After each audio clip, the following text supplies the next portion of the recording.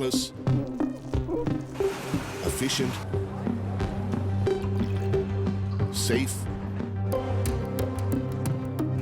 protected, controlled. A utopian city-state run like a multinational company. Welcome to Singapore Incorporated.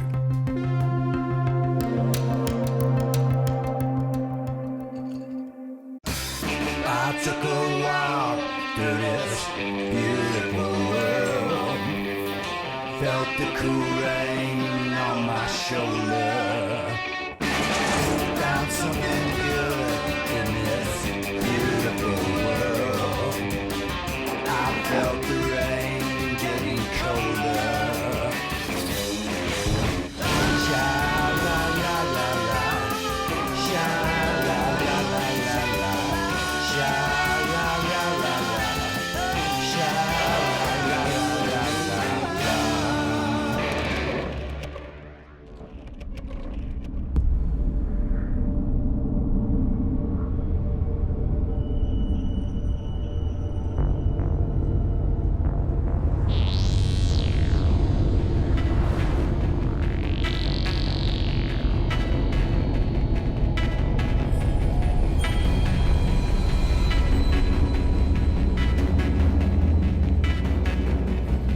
Singapore. One could be forgiven for thinking it's a giant, ultra-modern shopping mall. An interconnected, fully wired, air-conditioned nanny state, where everything is beautiful and nothing hurts. And those things are kind of true, especially if you read the papers or the carefully monitored internet.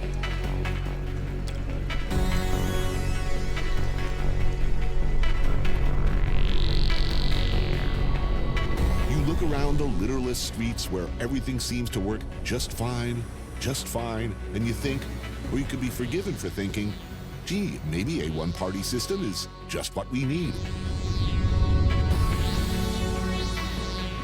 You look at all the social problems and ethnic strife, street crime, drugs that Singapore has managed to avoid, and you could think, is this the life we want? It ain't my system, it's not the world I want, but damn, it has its appeal.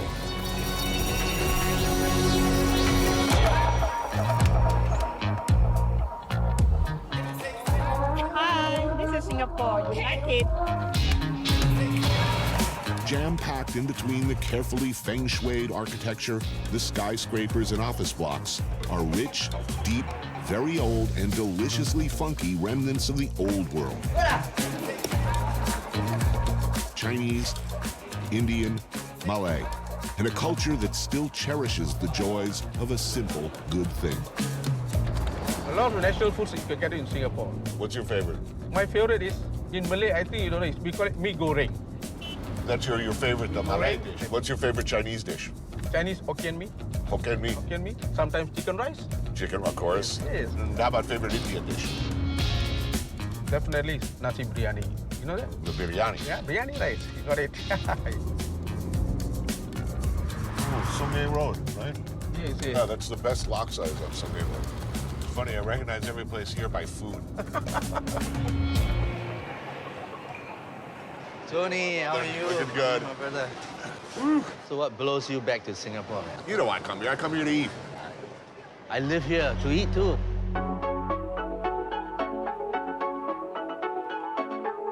I come here mostly to eat, because that's what they do here. And they arguably do it better with more diverse, affordable food options per square foot than just about anywhere on Earth.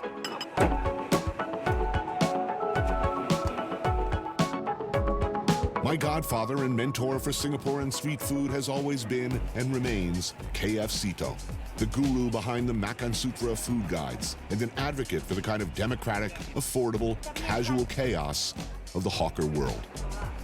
This is the dry one. Thank you. Thank you, enjoy. Thank you. Okay, so wet and dry. Wet and dry. When the heat gets to you, a bit of broth. 545 Huampo prawn noodles for prawn mee seemed a good place to start. we are here because Ray Fang, this girl who served us, she's one of the new heroes, the new generation heroes that's out to protect and preserve our food culture. You know, I've been talking about continuity for the longest time. I mean, I know you want to see traditional recipes and preparations preserved. I'm here to preserve what's traditional, what's progressive. Progressive heritage food has a space. But if you're too creative with your stuff, you start putting truffle oil and this kind of stuff. Well, that's wrong, always. Creativity is not a flavor, Tony. Most hawker stalls are family-run operations, and Whampoa is no exception.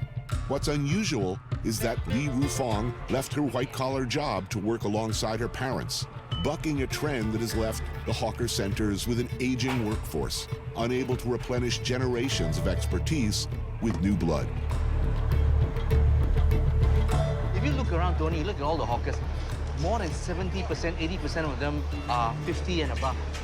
So the tipping point will come where everybody just give up their stall because their children have gone to university. They have told them, yeah, go be a doctor, lawyer, go be something else other than hawker. But the Singaporean government wants to build more stalls, more, better, modern. 20 more hawker centers like this. 20 more hawker centers? Which I said, where the hell are the hawkers coming from? Well, that's a good question. Yeah. Where are they going to come from? There's a lot of insinuations of an answer, but no true answer. I mean, the answer is not from Singapore, right? They're going to have to come in from China. For the 15,000 or 20,000 food stalls like this we have in Singapore, if it's public run like this, you can't hire foreigners. It's meant for Singaporeans. But isn't the beginning of all of this was people from China, India? That's what I keep saying. Our food came from the rest Somewhere. of the world. Yeah, we had nothing. And in that tradition, I say, we must continue. Up for rent, cooked food stall. No, we should do a pop-up. Get my apron.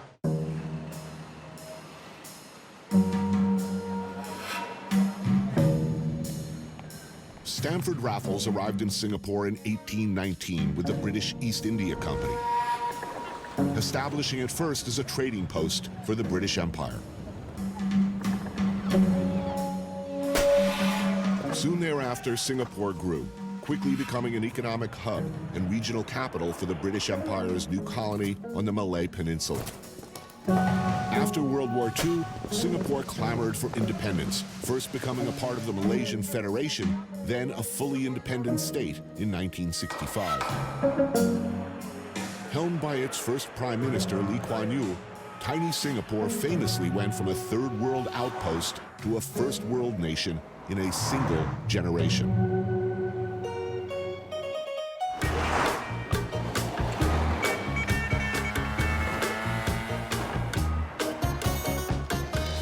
In Singapore, rules and regulations in Singapore is very strict.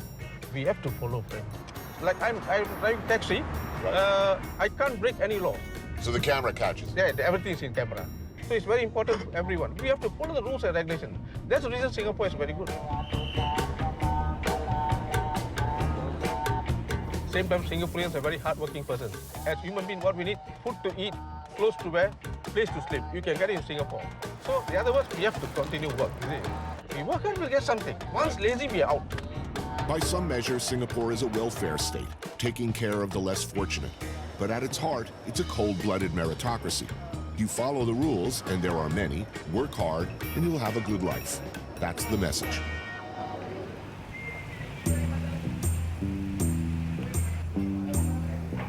We are starting to define the definition of success. I think before we are very clear with the 5 C's: car, condominium, a credit card, cash, and career. Wow, that sounds fucking awful, dude. Yeah, dude. I mean, I grew up in that idea. I grew up that's in not good. Yeah, exactly. That sounds kind of depressing. I know, but that's the past, I think.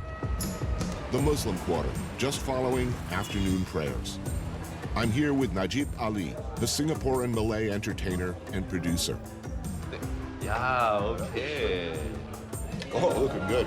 This is it. So this is a Lontong. lontong, and This is mee siam. Oh.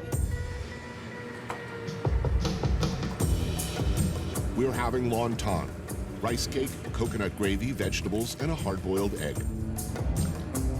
and mee siam, fried rice noodles with chili paste, prawns, bean sprouts, and a spicy sweet and sour gravy, fried bean curd, and an egg. They're delicious. I mean, we like to make fun of Singapore in the West and call it Disneyland with the death penalty. And we're skeptical, of course, of one-party rule. We're skeptical of constraints on freedom of the press or the things you can't do. Yeah, you can't. Yeah. Do you think that young creative Singaporeans feel those constraints and suffer from them? I think some of them who travel knows better. Most of them are over-educated and underexposed, meaning they are very little experience in what they know. And I think that's what we're lacking. They're looking for things to do.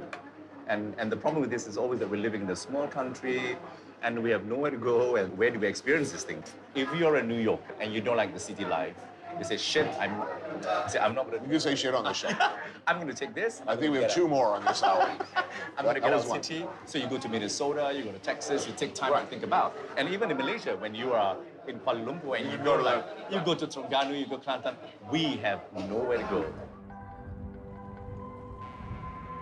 Not only is Singapore a small city-state, a little more than half the size of LA, but there's also a pressure of a kind from a big brother government who's always watching, however benevolently one might think. Every day, as an entertainer, as a producer director, we are reminded what not to do. Don't insult other races, don't insult other religion. There are some parameters that we always need to see. But I think as a creative person, I think we are always trying to work out. And I think that's challenging for us. And again, most of the things that I do on television is funded by the government. So, so what? You're biting the hand that feeds you. But our job is basically as an entertainer here just to purely entertain. And we know there are lines that we can't cross. Religion, our ancestors, our parents, things like that. So it's... You can't make fun of your parents in comedy? If your own parent is okay. How about family member? Yeah. But I give high marks when they can give you a twist to a story of a mother-in-law. Right. Oh, mother-in-law's okay. Your mother-in-law's okay. Why does a mother-in-law always get I don't know.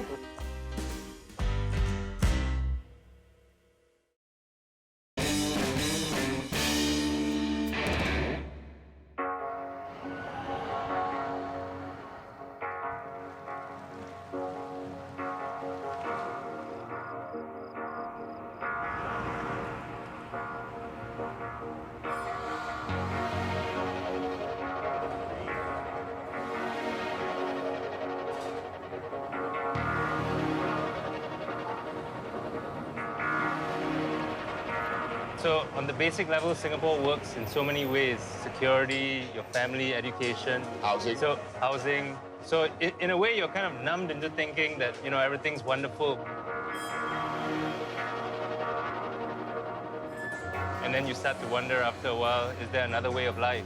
I think that's the big kind of Singapore dilemma in a way. So is there angst? Yeah, but Is there certainly there's angst. But I think there's no outlet for it. So everybody's, going online. And everybody likes to be anonymous about it. Even online, they have paid the price for it. People have been let go of their jobs, and that's the price that we have to pay. The price may seem pretty high by American standards. No political dissent, no right to assembly, a restricted press, and limited freedom of speech. Sadir Varaket, Melanie Chan, and Tanya Angara, all Singaporeans, all navigating the rules and regs, both spoken and unspoken, that go along with prosperity, security, safety. Lore 29 in Geylang for fried oyster omelets and fried prawns with chili paste. Bak chor mee, fishball noodle soup, and beef satay. I think one of the issues is that we're kind of a victim of our own success in many ways. We've grown so fast, and I guess expectations among the liberals and progressives have just gone so far ahead, including myself. So sometimes, we need a reality check about what pace society can move at. So I think that's the tension. It's that economic growth has happened so quickly, and sometimes social mores, social customs might take a bit more time. A place where everything works this well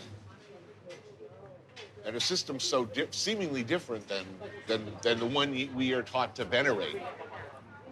But that's genuinely confusing. So what's the best thing about Singapore, and what's the worst thing about Singapore?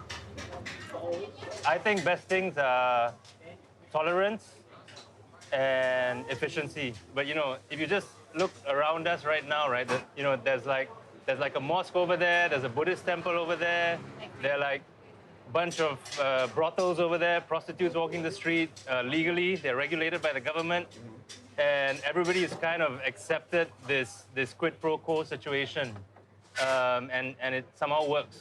Okay, you were shaking your head though on something you were saying. No, I agree, but to be feeling so secure and the security of it all, I think that's priceless, you know? It's like, I'll do what I have to do to be able to afford to live well here. I'll work hard, I'll tolerate, and, you know, and even then, it's not that bad. When it comes to me voicing certain things which maybe the government doesn't agree with, I feel I have outlets that don't have to be public, right? Okay. And I'm okay with that. You talk about feeling safe. Yeah, as a woman. security. Do you feel respected? Definitely. I do. Do you feel that there's parity for women and you are paid and treated as well as men? Yes. Yes, I think so. Yes. You know why? I think that's because of maids. What are maids? Maids, as in helpers. Maids. Helpers. I think you'll find, like, actually, if you look at Singapore, a lot of women are in the workforce. And the reason why that is so is because everybody's got a maid looking after their child at home. So maids are kind of like the opiate of the masses. That's what But an opiate keeps you slothful and laying on the couch. Exactly. But if you have a maid, you're saying it frees you up to join the workforce. Frees you up, but it also means that my husband now, he doesn't know how to serve himself water. Yeah. He goes, eh, water, like that. Laundry? Sorry? Can you do laundry? No. Lawn what? Really? No. Does anyone here know how to do laundry? We know how to Kind do of, it. in theory. No, We haven't the done guys it. do No. because we did 2 years of military service.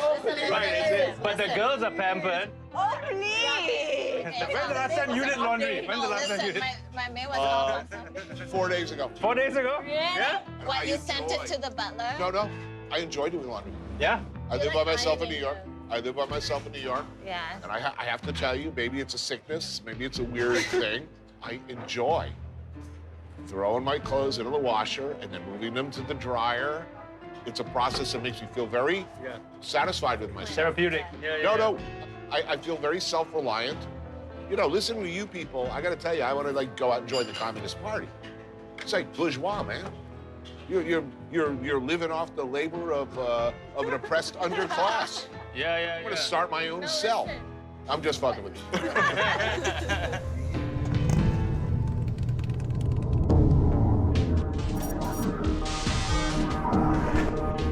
For a state where an ounce of weed can put you in the jug for up to 10 years, and the same weight of dope can mean death, where chewing gum is indeed illegal, a surprising number of vices are allowed here. Drinking age is 18. Prostitution is legal, with sex workers getting regular medical checkups. There are casinos and strip clubs. The government seems to understand that, along with a certain amount of repression, safety valves are required. Get drunk, get laid, and you are less likely to be difficult. Perhaps that's the thinking.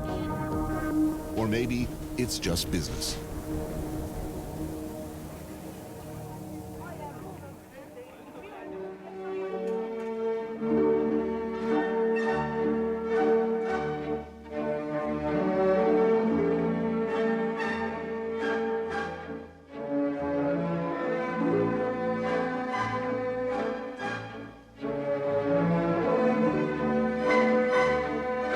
To many, Singapore is the land of opportunity. People from all over the world come here to get a good job, to find a better life. As an overseas Chinese, we have been discriminated in Laos, Thailand, Vietnam, Indonesia, Malaysia, in America, Australia, all over the world. Suddenly you got this, this guy called Lee Kuan Yew. There's nowhere else in the Chinese world have a real leader as big as Lee Kuan Yew. Much of Singapore's success is often credited to its first prime minister, Lee Kuan Yew, a Singaporean of Chinese descent, considered the founding father of modern Singapore. Reigning pretty much unopposed for 30 years, he's responsible for much of the social engineering that holds Singapore together, as well as the favorable economic policies that have allowed it to thrive. Michael Ma arrived in Singapore to take advantage of its business climate, becoming an early pioneer of Singapore's now famous nightlife. Back then, in the at the very beginning, was it a favorable business climate in the sense that did they look upon your early efforts generously or kindly, or were they? I'm not so sure about this guy. I mean, how was it? It was from the beginning. No. Singapore is fantastic. And in what fact, time did bars close? 2 o'clock. That's where the opportunity I saw. You know, you cannot run this economy hopping on one leg. Like, you got the right law, the right safety, the right, everything's right. But the social part was not right. Right. 2 o'clock, you're managing a teenager. 2 o'clock, guys, go to bed. And so when did it change and what and why?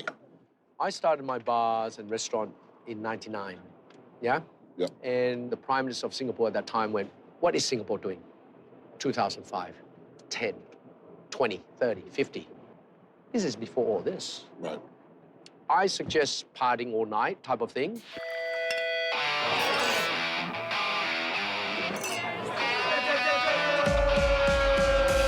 Welcome, Singapore. Come enjoy with us. I'm not very smart, so the only way they got me through university is just to throw a lot of parties. You know, I was good at throwing parties, but now I get paid to do it, which is even better.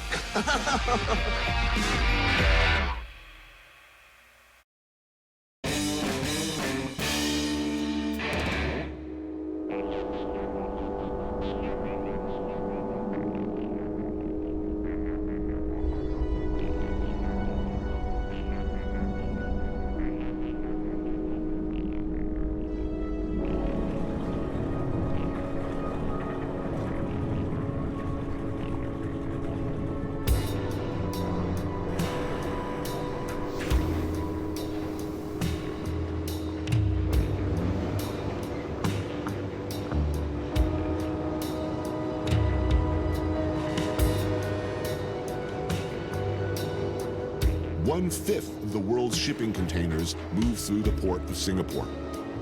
It is the busiest transshipment point on the planet.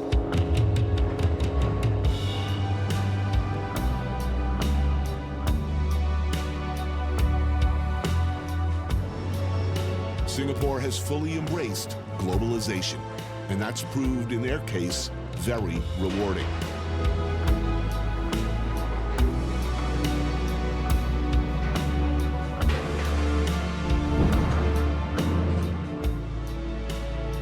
Singapore is an outsized economic importance, primarily because it's so attractive to foreign entrepreneurs, primarily in the form of multinational corporations. So right from the start, the economic strategy was always to attract foreign capital. Donald Low is an economist who spent over 10 years researching and writing about Singapore's unique financial policies. You know, this place is almost contrary to the founders' original expectations. This place works. I mean, this multi-ethnic, meritocratic ideal, this pragmatic streak, this understanding that free trade is good for everyone. This place is, after 50 years, it's deeply imprinted in Singaporeans. It's remarkable how open and welcoming of diversity Singapore still is. We are now living in times where globalism and globalization are bad words. Yeah, I know. You're seeing a rise of populism, of nationalism. Which is why, you know, I'm worried about and concerned about Singapore's future. This is a place that has been a main beneficiary of globalization.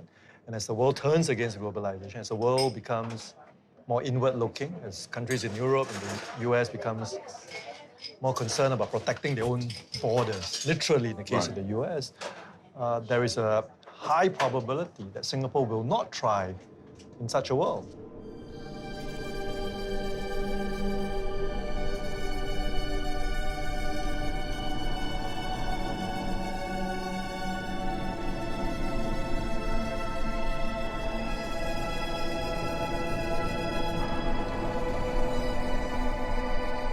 lot of social engineering has been superimposed to hold that together. And I think what a lot of Westerners who come to Singapore come here skeptical are often reluctantly pulled into the inescapable conclusion that it seems to work. It seems to work. But of course, the post-independent Singapore government has been often accused of being extremely keen and extremely competent at social engineering. Of course, the most powerful instrument of social engineering is public housing. Where we force Singaporeans, the large majority of Singaporeans, more than 80% of them, to live in these more or less uniform housing estates. But that form of social engineering also has certain benefits. Unlike most of the wealthy developed world, there's universal health care and little to no homelessness in Singapore. The country's public housing policy provides an astonishing 80% of Singapore's 5.6 million people with affordable homes, with 90% of the population owning their own home. Singaporeans would be hard-pressed to name a neighborhood that they would describe as a slum. They'll be hard-pressed to name a neighborhood where they'll say, oh, the people here live in relatively deprived conditions with poor schooling and poor amenities. And most of Singapore feels, even though economic inequality is high, income inequality is high, you don't see it in the public housing estates. Right. It's a picture of general equality.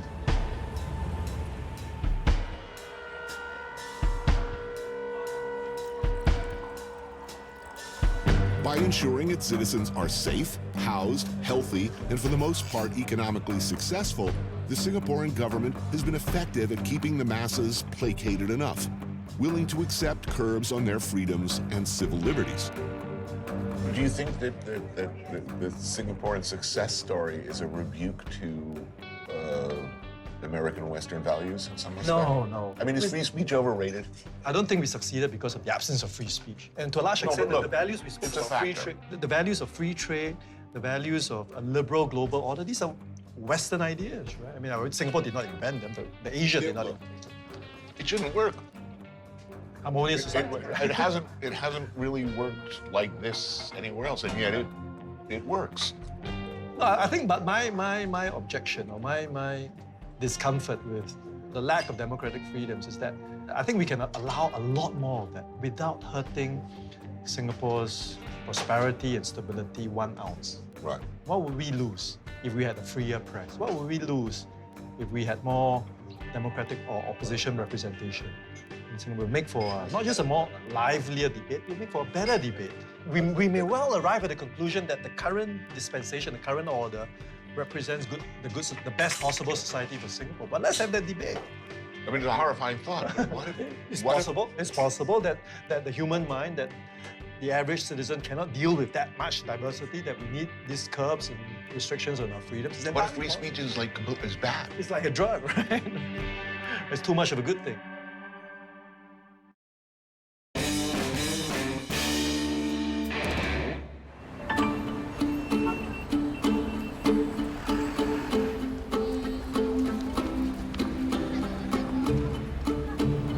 Of the many ethnicities coexisting in Singapore, one of the oldest is the Peranakan culture.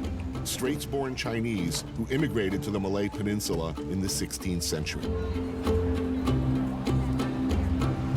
We have a heritage that exists in Singapore that comprises 5 different ethnic groups.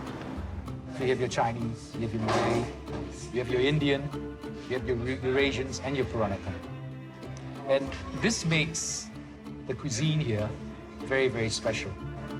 Cheers, Tony. Cheers. Chef Damien De Silva has made it his mission to preserve and protect the knowledge, techniques, and flavors of Singaporean heritage foods. Guan Ho Soon is the oldest Peranakan restaurant in Singapore, predating independence. So this is a dish that you probably find in Malay home. It's sour, it's sweet because of the pineapple, right? And it's savory as well. Ikan Asam Nana, sour fish curry with pineapple. So really, we're talking about a sort of, I hate the word fusion, but it's natural fusion. It's indigenous fusion. It's a fusion that started 500 years ago. So now it's evolved so much, Tony, that it's become a heritage on its own, a cuisine on its own, you know? There's nothing, I think, that is like this anywhere in the world. So, It takes you. thank you. Okay, that's duck. Yeah, that's duck. Braised duck, is what Yeah. Itek sio, duck braised with tamarind and coriander. And the famous ladyfingers, or sambar bandir, okra sautéed with sambal. Who's cooking now? Has that changed? It has changed. You know, everybody wants to go up the ladder very, very quickly, and they want to do it in a way where they don't want to put too much effort in it, right? Where is the prestige in a Peranakan restaurant? You work in the kitchen 12, 14, 15 hours a day, you know, and most of them don't want to do that. So what happens is that they want to work in a French restaurant, they want to work in an Italian restaurant. Why? Because they get more money. Okay. Okay? I think it's a tactical mistake because I just flew halfway around the world to Singapore. And I sure as shit am not eating French food when I'm here. No, you're right. And you know what? You should. I'm not going to eat Japanese No, food. you shouldn't. So you talk about Peranakan cuisine, right? And are there people that cook it today? I can tell you out of 100 Peranakans, maybe one. Whoa. Maybe one. So you're saying that basically you're talking about the dinosaurs. Yeah. This no longer exists anymore. It's gone.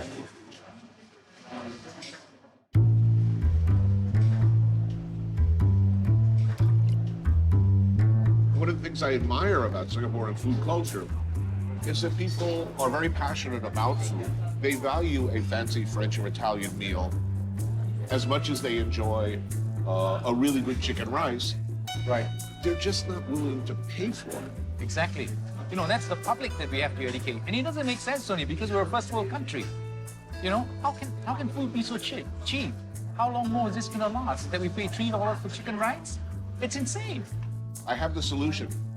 It's an ugly solution. It's a terrible solution, but it will probably be the only salvation. It's the hipster solution. It's hipsters will save the day. No, you're right. It takes people to stand up and say, look, I don't care whether his is $4. Mine is $12, motherfucker. It's $12, and it's worth it. But to go and work in a restaurant, 16 hours a day, 7 days a week, that needs someone who's not passionate, but a little bit mad. Man, you're telling me. A little bit mad. Cheers to that.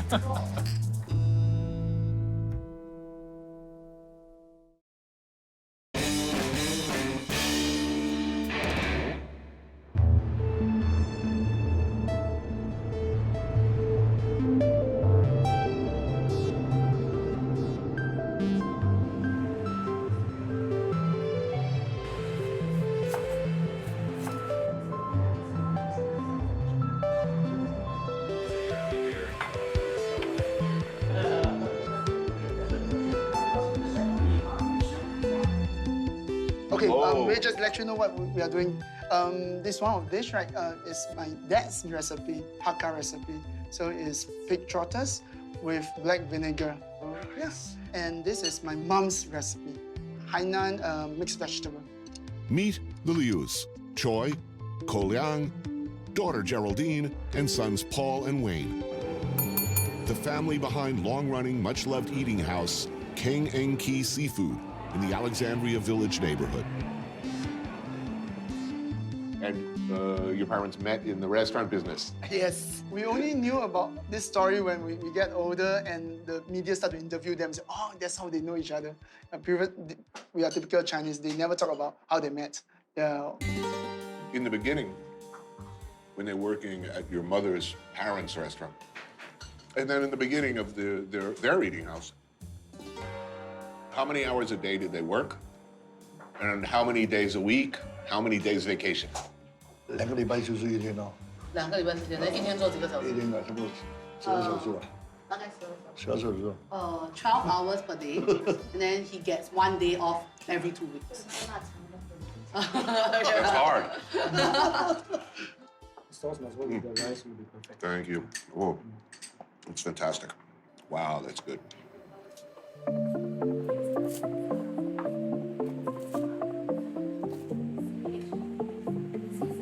has been making this dish for decades. Pig's feet cooked slowly in black vinegar, ginger, dried chilies, and assam. Chap chai is a Hainanese family favorite. Cabbage and glass noodles stir-fried with bean curd, black mushrooms, pig skin, and shrimp.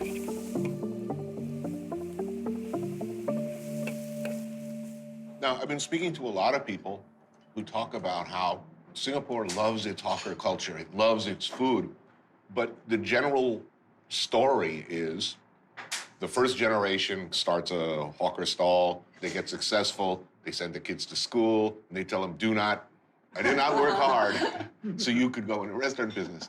My dad and mom say the same thing, like, don't come into business. Get a 9-to-5 job. Stay in the air conditioning room. Many of the people I speak to are very sad that these original recipes and preparations are disappearing. You know, other than this wonderful family, who do your parents think will keep these traditions alive? My mom was saying, like, now that the government encourage a lot of young people to preserve our traditions and all, so I think she believe and hope that 10 years down the road, maybe more people like us or younger generation will go and take over the business. Right now, Win's eldest daughter is 14. Yeah, we are making sure she help out in the shop on weekends. So to let her understand, it's not easy to earn like. But would you like your child to stay in the restaurant business? Yeah, so if they're really interested in this industry, why not? I will just, yeah. You say yeah. Yeah, yes. This is so good, by the way. It's delicious food. Mm.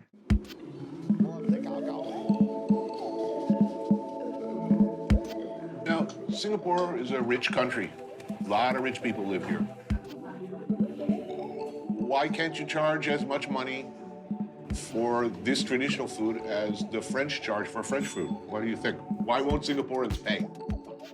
Actually, just a couple of months ago, we go through some of our old photos, and there's one photo that is like almost 20 years ago. There's a price list. They're selling their fried rice at $3 a pack. Right now, we are selling $4. So 20 years later. Yeah. $1 more. Why? Singaporeans love food. I think there's like a bond between us and the customer, so he doesn't want to increase the price. You know your There is- customers. yeah. You have a lot of regulars. Yeah. Yes. A lot of them is like, they've seen us growing up, the three of us, and we see their kids growing up. Yeah. So I think there's a different kind of bond between us and the customers. I just hope this doesn't disappear because it's, of course, always going to be the good stuff.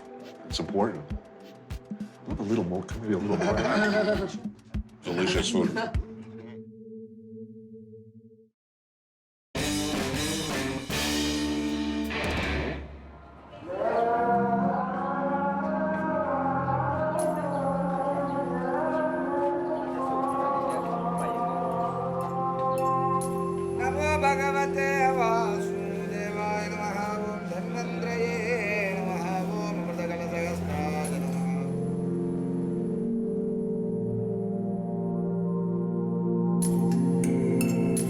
Singapore is a multinational society. We got Chinese, Malay, Indian, other races in Singapore. It seems to work. It works, yes.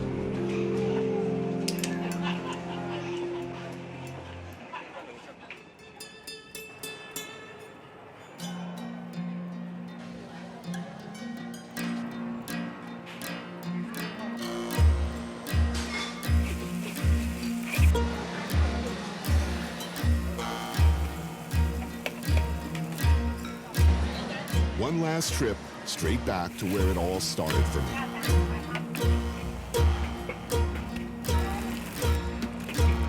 A simple, good thing. In this case, one of my favorite things.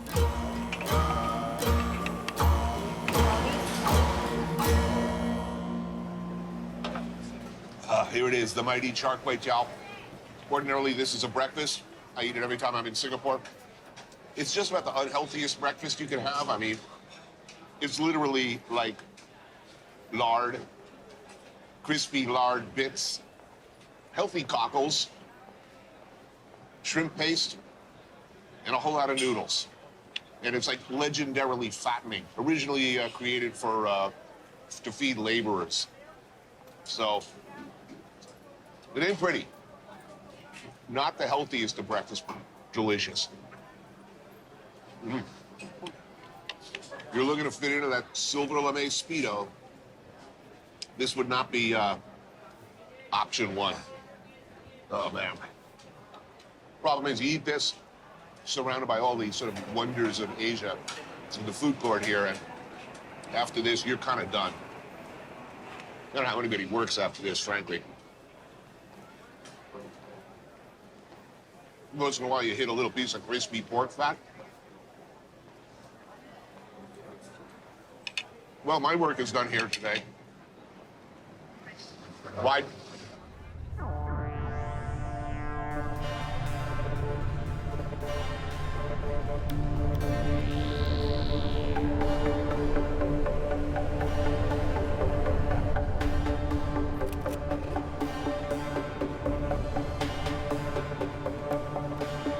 In Singapore, yeah, everything is perfect here.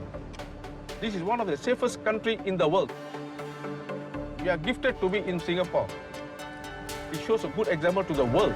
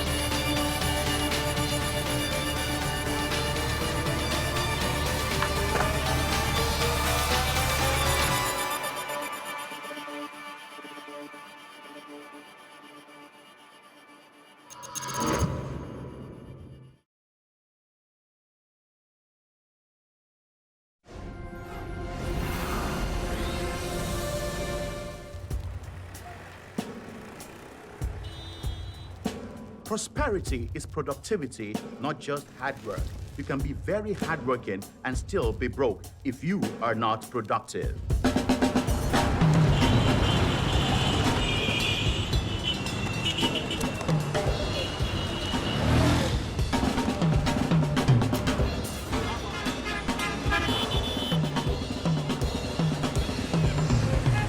Your life condition today is an outcome of choices and decisions made in time past.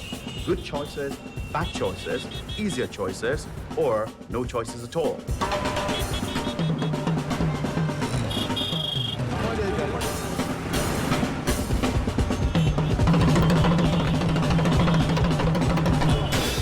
I took a walk through this beautiful world.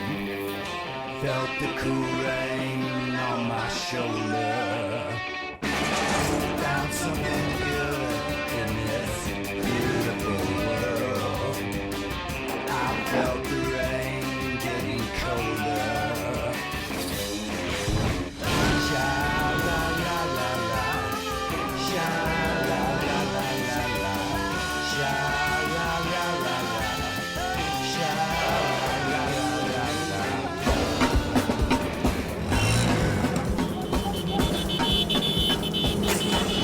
Lagos, Nigeria's megacity. One of the most dynamic, unrestrained, and energetic expressions of free market capitalism and do-it-yourself entrepreneurship on the planet.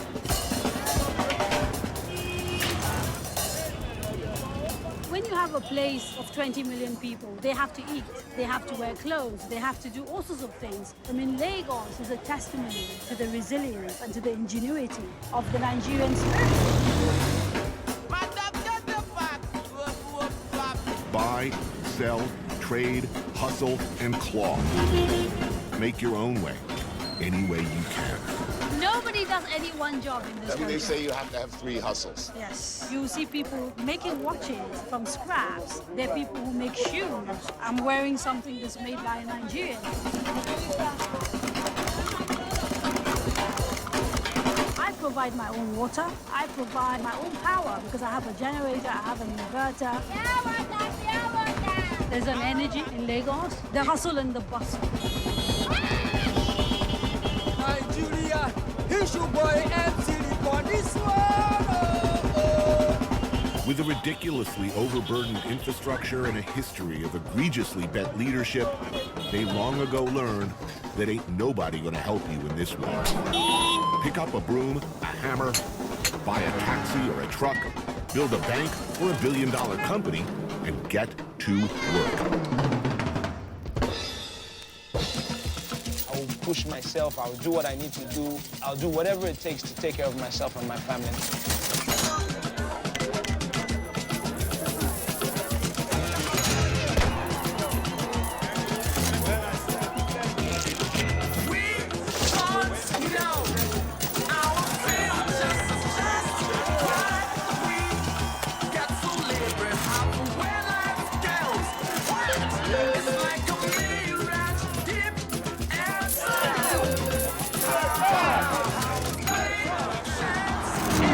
Am I on Victoria Island right now? Yes, sir. Yeah, so this is the promised land. This is Manhattan. Victoria Island, the Garden of Dreams, where the winners work and play. There's money in Nigeria, lots of it, mostly from oil, agriculture, and services like banking.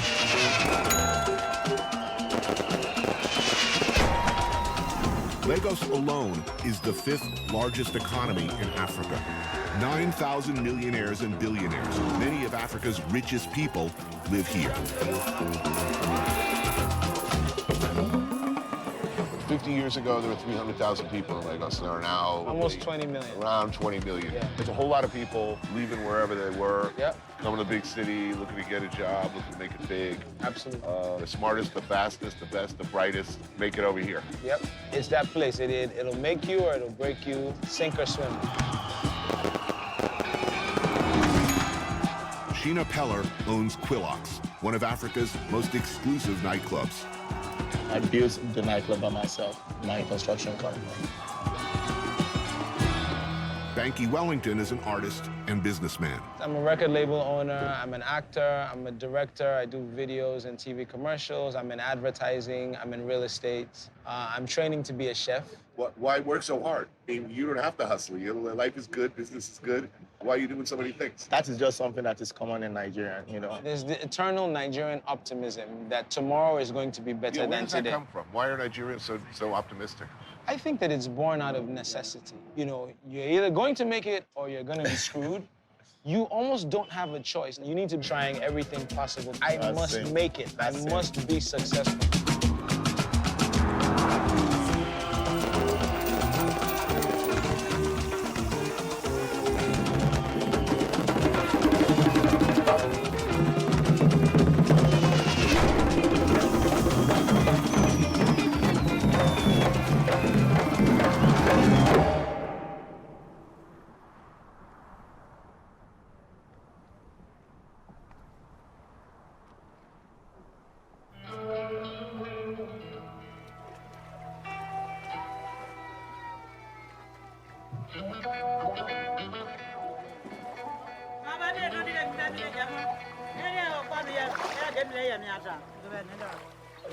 Right over there, Victoria Island, that's the Nigerian dream, right? If I just hustle enough, if I figure out a way, I have a master plan, God's help, I'm going to end up over there. It's close. It's really close. Yes, How do you get from here to there? It's impossible. The government and the people in power made poor people perpetually poor.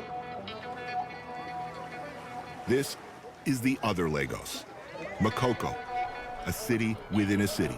This community has been in existence for over 100 years. This used to be a little fishing village. Yeah. Yes. People started showing up, no plan, build your own house. It's a community that has been built not based on government plan. It is an ingenuity of the people.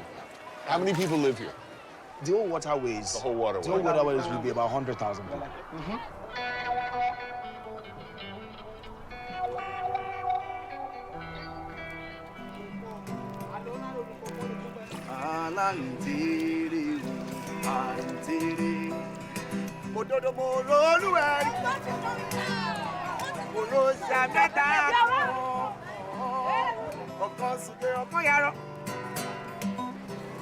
kan tó ojú ọgbọ̀n ẹ̀rín ẹ bá délé mi o ẹ kí bàbá mi fún mi ẹ bá délé mi o ẹ kí yeye mi fún mi ẹ bá délé mi o ẹ bá mi kọ́ ọmọ ọlọ́gbọ̀n ní ilé ìṣẹ́ni. It's a fully functioning community. I've seen barbershops,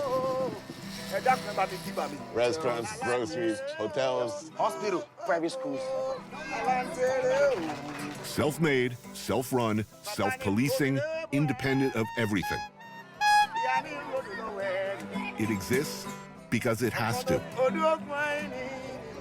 I mean, there's electricity, there's the water, all of this you provide, yes? Yes, we provide. Edauto Agbeniji is a musician and activist. This community started from nothing. Now it's booming and the government is coming to seize it. They want to get you out, right? Yes. They like to build hotels. Yes. Yami Mesu, the son of a neighborhood leader. But they've been forced to stop. No, it's not. They're not stopping. We've been able to halt them. 2-3 weeks ago, there was another community on the other side of Lagos. On the island, was also demolished. They just come and demolish. These people living here, their source of livelihood depends on fishing. They are fisher people. So if you take them to the mainland, it's like taking the fish out of water. Out of water. You can't survive. You can't survive. You can't survive. What do we got here? Okay, this is called moyo. Moyo. We eat it with this cassava flake. Mm-hmm. We call it eba. All right. And here we call it gali. That looks good.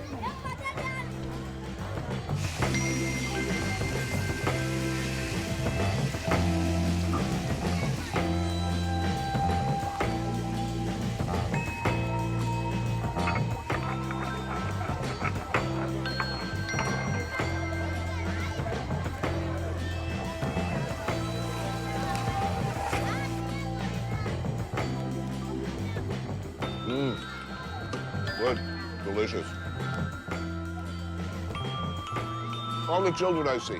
Yeah. Go to school. Mm-hmm. What will they do? Will they stay here and take up the family business, or are they going to move on? Well, some will grow up to become accountants. They'll become professionals. But what would a lawyer do? What would an accountant do when there is no food? Most of the fishes that have been sold to the rich men in government were actually taken from this village. Right. We need people that do fishing, do farming. But you're going to need lawyers. Definitely. You're going to need... Everybody needs everybody.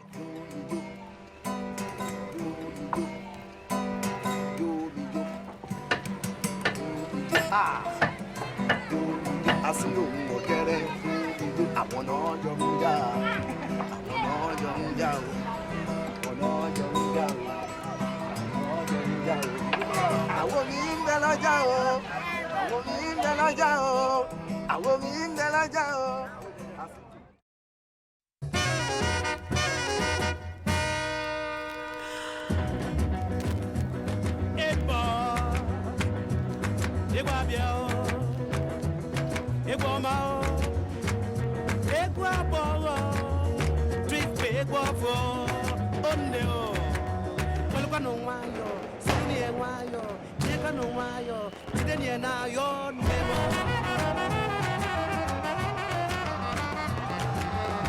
To do well in business, don't just be religious, be hardworking and be full of ideas. You need all these to birth a real miracle.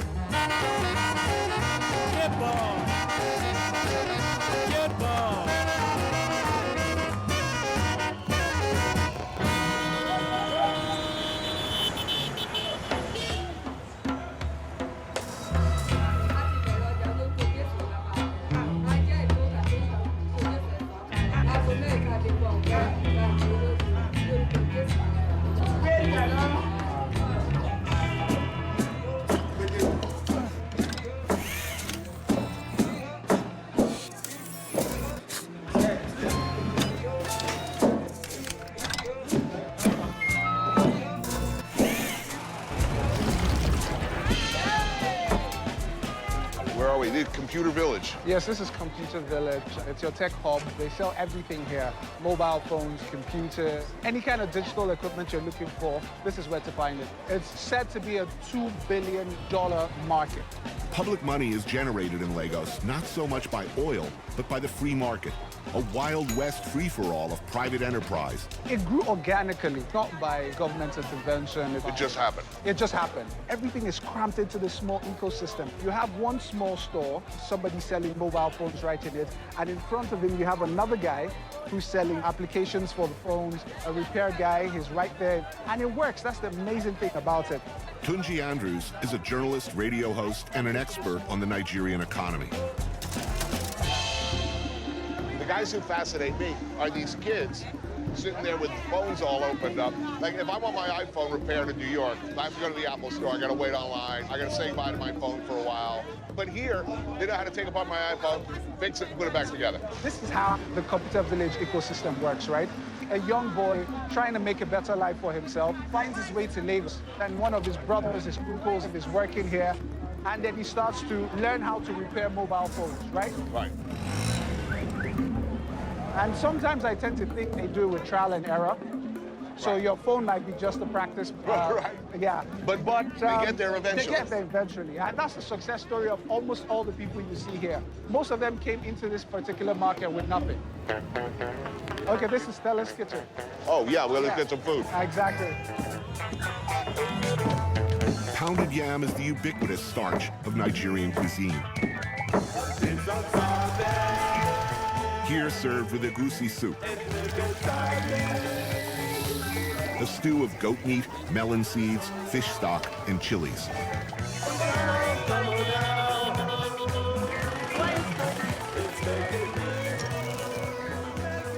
This is very, very good.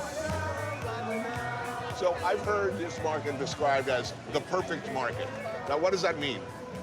Right here, you can find on the same street about 20 people doing exactly the same thing. So you go to the first guy and you say, hey, I want to repair my phone. He says, okay, I can do it for you at 5,000 naira. Now, all you have to do is look across the road and find somebody who can do exactly the same thing.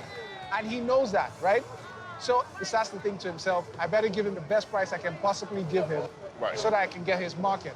Completely unregulated as far as prices. Completely unregulated. So it's really the free market at its purest. Exactly.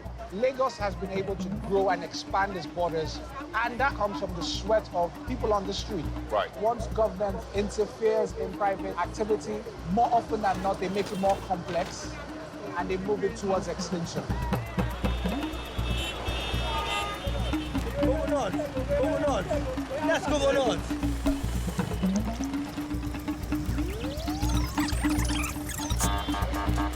Let's go. A lot of people are outside the tax net, so the state government has to be very ingenious in trying to get taxes. Right.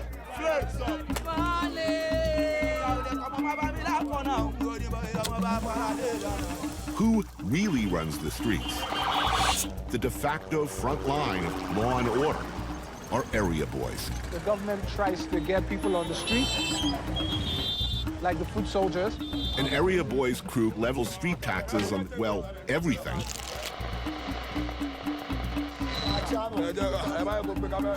Reporting to their regional boss, a king of boys. This is our boss. This is our youth leader. Taxis, buses, any target of opportunity pays. You don't depend on government, fine, but you're running your own business. Right. So you pay a bribe, because that's the only way to get things done. Every person seems to be tainted a little. Police, politicians, business leaders, everybody gets their piece of the action. It's a daily fact of life in Lagos.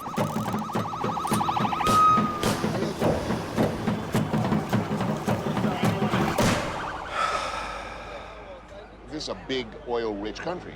Why doesn't it look like Dubai? Well, I hate to be on this show and talk Nigeria down. You know what it is? Because you hear all these things all the time. So yes, there is corruption. It is about corruption. It's about the fact that the resources, that are supposed to be used for people aren't being used for people. Qadaria Ahmed is a progressive journalist, editor, and TV host who moderates the presidential debates. Years of military rule meant that people were brutalized. There was a fight against thinking. There was an anti-intellectual movement where Absolutely. you were punished for... Shamed. For Yes. reading, for having an education, for aspiring to those So things. yeah, you saw a decline in education that continued for 30 years. The biggest obstacle in this country is the political class. Because what we've had, in Nigeria is, if you lose elections, you then jump to the other party and you win elections. And then if you lose, you go back to this other party. So it's the same people. They're going to fight tooth and nail to stay in office and to keep the system the way it is.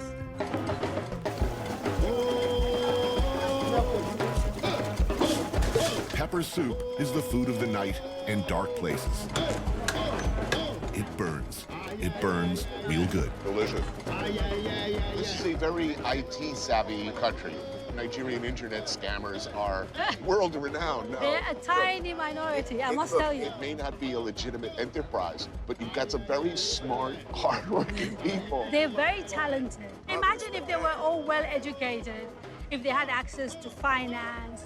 I believe if you're a black person, whether you're African or you're African-American, you're never going to get any respect unless there's a successful black nation.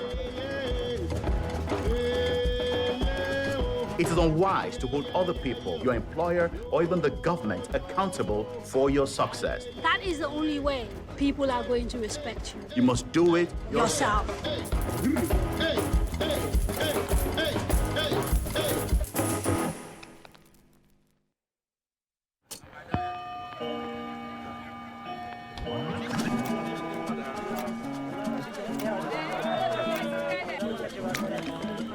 Queen Elizabeth came to Nigeria in 1959. The 33 million people of England's most prosperous African colony were ready for independence. A friend of mine sends me a text and says, are you aware of Nigerian psych rock of the 70s? Yeah, there was a war in the late 60s. That caused a whole shift in the sound because before the war was highlight. And after the war, it was rock and all sorts of sounds.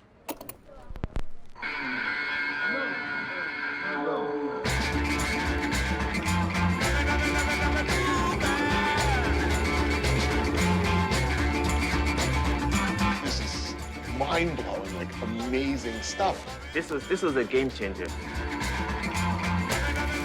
It's as if everybody took acid at the same time.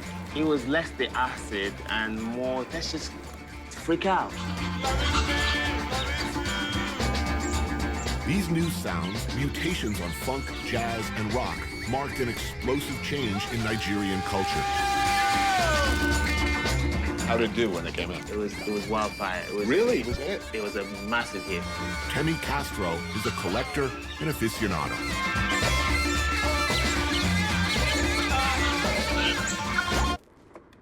This is really where it started from. Uh-huh. Blow. They had a very trippy song, which I'll play for you. Yeah, let's hear it.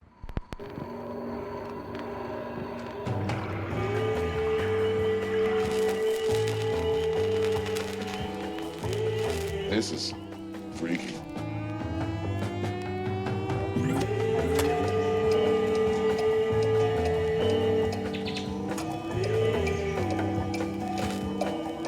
That shift in music had to do a lot with the war. Nigeria's rebel eastern state, the Republic of Biafra, declared its independence. That music was needed to translate the darkness.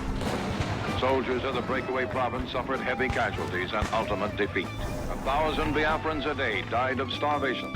The music was a defiant middle finger to war, to corruption, and repressive military rule. You know how military dictators try and control everything. But of all the music of the time, nothing and nobody took it directly to the people in such explicitly confrontational terms as Afrobeat and its architect, Fela Kuti. The government were giving Fela a hard time because he was protesting by name specific things. They identified him as an existential threat, and he was. People would show up at the shrine, like, what's he going to say? What's he mad about today? Fela was an African superstar, a loud, persistent, and unwavering voice of opposition and resistance. Unless you tell them to go. Zombie not go stop unless you tell them to stop. People protesting, but they didn't name names. But Fela would name names and say, you know, you're the... Tell them to go straight, tell them to go kill, go and kill, go and die, go the mass, go and kill, go and die. Go and die. Big match, slow down, bend down, rise down, button, double down,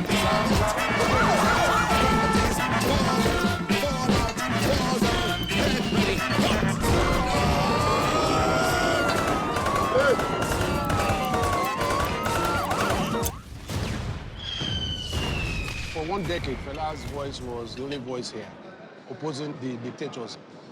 And he paid a very high price. His house was burned. He was stopped from playing. Fela died in 1997 of AIDS after a social life that could be best described as complicated. He married 27 wives in one day, for instance, but he left behind an enormous legacy and a family, including 2 internationally celebrated musicians in their own right, Femi and Seun Kuti.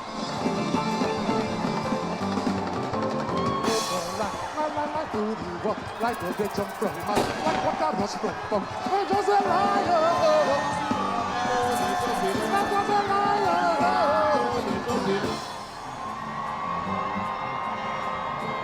Because of Fela, we are able to voice our feelings today.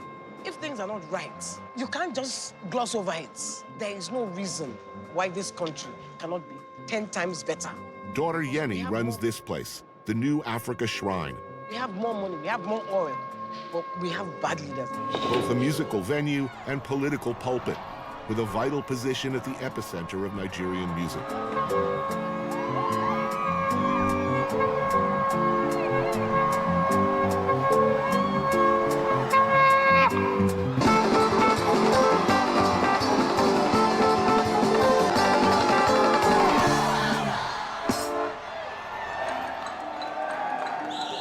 You drink beer?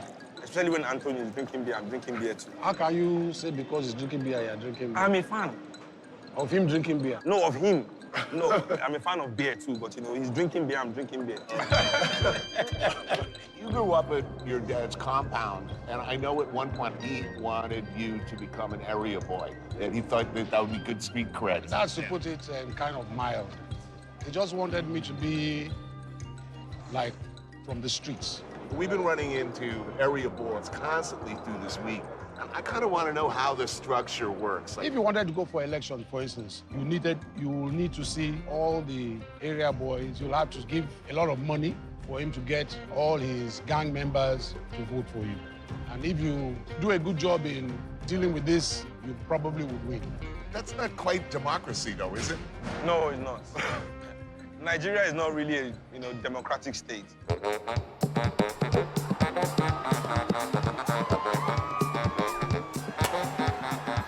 Struggle music, struggle sounds, struggle people, struggle now. Struggle music, struggle sound, struggle people, struggle now. Struggle music, struggle sound. What is going on in Africa today for me, I think, is a perverse kind of hopelessness. Working for a system that is oppressing you, and you know it's oppressing you, but you've given up that there's nothing I can do about it. I mean, is that what you've seen? Because honestly, Yeah. I've never been in a country where everybody are working so hard at something. They're hustling. But they're hustling. Look, I've been to the DRC, to Goma and Kisangani, and those were not hopeful places. Yeah, but Nigeria is the same way as DRC in the north, huh? Because we have the Boko Haram insurgency, people are being killed, but nobody wants to talk about it. Nobody wants to act as if it's as serious as, because Nigeria, we play the game. We are the kings of the game. He was so proud when Nigeria arrived in Kenya for the African Summit because we brought the most amount of private jets. You understand? This is their mentality. They are all elitist. You know, they have yachts. You know, in a country where 90% live in poverty. It's self-esteem. Self-esteem? Yes. That's, I see It's that. about what you own. I see that. No, I don't think your self-esteem is about what you can buy. Excuse it me. should not be It's tied not about what he what said. you can afford. As much as Nigeria is bad, there is hope. When I grew up, we were like caves in. We couldn't sit here like this. The police will come here and beat everybody up. A generation will come where they will say, enough is enough. Let's take back our lives. Femi Kuti for president. Don't listen to him. FKFP, Nigeria resistance. Trumpet sound like the weapon of the future. Trumpet sound like the weapon of the future. It is the melody of the angels of death. Do not be afraid.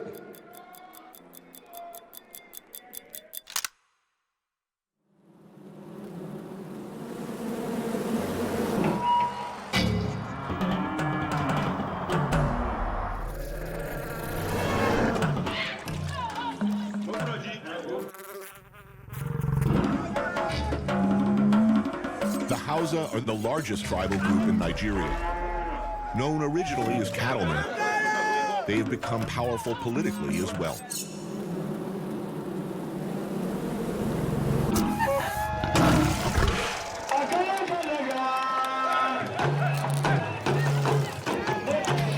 This is Dembe boxing, a very old and very brutal fighting art, deeply ingrained in Hausa traditions, particularly among the butcher class.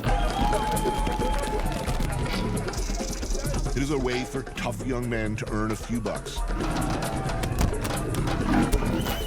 We are Africa, man! Prove themselves and break up the grim routine of their daily lives.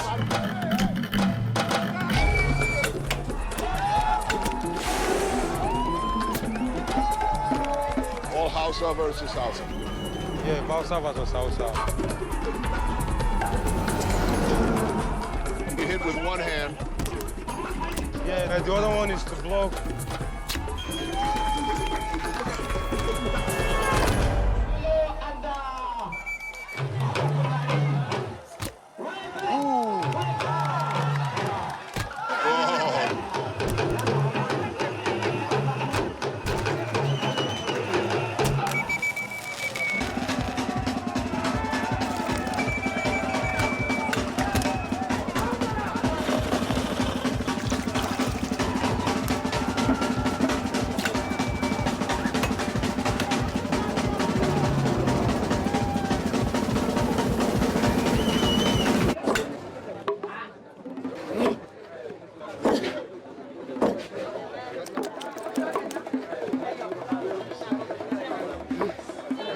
Welcome you to the Hausa community, Agege. Sitting beside you is the Emir of Agege. You are welcome to our humble family. Thank you. Interreligious and intertribal violence has been a fact of life for years in Nigeria. There are over 300 tribes, and tens of thousands have died during such conflicts. In Lagos, some are trying to rewrite that narrative. The neighborhood of Agege is a melting pot of different tribes and religious groups. This was originally a Yoruba area, yes? Yes. But the Hausa people have been living here for a very, very Yes, long for a time, long cooperating time. very... 154 years ago. There are intermarriages in between us and them. So that is why there are a lot of understanding. Masa, rice cakes made from Nigerian sticky rice, sugar, and potash, a mineral-rich salt. This is fura. It's made from millet and milk. It's more like a yogurt, a little Yes, slightly it is. sour. Yes. Oh, that's great. This is one of the surprising foods. It's also made of beans. This is all beans. Yes. Danwake, high-protein bean flour dumplings served with tomatoes, onions, and a peppery sauce. Delicious. The moringa. And moringa salad, made from the leaves of the zogala tree and said to have medicinal properties. Kuli kuli powder is a garnish or condiment made from ground peanuts. What do you see the future of this area and your people? Anything relies on education. We promote both Western and Arabic knowledge. The whole Africa or even the whole world is represented in Lagos, so we have to work together. The Prophet of Islam, Muhammad sallallahu alaihi wasallam, he lived with Christians and Jews peacefully without any problem. We believe if there is no peace, there will be no progress. You cannot go to mosques, you cannot go to church, you cannot go to school, you cannot go to work. We love Lagos, we love peace. And we pray to Almighty Allah to continue living in peace. God bless Lagos. God bless Nigeria.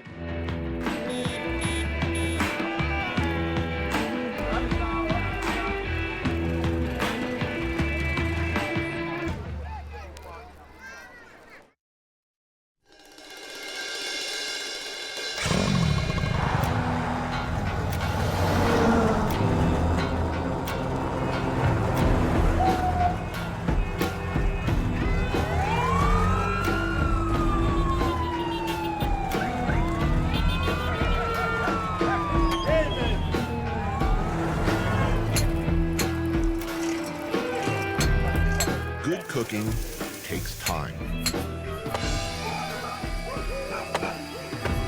As more and more Lagosian men and women enter the workforce, fewer and fewer cook the old way. Long, low and slow preparations that can take hours. The Lagos upbeat style makes it impossible for you to cook everything at home. So you go, you buy from the street.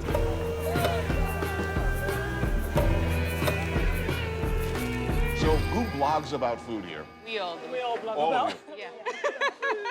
Ateem, her mom, Iku, and friend Oz are all hard workers, holding down multiple jobs between them.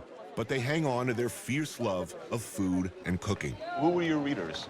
Primarily Nigerians. Homesick Nigerians also, I would think, in the States. Particularly homesick. Yeah. But then people that are married to Nigerians that want to learn the cuisine. These days, one often eats quickly at a place like this. Yakoyo, serving traditional Nigerian dishes made the way they should be made. This is called ewedu. It's jute leaf. Ewedu is a soup from the Yoruba tribe. Crayfish, chilies, locust beans, and jute leaves. This is good. Have you had jollof rice? It's rice cooked with Tomato sauce. Spiced tomato sauce. Yeah. It's almost like Spanish red rice. jollof rice, a staple across West Africa. Country of origin? Don't get into that issue. It's contentious. All I can tell you is it's delicious. Now, who runs these businesses? You walk in and you see an old lady sitting by the corner. Yeah. Her eyes are darting. Yeah. You know, she's checking, she's counting tables, you know. Has the girl brought back my money? Yeah. So she sits there to control her money. In the back, you see a guy cooking big batches to refill. Yeah.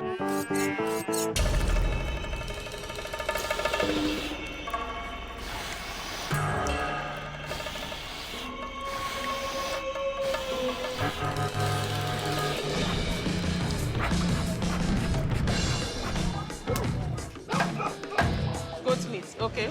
This is pounded yam. Of course. This I've seen. And this is amala. Pounded and cooked kind of like this. No. This is yam, raw, sliced, ground into a flour, and then cooked into a meal. A bit like grits. Yes, yes. It's about what you want, how you want to combine it. Thank you. So you don't tilt your glass when you're pouring there? I do. I'm just like crazy. Man, you guys are harsh. No. I'm going to be reading about myself on your blog. He's an animal at the table. Food here is really, really good. We're seeing quite a bit of evolution going on. We're not all sit-at-home moms anymore. Not many people want to pound yam. She certainly does not want to pound yam. And I'm sure when she's getting married, one of her gifts to her husband's house would not be a mortar and a pestle. Unlike 20 or 30 years ago. It would be a food processor, most likely. Right. And personally, I think maybe women my generation might have failed people like her by not passing things on. But now, thanks to food bloggers, the younger ladies have an avenue to get this information without depending on their mom. How much interest in food is there these days? More? More. Nigerians are big on meat. Yeah. So when you see that we have a few vegan chefs now. Wow, vegans. Yes. in Nigeria, I think that shows you just how much people are finding their niches. Yeah. But that's for a certain social class. The bulk of the people still, they don't have access to the internet. They don't care. Yeah, that's the guy just wants to fill his tummy for the day, So yeah, food is changing, but it's not a revolution yet.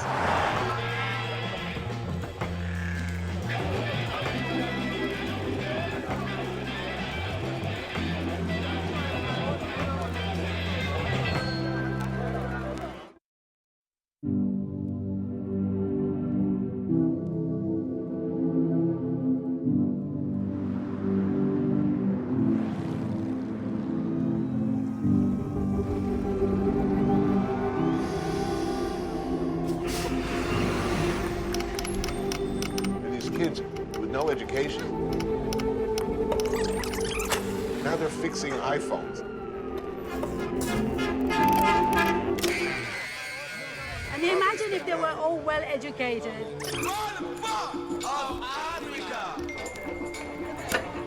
They say that where there's a will, there's a way. And there is plenty of will in Nigeria. Find a niche, create a business, build a home, a school, a community, or look beyond to creating a new society.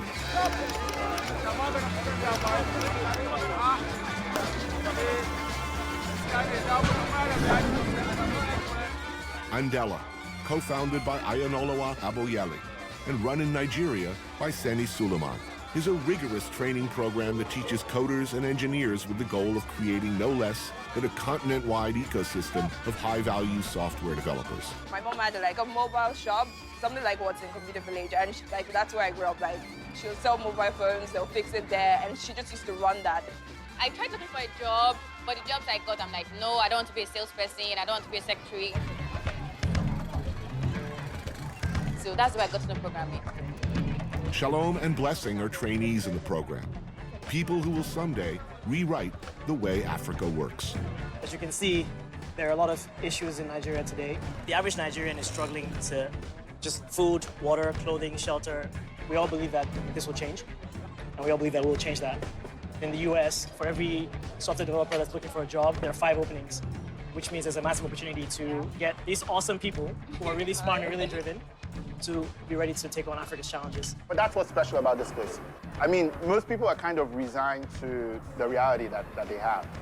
We're creating an alternate reality where there's always going to be power for you to do your work.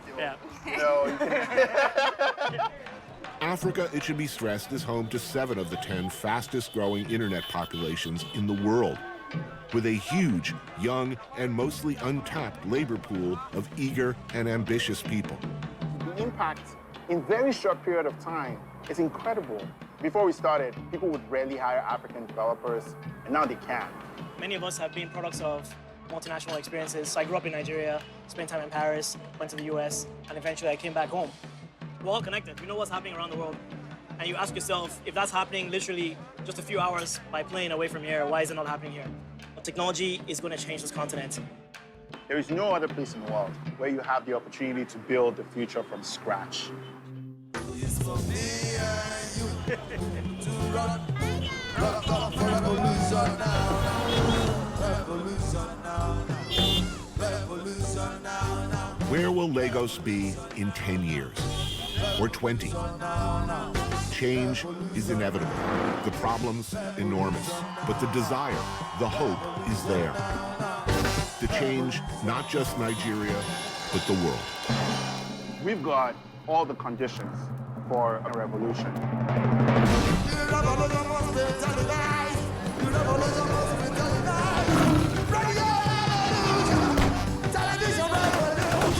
Don't just build a CV, build a life. Be better in real life than on paper.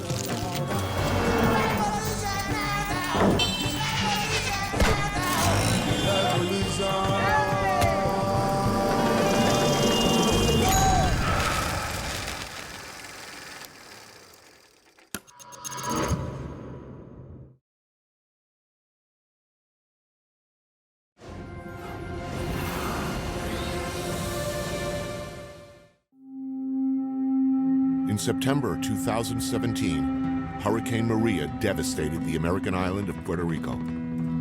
At the time of this writing, 12 days after the hurricane, almost 95% of the island's residents are still without power, and close to half don't have clean water. Just months prior, we shot an episode there hoping to capture the staggering economic crisis that Puerto Ricans were already dealing with. So now we have to ask ourselves, can the island ever rebuild? And what is our responsibility as Americans in making that a reality? I took a walk through this beautiful world. Felt the cool rain on my shoulder. Found something good in this beautiful world. I felt the rain getting colder. Sha-la-la-la-la, sha-la-la-la-la-la, sha-la-la-la-la, sha-la-la-la-la-la.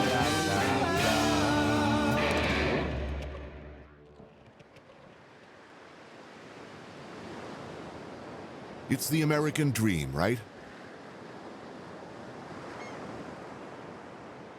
What so many of us work for, sell our labor, or pieces of our souls for.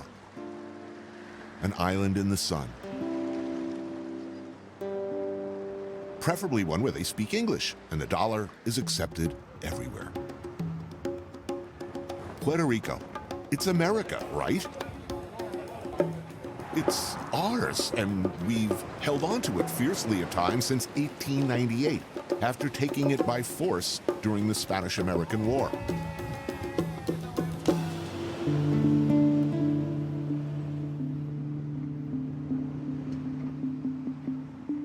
I want to take you to one of the worst performing economies in the developed world. $73 billion in debt. The employment rate is only 35%. Highest sales tax of any United States jurisdiction, 11.5%. 45% live in poverty. Biggest municipal bankruptcy in U.S. history. Over the last 10 years, more than 5% of the population has fled.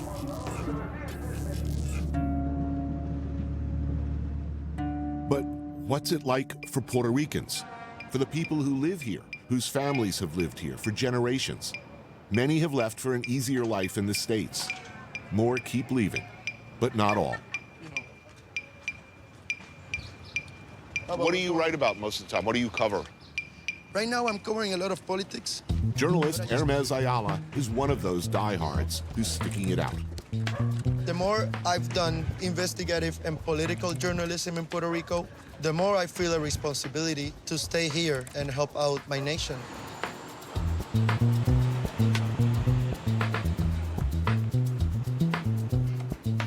So this is Santurce. Somebody called it on the way over the art district? This is sort of an art district, but this was a barrio that was founded by freed black slaves, right? Going through tons of transformations, like every working class neighborhood. Some people think that Puerto Rico takes advantage of the States, but it's a two-way street. Right. You know? Like this. This is my friend Laura right here. Hey, Laura. Hi. How are you? Johnny. Like everyone here, Hermes and fellow journalist Laura Moscoso are trying to make sense of a situation that seems Kafkaesque at best. So, dumb question. What is Puerto Rico? It's not a state. It's kind of like a colony, but it's not. It's not kind, it is. It is a colony. It's an unincorporated territory. Unincorporated territory. Yeah. So, what's that? What is that? So we're still trying to figure out sometimes, What do you say the majority of Puerto Ricans consider themselves Americans, or do they consider themselves Puerto Ricans, or both? I think that they consider themselves Puerto Ricans with the privilege of having the United States citizenship. Yeah, but it's kind of a half-assed citizenship. You can't vote for president. Nor Congress. Or Congress. Anything. You don't really have much voice in your own destiny. Exactly. You can only go to war. That's the only thing that you can do with rights. Right. But Puerto Rico owes, what, $75 billion right now? 72, yeah. 72. I don't see statehood, I don't see Congress or Senate ever Me neither. ever taking on a $72 billion debt Exactly. load, especially for a lot of people who speak Spanish. Exactly. What's the way out of this? Oh my God. What about tourism? It's an industry of services to service Exactly. the wealthy. And then at the same time, you take 450 million out of the university, for example. So you're gonna have less educated people willing to do any type of work. To survive. You know? Yeah. You are not really producing an economy that a person can survive on, you know? This is a country where people live, where we do things, and we have culture and literature and music and produce intellectual important work. They are selling us as only a good resort to have a piña colada in the beach, and that's it. Piña coladas. We actually invented piña colada, so I've been to that. I shouldn't be talking about piña colada. Even though we're like getting fucked over by vultures. Yeah, a lot of vultures. The people of Puerto Rico are good people, and I think that we're gonna get past this.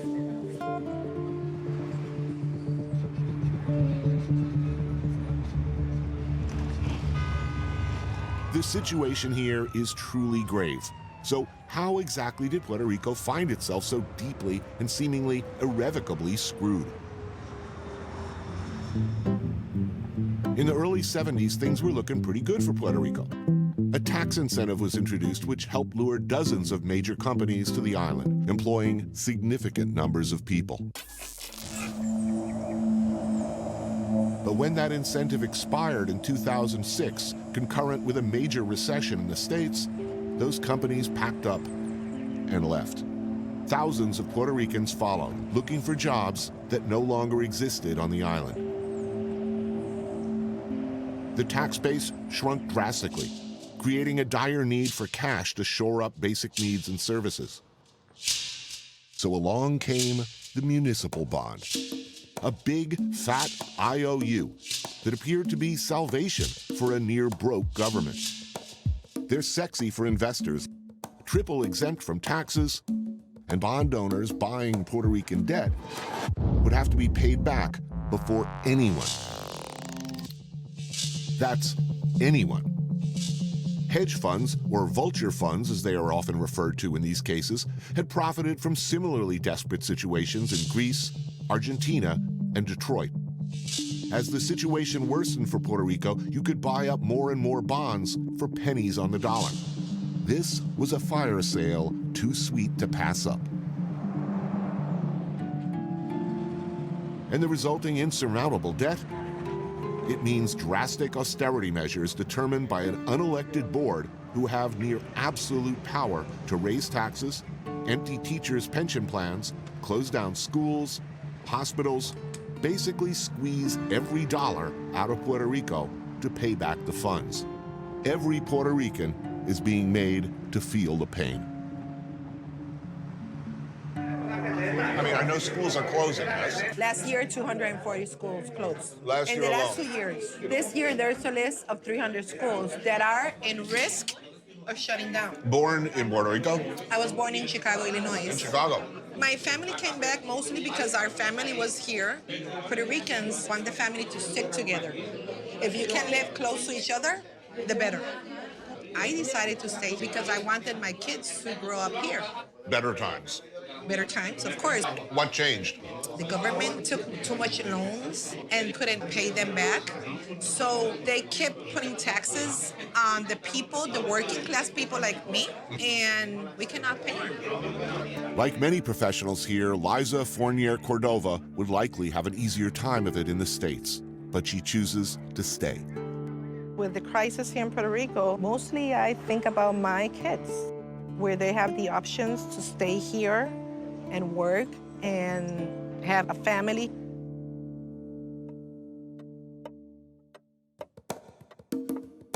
Okay, so where are we?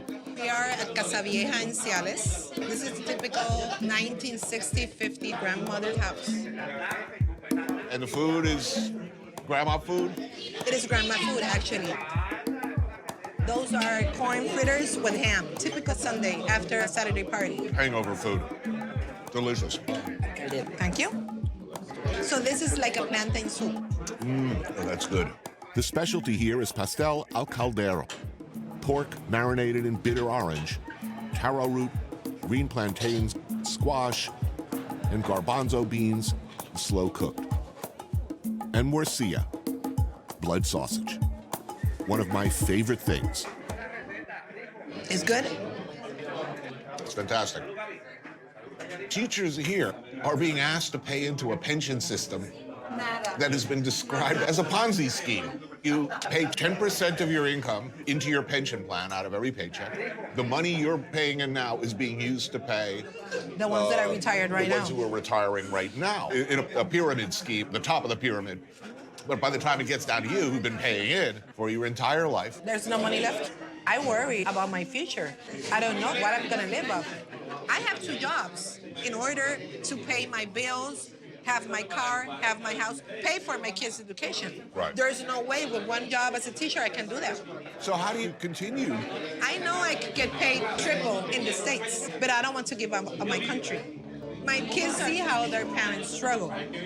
Things can change if only one stands up and decides, I'm gonna do this. But we have to empower those children. We have to make them believe they can change, that there's a better life for them.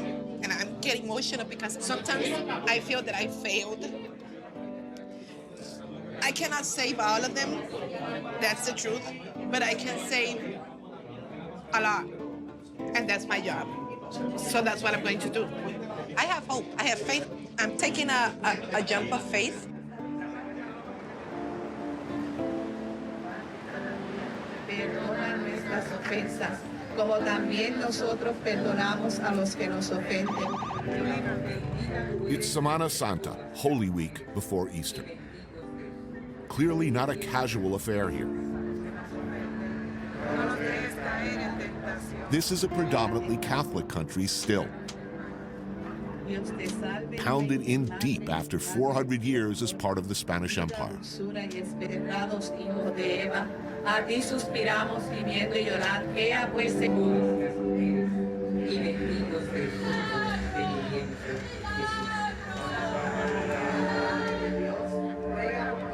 pecadores, ahora y en la hora de nuestra muerte.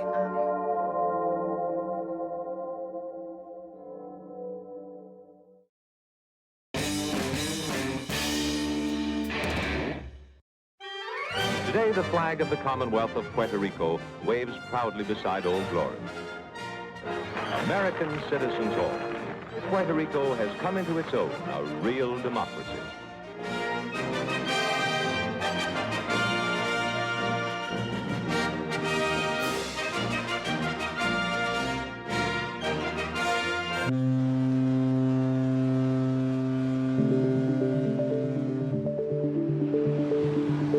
More than 100 years under the wing of the U.S. has left Puerto Rico without any real economic engine beyond tourism.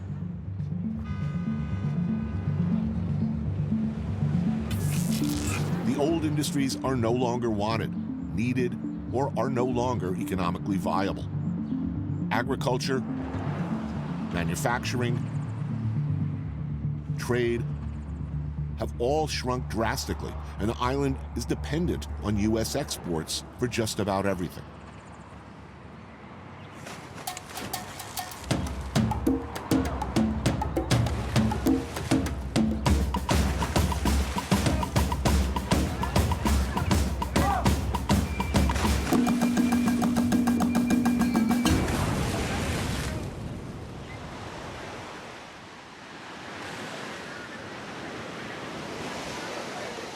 So where are we? We are in Loíza. After the liberation of the slave in the island, this is where all the Africans and the slaves get together and establish themselves.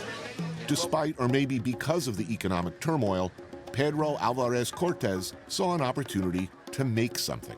We keep working the formula until my grandmother say, whoa, this is very good, give me more. Using the tradition as a weapon, that's what makes us successful. At a local beach in Loíza, about 45 minutes outside San Juan, a crab shack that's one of his favorites. Oh my God, look at that. Outstanding. Excellent. What do we got here, land crab? Land crab, yeah. And this is a coconut arepa. what do you think?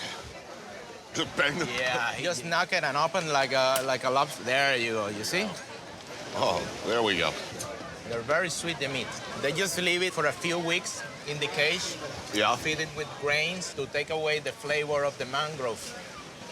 Why did you think sausage? I had the experience as a chef in Puerto Rico. I knew the necessity that was in the restaurant for good quality sausages. So I put my little kitchen to make the experiment, and I worked toward that. Where were they getting their sausage before you? Yeah, from the mountains. From the mountains. Oh, under the table. Yeah, but under the table. They were not inspected by the USDA. Can you use entirely Puerto Rican products? I'm in the process. I use the pork shoulder, and there's nobody in Puerto Rico that produced that. Now, that's fucked up. Right? I mean, correct me if I'm wrong. I mean, the Spanish generally brought pigs with them. Yeah. You can certainly raise pigs here, no problem. There's the land for it. Why is no one raising pigs in Puerto Rico? 90% of the pork meat in Puerto Rico is come from the state. Right. Prices is very hard to compete, but that is changing. We still have the resources and the talent. That is the most powerful tool that we got. The talent that, you know, to see an opportunity and working forward to that. We have a great generation of young agricultors that instead to going from the countryside to the city to work in a bank or some big companies, then going back to the countryside, you know? They don't need nobody to tell, hey, you can do it. They just make the click. So there's hope. Yeah, humbly, I can say me and my family are an example of what you can do with the tools you got. Well said, man. Yeah.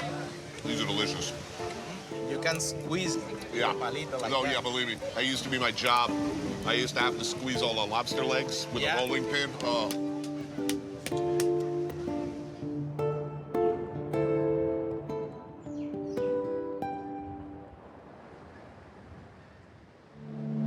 Puerto Rico is still inarguably rich in one thing: natural splendor. Beautiful views, unspoiled coastline. But that too is in peril. My name is Pocho. I'm born and raised in Aguadilla. This space is so special to me personally because, yes, I'm a surfer and I've been surfing here all my life. I want my son to be able to keep coming here so open, so free of all of these pollutions, all this mayhem.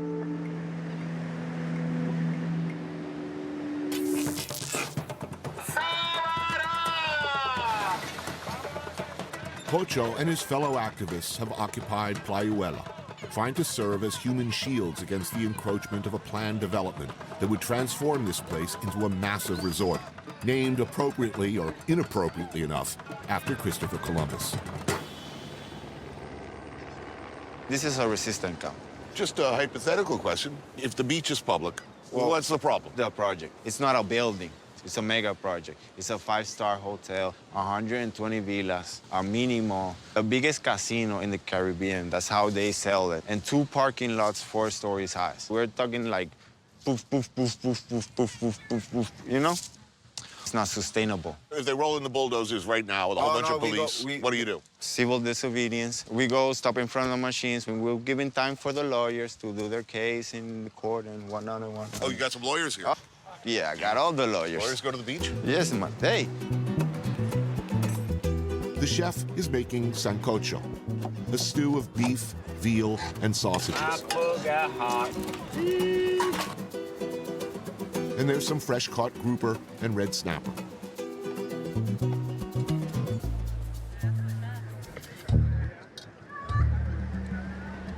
There aren't many places left like this. Exactly. That's the point. That's worth Keep it and something. Preserve, yeah, exactly. The tourism business in the Caribbean is going through a lot of changes.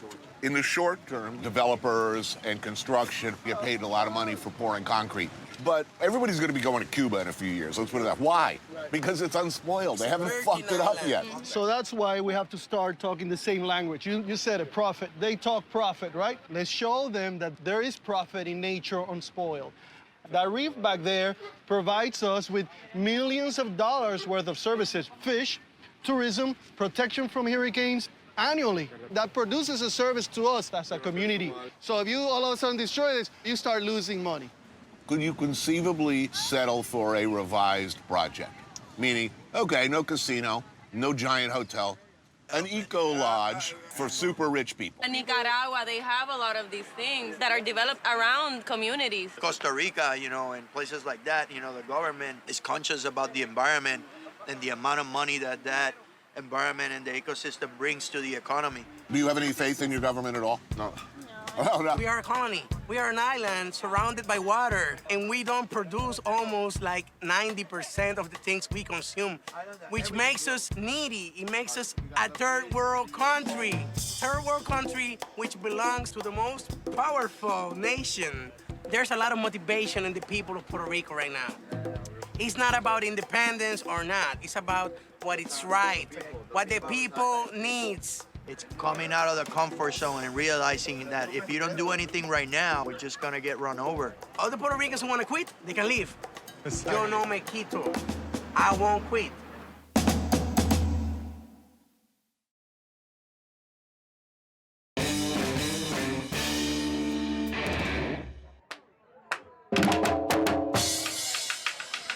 Del patio celestial llamaron a Caridad porque se formó la bomba y no tenían con quién bailar.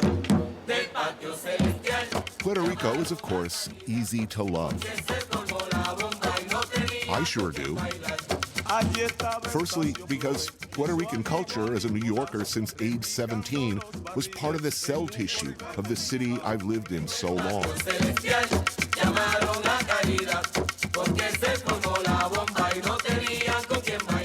There are many layers to the culture here. First, of course, were the Taíno, the indigenous peoples of the islands. Then the Spanish, followed by African slaves.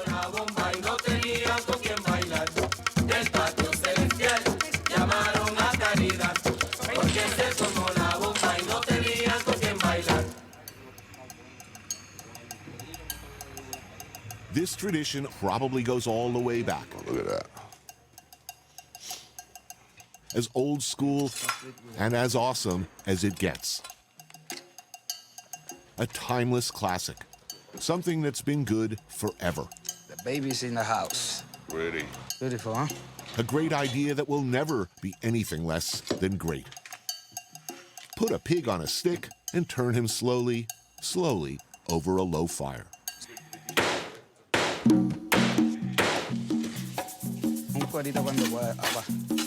You want some of the skin? Oh, hell yeah. Cheers on that.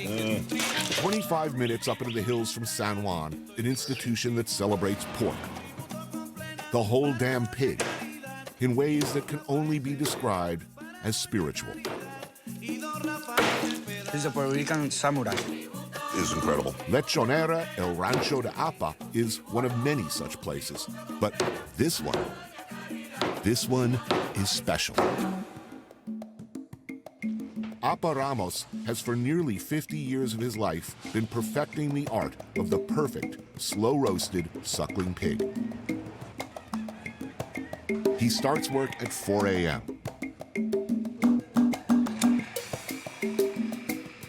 It takes 6 hours on the slowly turning spit to get it right.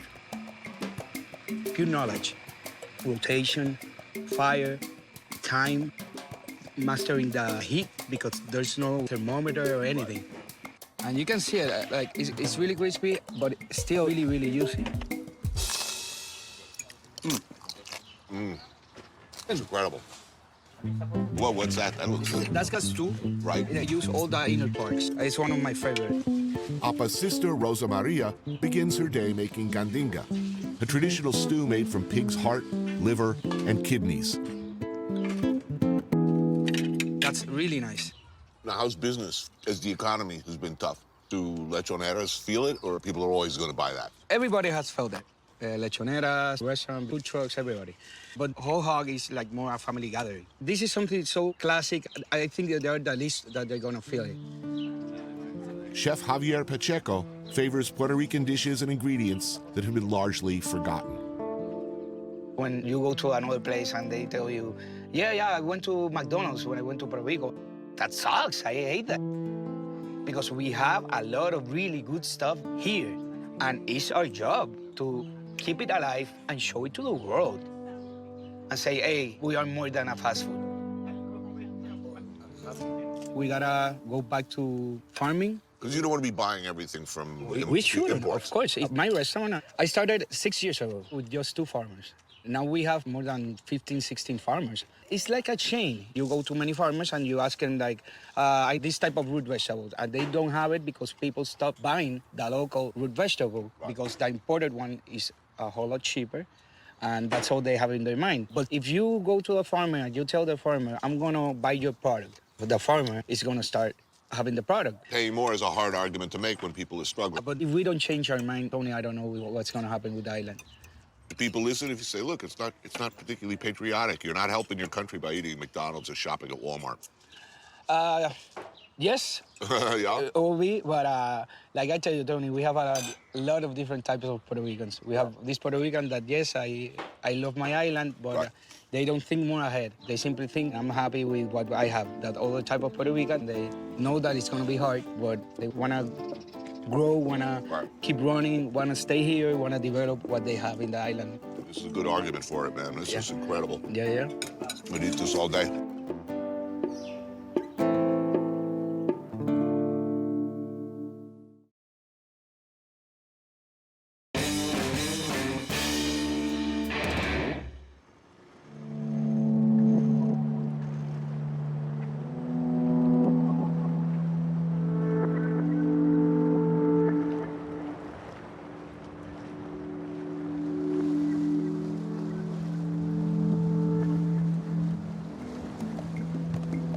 In the life doesn't suck department, this is way up there. A means of conveyance I find quite comfortable.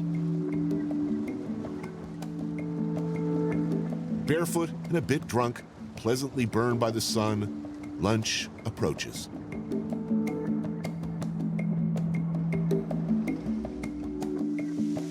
If you need any prep done any night for it, just let me know. Gotta put some avocado on that. Gotta have it. Yeah.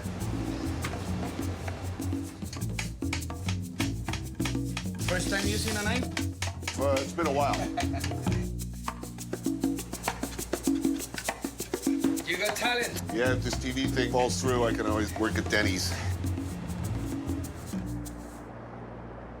Man, looking great. All these dishes are traditional Holy Friday food.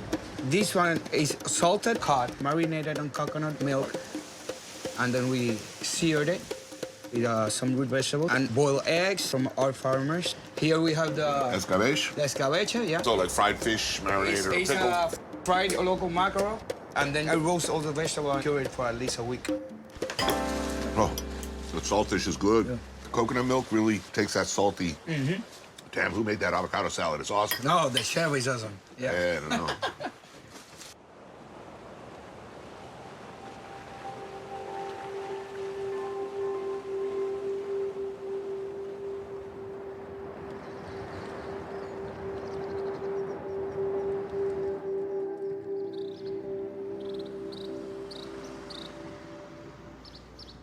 Vieques is officially within the Commonwealth of Puerto Rico,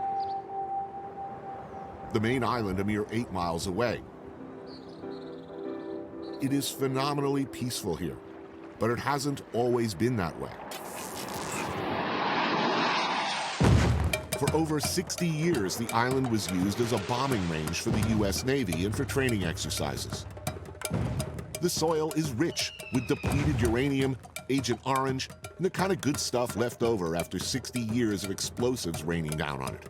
Many see a clear connection between that recent history and a cancer rate that is 30% higher than the rest of Puerto Rico. While the Navy works to clean up what it left, Vieques tries to deal with the financial crisis in its own ways. Chef Erica Boulon grew up here and has raised her family here.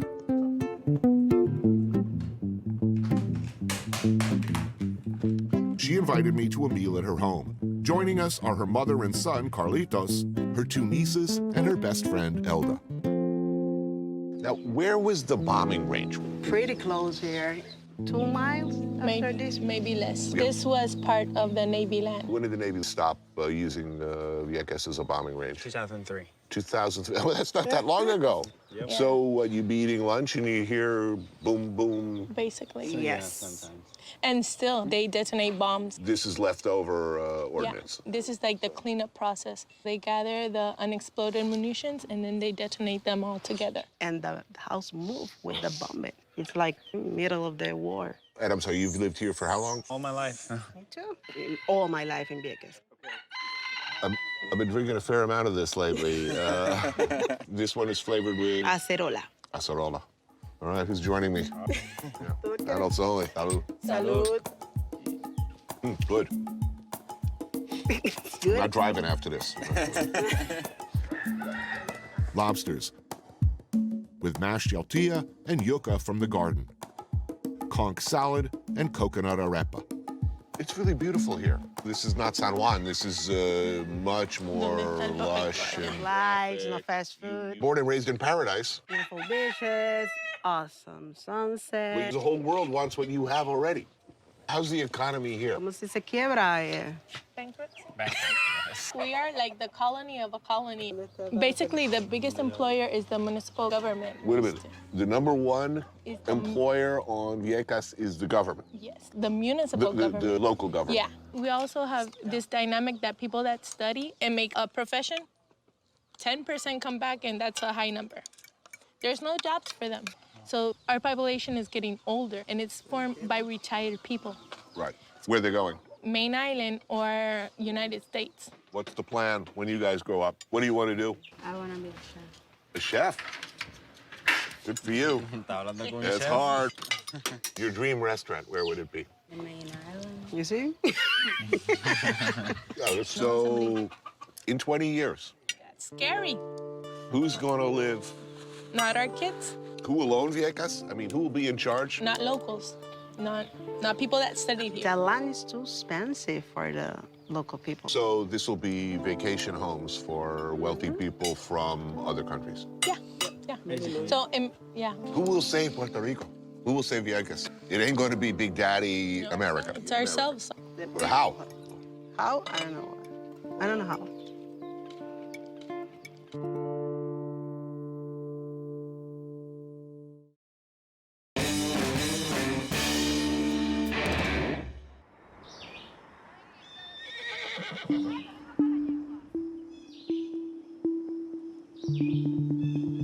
Life on Vieques offers the kind of freedom, the kind of beautiful views that have largely disappeared in the developed world.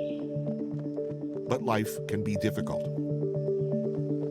There is little agriculture or economy to sustain the people who live here.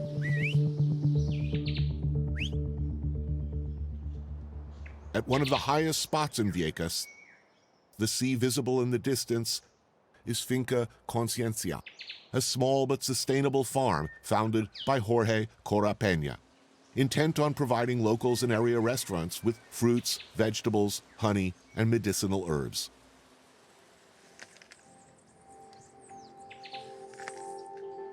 My name is Ana Elisa Perez Quintero.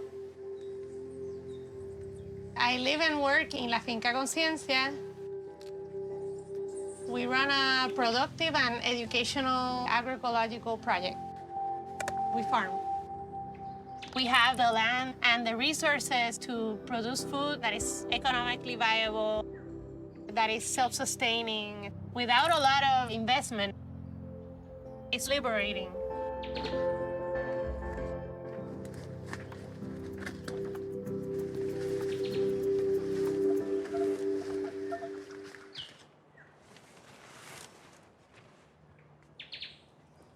Jorge cooks lunch. Plátanos de Monte Carmelo.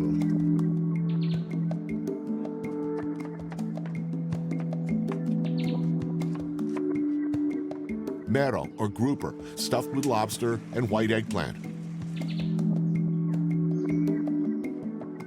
Wrapped in banana leaves and grilled over mesquite. Mango is mashed plantains with sofrito. All right. That looks good. And what's this here? And that's pitorro. Oh, I know what that is. I'll have a shot. Actually, we call it lágrima de monte, like teardrop of the mountain. Will I be crying afterwards? Maybe. It's very intense. Salud. Salud. How long have you had this farm? How long have you been doing this? Jorge started the farm around 10 years now, but the farm was originally part of the area that the Navy took. Oh, yeah. And so it's part of the rescues that happened throughout the 80s, 90s. Farming is difficult work. Yeah. So why? My mom would ask the same question.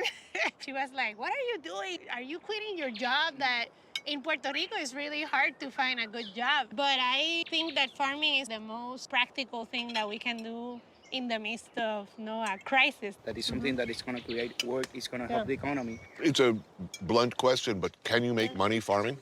In Puerto Rico, it's still a challenge because obviously we get a lot of food that's super subsidized from the U.S. But then people who are our neighbors are like, I'll pay more. Like, how much is it worth? You know, people really value their work when they see that we're working. It's part of for my it. statement. It's part of educating people. Since our generation, that supermarket. We were consciously stripped away from farming. People were forced out of the country to be able to work in all of these maquiladoras and everything.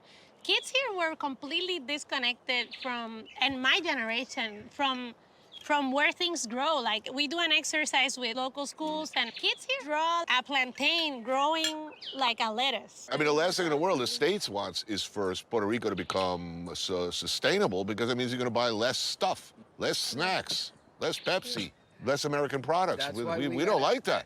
If we don't have our own food supply, we can't even think about really being able to govern ourselves. Really, if we can feed ourselves, we can free ourselves. Bueno, uno ciertamente el propio mensaje es uno. He says that the message in itself is you, no? Like, to start with you, to teach by doing, by the work, no?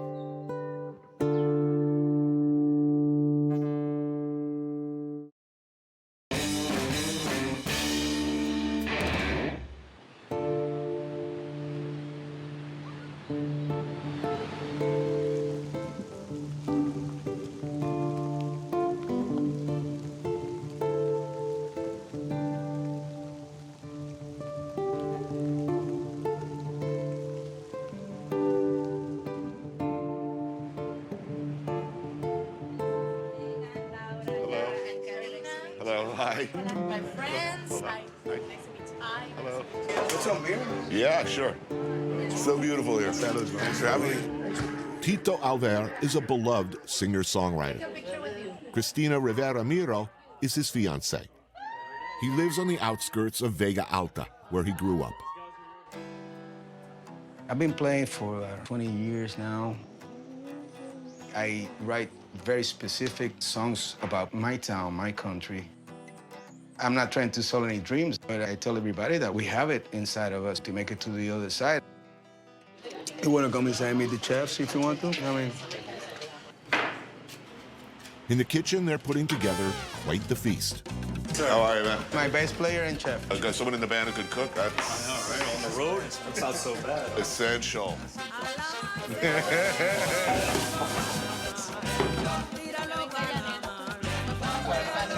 Salud. Mollejas con guinetos, sauteed chicken gizzards and green bananas. Wow, that's good. Claro que no. Codfish fritters. Carne guisada, a beef stew cooking since morning. Traditional mofongo.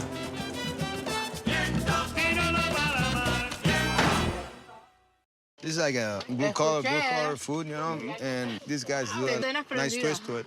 Can you make a living as a working musician? I do. Just on the island? But I'm lucky. I'm not one of the few ones.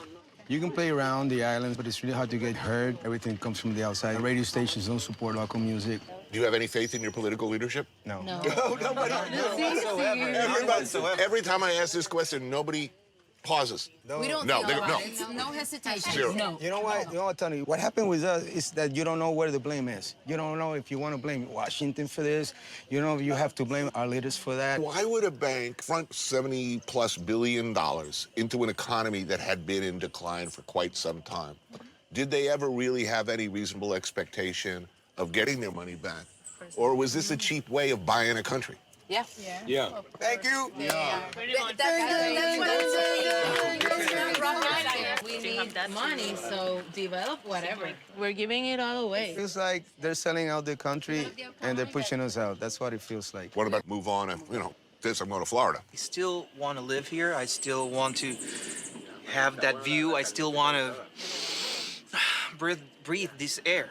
We should get the chance to just be ourselves, you know. I'd rather have us dealing with it than being in no control at all of anything like we are right now. We need to change the way we think. We have been taught that we can't do it. We are preconditioned to think that we need the support of the U.S. If we decide to be an independent country, we have to go through a process of being on our own, and we have never done that. We have to start from scratch. We don't have agriculture. We don't have any economic production, anything. It's gonna be tough, and I hope that we can fight for ourselves, to inspire people, to give them strength, to resist. Obviously, music is good for that.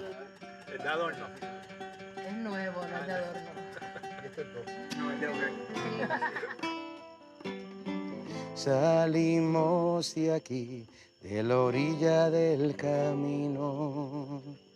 Salimos de aquí, de un paraíso perdido.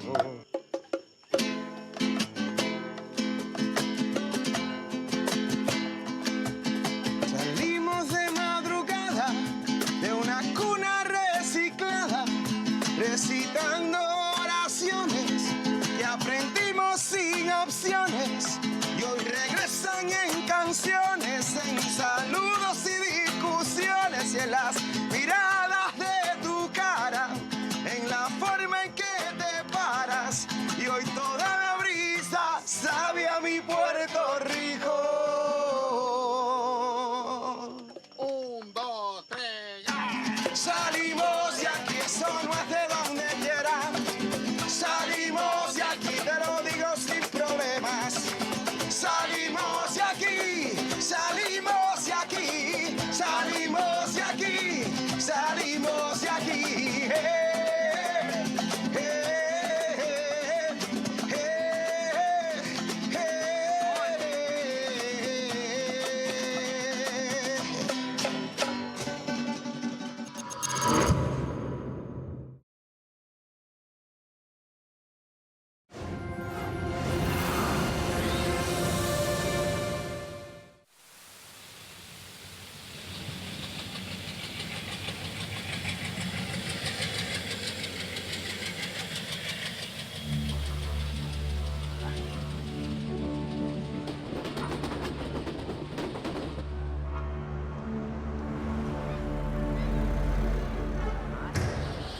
Let us take you now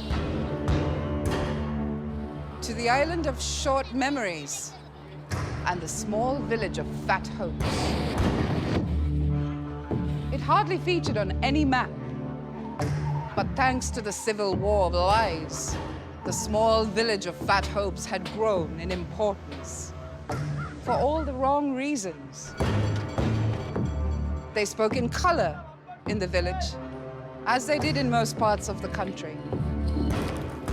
The cost of living made people purple. People often felt marooned. And the jokes were always black. I took a walk through this beautiful world. Felt the cool rain on my shoulder. Found something good in this beautiful world.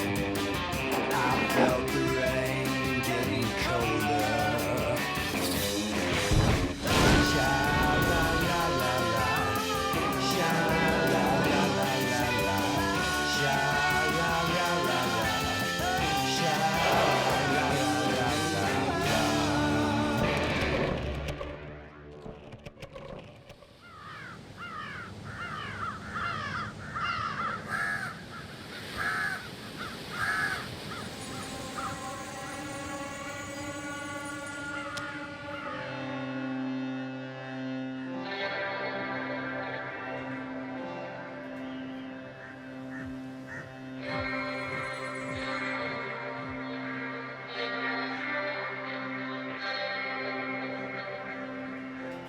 The war is over.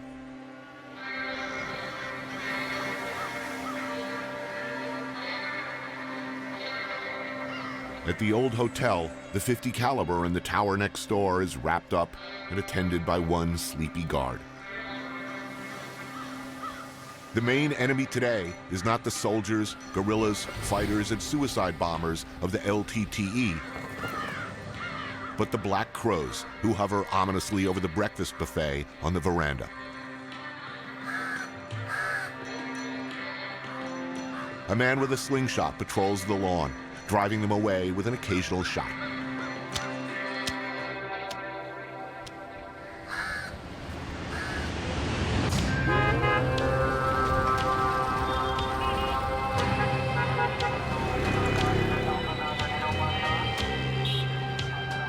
Colombo, capital city of Sri Lanka. Unlike the last time I came here nearly a decade ago, this South Asian island nation of 20 million does not feel on lockdown. There are no longer the military checkpoints and heavy equipment, sandbags, or barbed wire in between the airport and the center of town. There's a new democratically elected government voted in by a coalition of former adversaries. Everywhere you look, construction, expansion, new hotels, foreign money, something that looks a lot like hope. Hundreds of thousands of dead and missing later, the country is at peace and we can go where we want. Hopefully, people will be able to talk about their lives. Last time, they couldn't. So this is the golf-based green. It used to be a place for the English families to come and hang out on Sundays. And it was also the home of the first golf course in Sri Lanka. So this is our central park. Ah.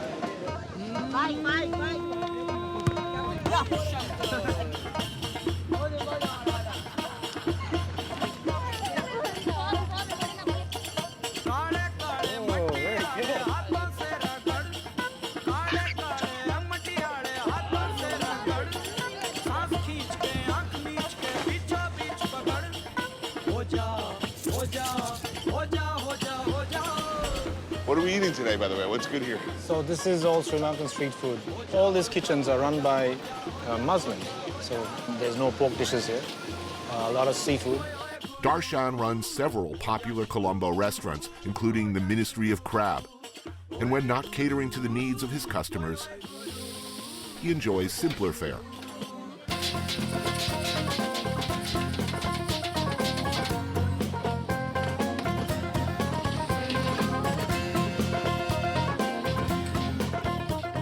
What distinguishes between Sri Lankan cuisine and India?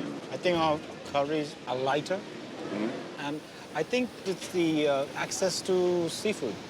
Like if you look at Mumbai, it's 20 million people. Right. The oceans are under pressure. Here it's still clean. We can have access to great seafood anytime. When did the war get bad? It got really bad, I think, in 2005 onwards. It was really bad. Yeah, we were last here in 2008. I mean, just to get to the hotel, I remember, from the airport, we had to go through one security cordon after another. I mean, during those times, we had no idea when it was going to end. I've done business in this country and never knowing what a peaceful time to be.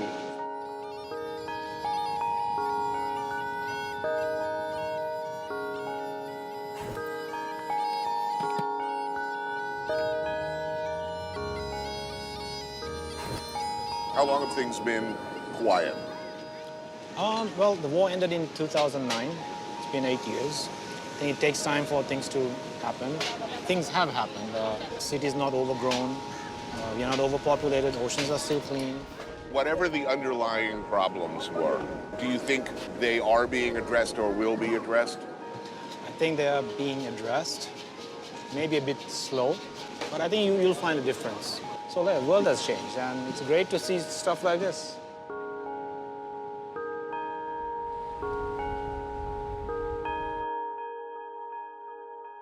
Evening fell upon the small village of Fat Hopes. Suddenly, they heard a noise that filled them with dread.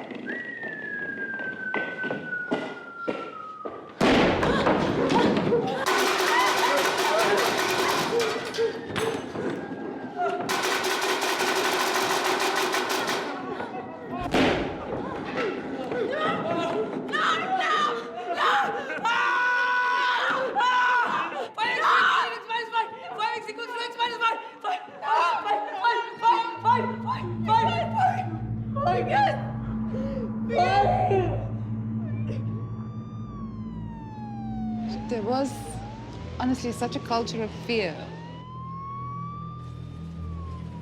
An incredible amount of self-censorship.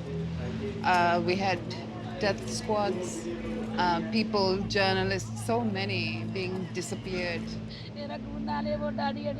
This kind of white van phenomenon where, you know, your loved ones were taken from you and you never heard from them again. There's still so many of those cases going on, and just a real feeling of fear. From 1983 until 2009, Sri Lanka's bloody civil war divided the island in two, splitting the country along religious lines. Buddhist Sinhalese majority in the south versus Hindu Tamil minority in the north. Years of mistreatment and suppression led to the formation of the LTTE, or Liberation Tamil Tigers of Ilam, and their campaign to seek an independent state.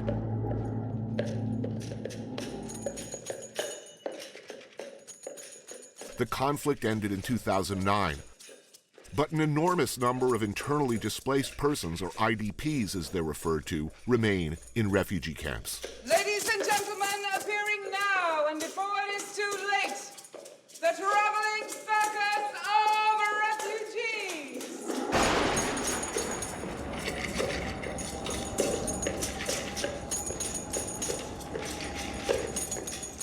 Colombo native Tracy Hall Singer is the founder of Mind Adventures Theater Company. Not long ago, to even talk politics, let alone stage a play deemed controversial, could be dangerous. The play that you've been doing, it came from a book, The Boy Who Speaks in Numbers by Mike Maslamani. It was first performed in November 2009. Controversial, would you say? Little. The play is about internally displaced people. After the end of the war, we had over 300,000 people in camps. The largest one of them was built to house 100,000 people, but ended up housing 227,000 people. Tents that were designed for maybe 5 people to be in had 10 to 15 people in them. There were no toilets in the camp. There were just these big pits. Living conditions for these people was intolerable. There are some communities, Anthony, in this country that have been displaced for 25 years. That means since the 80s, they haven't had a home. Hurry up! Don't waste my time. What's in the bag? It's just some clothes, madam. Can't take anything inside the camp. Search this. Hurry up, next! The play was staged at a time when all this was so raw for us. And there is no way to speak directly about what happened. I think it's still very difficult, not just for us, but for people to acknowledge that these terrible things were done to part of our community and our people. Was this a perilous thing to do, and how was it received at the time? You know, I didn't think about whether it was perilous or not, and that's probably bad on me because I involved all these other people. That scene is done, we're moving on. For me, the important thing was making sure that in whatever form it got out there, the play's out there and it reminds people that this happened. We found the person responsible for trying to poison the minds of all you good people with these lies. She was sleeping amongst you, living amongst you. And there are many others like her. Let this be a lesson to you all. This is how we deal with traitors. Take her away. No. No.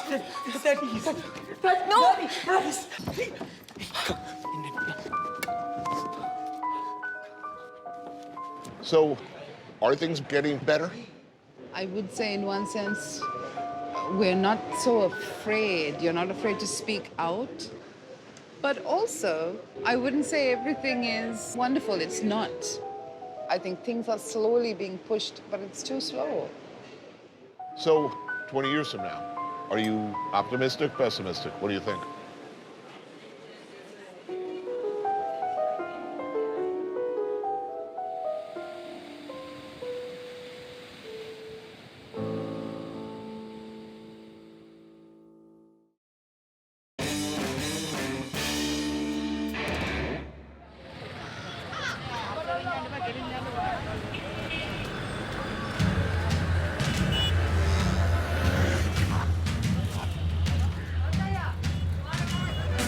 Sri Lanka, formerly known as Ceylon, was once the crown jewel of the spice trade. Its cloves, cardamom, pepper, nutmeg, mace, ginger, cinnamon, chilies, and curry, the envy of the world. These spices built empires. Wow. This is basically chicken curry. Ah, very nice. And then you have potato that is spicy. Right. Then you have the beetroot. And this is one of the traditional sambals of Sri Lanka. Right. Kumar Lopez is a Tamil who works for the Sri Lankan Press Institute. We sit down for lunch at a local rice and curry joint. So last time I was here was 9 years ago. Things have changed a lot. I think, yes. I think the fact that we are able to eat today without even thinking that there could be a bomb that could go off at any moment. Right. It's itself is a bigger piece that you could expect for. But I believe that the piece can go to another stage, another level. In the mindset of those who have been impacted by the war, I think there needs to be further work to be done. After World War II, the British left Sri Lanka. Over time, the Buddhist Sinhalese majority both excluded and repressed the mostly Hindu Tamil minority, channeling populist fervor to turn discrimination into law. What is the generally accepted underlying reasons for the conflict in the first place? The main cause or the main objective was to have a separate land for the Tamils. The underlying reason for that being there were discrimination, there were racism, and that basically brought them to this stage. By 1983, the situation reached its boiling point. The LTTE began waging what would become a 25-year guerrilla war before government forces crushed them in a brutal final offensive. I mean, the war was won militarily. Is everybody speaking now? I think the underlying objective of the present government is definitely to bring about lasting peace. They have actually encouraged some of the business entities to go and invest in the north to give job opportunities. So peace is something that everybody is looking for. So I'll be taking the train to Jaffna shortly.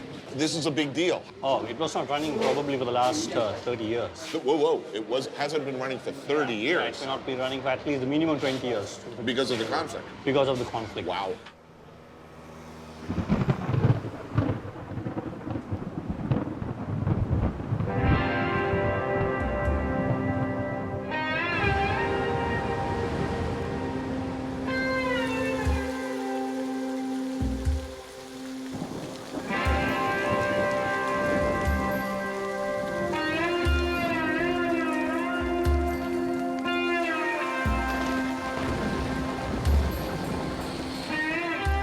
With the war over, Sri Lankans can now travel freely across their country, all the way north to Jaffna. Last time, we couldn't go there. Today, we will.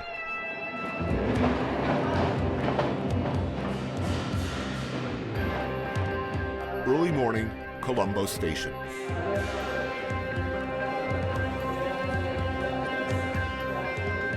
The platforms bustle with a mix of commuters, long-distance travelers, and the occasional tourist.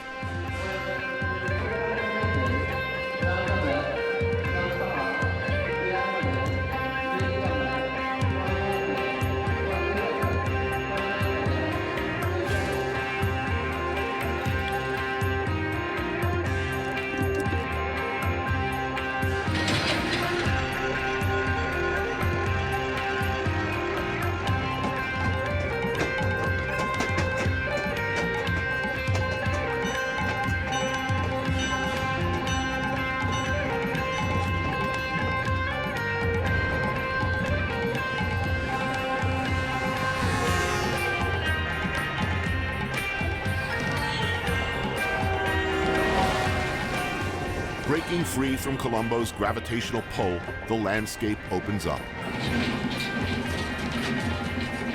Second and third class compartments host a mix of people, smells, and slices of life.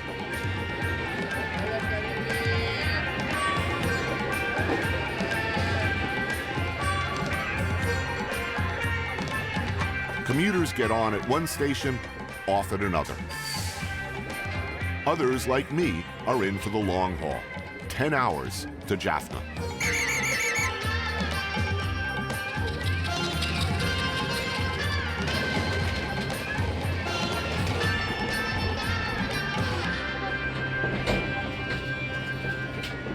That the Jaffna Queen runs at all is a symbolic move towards reunification. As the fight for an independent Tamil state in Sri Lanka's north intensified, the LTTE destroyed these tracks. For the last 2 decades of the war, Jaffna was all but cut off from the rest of the world.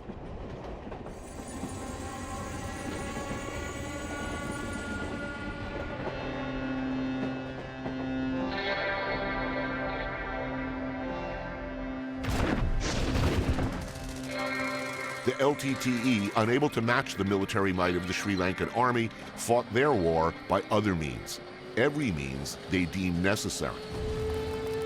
Acts of terrorism, suicide bombings, political assassinations brought government retaliation, and collective punishment of an equally terrible kind, and enormous in scale. The North suffered massive bombardments of civilian areas. Hundreds of thousands of Tamils ended up in refugee camps. By the time it was over, war crimes had been committed on both sides, those caught in the middle paying the ultimate toll. In the final weeks alone, at least 40,000 people were killed in a war the outside world knew little of.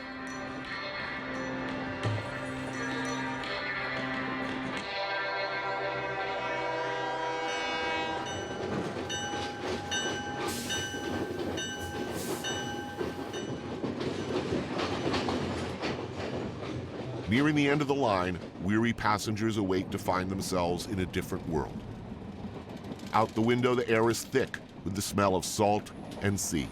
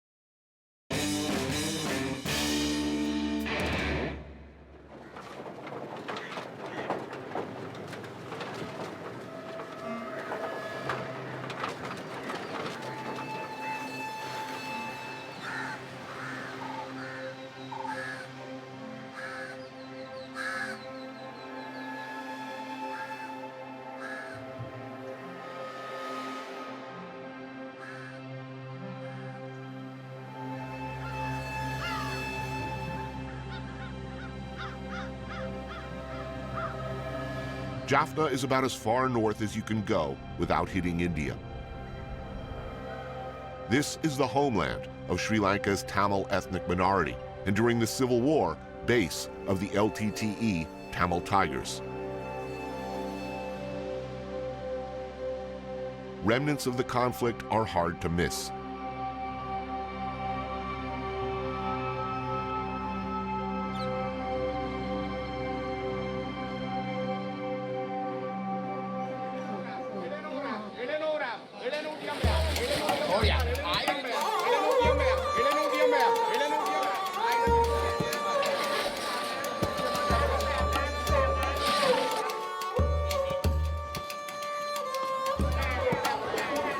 But on any given day down by the coast, the fish market buzzes, a hive of activity and commerce. Fresh product comes in, deals are made, money changes hands, life goes on. Initially, before the war, the North and East contributed 40% of the GDP. And now? 3%. So there were so many industries here, everything was destroyed. There was no electricity for a long time. We had a coconut farm here, about 100 acres, and it was completely destroyed during the war. There is not even a single tree without a bullet hole. Like many Sri Lankan Tamils, Jana was born here, but with considerable regret, spent much of his life abroad. Yeah, I mean, the fighting has stopped. Absolutely, I mean, that's true. What's changed? A lot of things have been rebuilt. Slowly now they are focusing on rebuilding infrastructure. They are renovating all these ponds and lagoons, and now slowly business is thriving in this part of the country. The underlying discontent, the given reasons for the war, is there a sense that those problems are being addressed? The war was very brutal, and people, after 30 years, everybody is tired of war. We have a very affected population. There are about 30,000 war widows, like close to 25,000 orphan children, about 15,000 people who were landmine victims. From the government side, they are still a bit scared that there may be war popping up again. But slowly now they are addressing issues like employment-wise, opportunities-wise, and there are a lot of occupied lands. Now they are slowly giving it back. So hopeful. Yeah, I see the progress. What I see here is the human resilience. Like, you know, after going through this war for 30 years, how quickly people here can rebuild.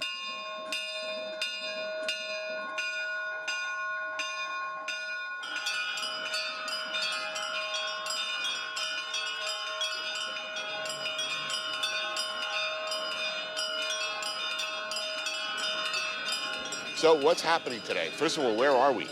This is a Kali temple. And Kali is? Kali is a destroyer of evil.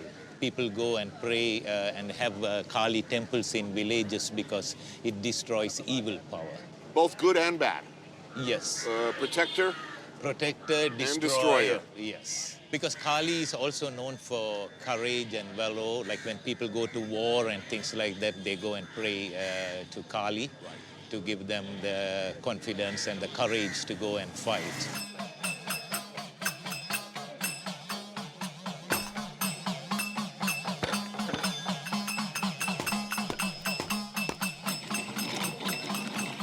After decades of cultural suppression, Tamils take great pride in their customs, traditions, and religious festivals.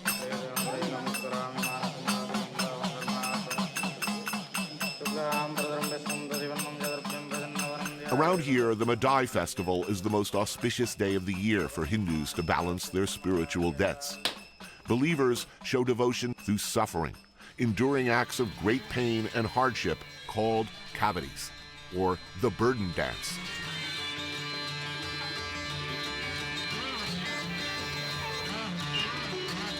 Cavities can take many forms. You can make a pilgrimage to the main temple on shoes made of nails, or roll there on the ground, often for a distance of several kilometers. These are some of the ways believers express gratitude to Kali or implore her for help.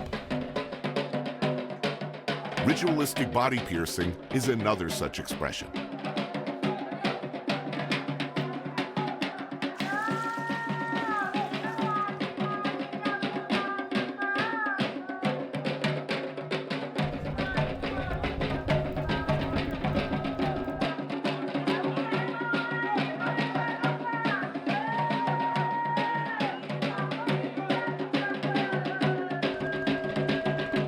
It's a very interesting thing. They prepare for a long time. 28 days they fast, and they condition themselves mentally. And when they come to the temple, and there's a special ceremony which takes place, and they kind of chant and play drums and everything, so you get into a trance.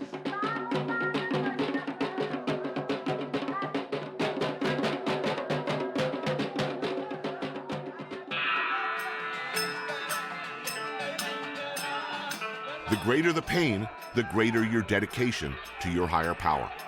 Well, let's just say viewer discretion is advised.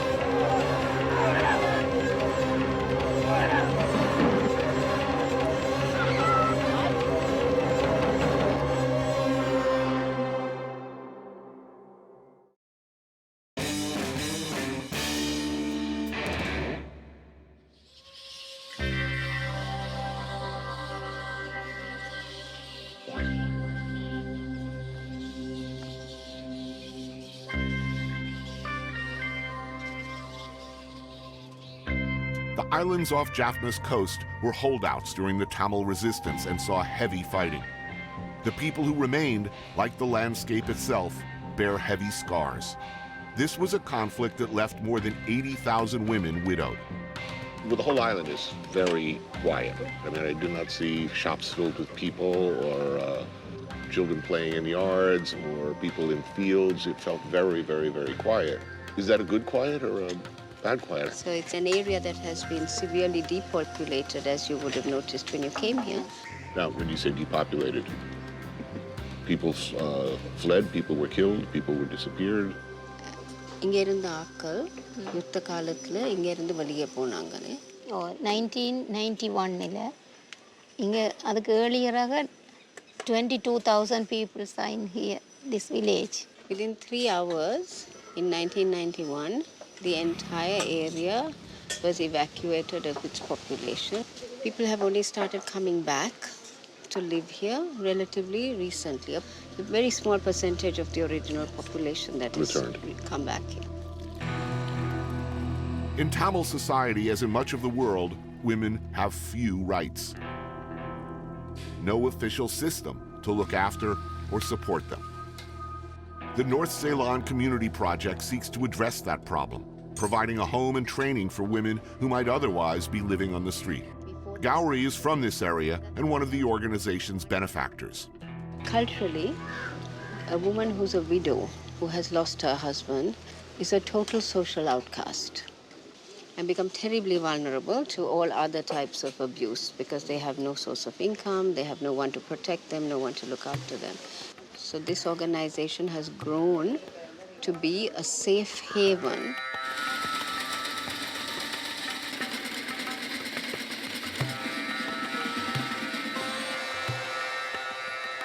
Now, provide food, shelter, job training, some road to financial independence.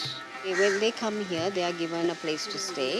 There is a group of women who come here for daily work.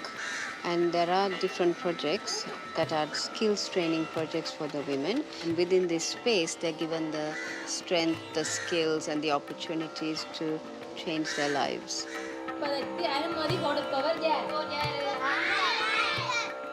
போரால பாதிக்கப்பட்ட காலத்தில் ஒரு ஆள் மட்டும் உழைச்சி குடும்பம் நடத்த இல்லாமல் கஷ்டப்பட்ட பிள்ளை அப்படியான ஃபேமிலியை தெரிவு எடுத்திருந்தாங்க. அவர்களையும் ஒரு உழைக்கிற கைக்கு கொண்டு வந்தால் வீட்டில் குடும்ப அமைதி ஏற்படும். அந்த வகையில் பணக்க மாற்றத்தை கொண்டு வந்திருக்கிறோம். அப்படி தெரிவு செய்ததன் காரணத்தில்.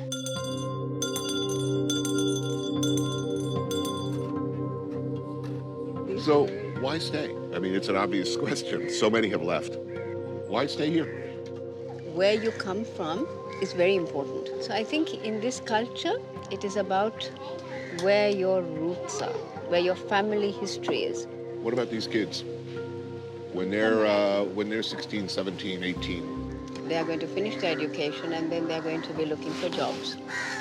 And those jobs are not materializing in these areas. So in the past, a number of young people would find ways and means, often very risky ways and means, to leave Sri Lanka and go abroad.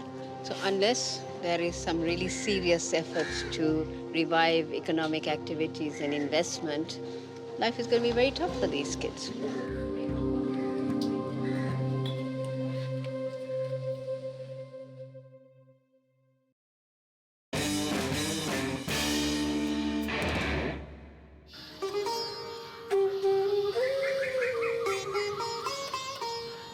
Ask anyone in Sri Lanka where to find the best food and they'll say, nobody cooks as well as Auntie.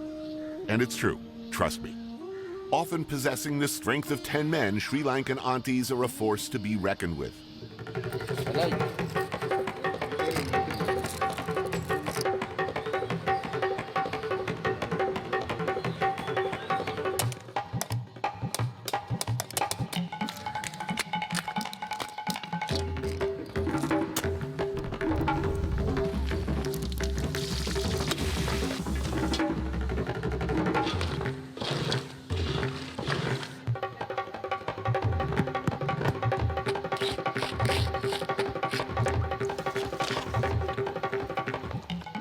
Jaffna crab curry, might be, for me anyway, the holy grail of Sri Lankan cuisine.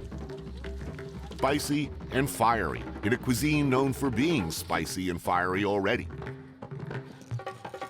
During the war years, it was hard to get crabs like this, and still is today, the majority being exported to other parts of the country and abroad. But in this time capsule of a home, it might as well still be 1953. I've been invited here by Dr. Ravi, his sister Jiva, and their beloved auntie, best cook in the family. So there we have it. Welcome to Jaffna, welcome to paradise. Thank you. Thank you. These are delicious, by the way. You're great, aren't they? Wow. Are they toasted and then? They're sort of With yogurt. dipped in yogurt, dried, sun-dried. Wow. It's a beautiful home. Thank you very much. Built in the 30s? In the 30s, sort of late British period. How is it that this remained in the family, that you were able to hang on, that you're still here? So during the war, the Tigers lived here, and then the Sri Lankan army lived here for a little while. But my father kept coming back here, making sure that he made his presence known. I think the thing is that it has a lot of, family stories. So even a lot of my cousins have a great attachment to this house. Can I get you some more crab, Barry? Please, thank you. Thank you, so beautiful, thank you. So delicious.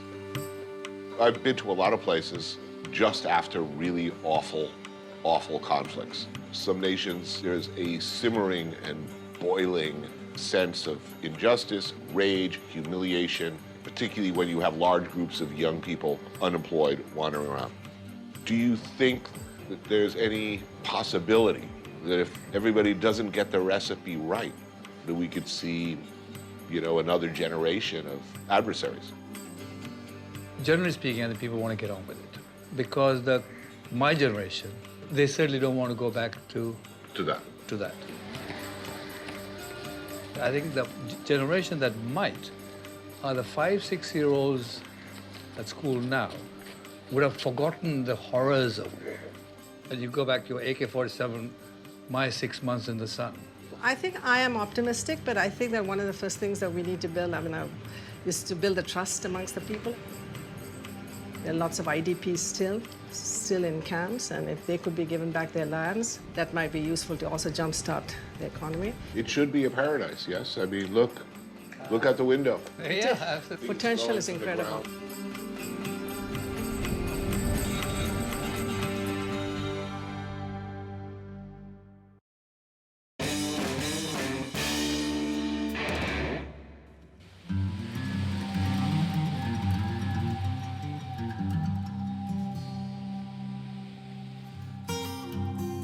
So, 20 years from now, are you optimistic, pessimistic? What do you think?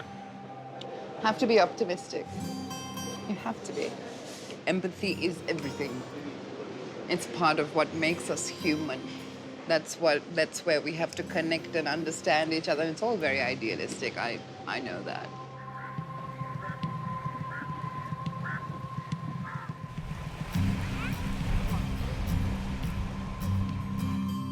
For some people, the hurts are too deep. For some people, it's too late for forgiveness or trust or, you have, for example, communities that have been displaced 13 times over the past 25 years. That's what you call a breeding ground for... Trouble. For trouble. Yeah. Sri Lanka has been through and endured a lot, far more than most. It's a lot to ask of any place to put aside such things as hate, fear, a desire for revenge. It might still be too much, but there is indeed, it appears, reason to hope. Hi, Tony. Hey, how you doing, man? Hi. Nice to meet you. Hey, nice to meet you. Greasing up the, what's that, grouper? No. Yeah. You put it on the banana leaf, is it? Yeah, that's right, yeah.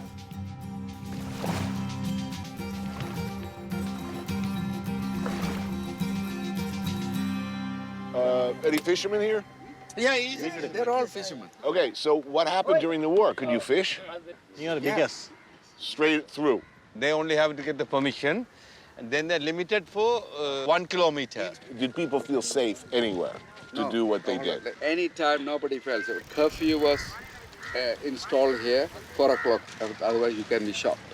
These people have to make a living. They have to catch fish to feed their home, feed their family. So they have to go.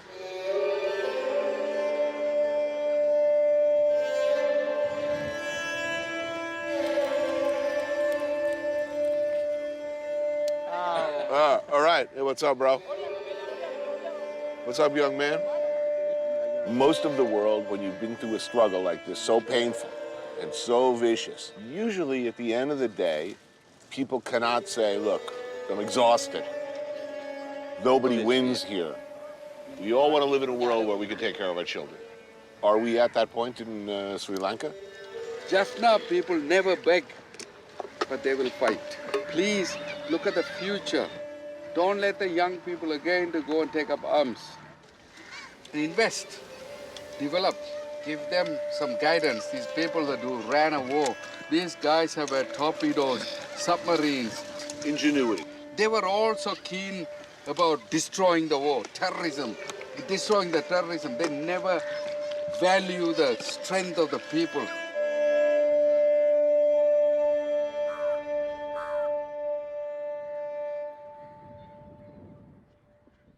Really? Yeah. Is that how this ends? That's the story now. But it's a little depressing, no? How about a message of hope? Yes. Yes. All right, I don't want to let's miss talk please. about it. Let's talk about it. Okay. Right. And then one day, the civil war of lies came to an abrupt end. Harsh question. Yeah. Why should Americans watching this, why should we give a shit?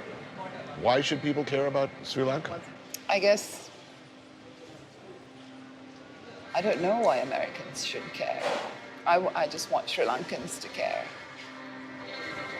The story has to go on, and for it to go on, we have to have some hope. Citizens were asked for what they most desired. And that is how peace came to the island of short memories.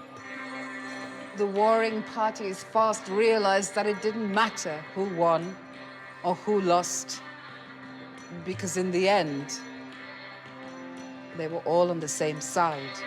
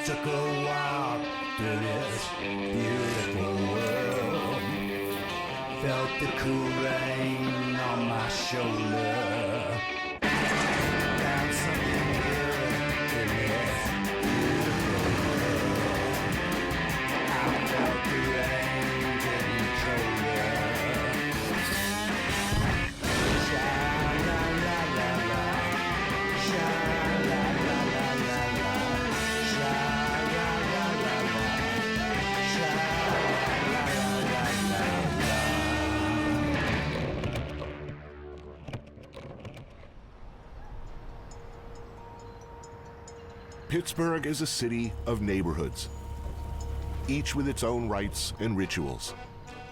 A patchwork of cultures that took shape over a century ago. Back then, the city was a beacon of hope and possibility for people from all over the world, offering the promise of work, prosperity, a new life. Pittsburgh could have been another company town gone to beautiful ruin. But something happened. The city started to pop up on lists of the most livable places in America. It became attractive to a new wave of people from elsewhere looking to reinvent themselves and make a new world. And so we find ourselves asking the same questions we ask in other cities in transition. Are the new arrivals, new money, new ideas saving the city or cannibalizing it? Who will live in the Pittsburgh of the future? And will there be room for the people who stayed true, stuck with it their whole lives?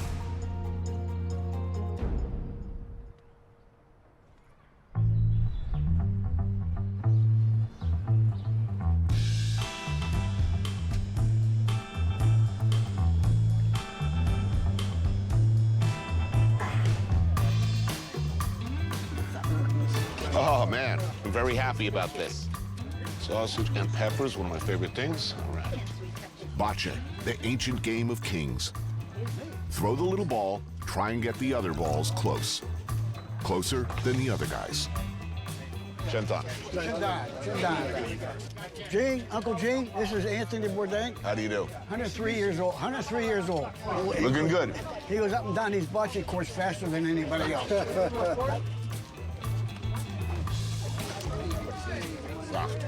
Delicious. This is a weakness of mine. You know, they have these street fairs in New York where they do the sausage and pepper stands. I cannot walk past one of those things without getting them. More than anything else. So how long have you lived in this community? 78 years. So your whole life? Now, the first wave of Italians who came here from Italy, why did they come here? They come here for steel jobs, coal? Actually, trade. I think they come here more for the trade. Yeah. Yeah. Plumbers, bricklayers, any kind of trade like that. Some Italians said that they were told to come over here and they were going to find the roads paved with gold. They said, they didn't tell us we had to build them first. Yeah.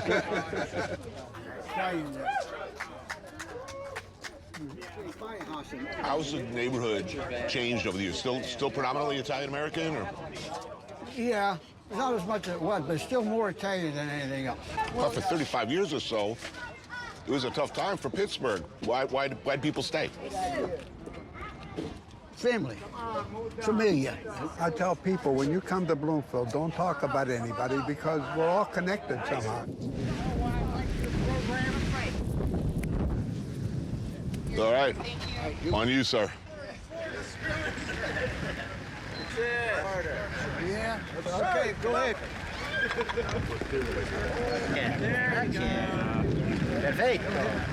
Don't hit nothing. Go around. That's great.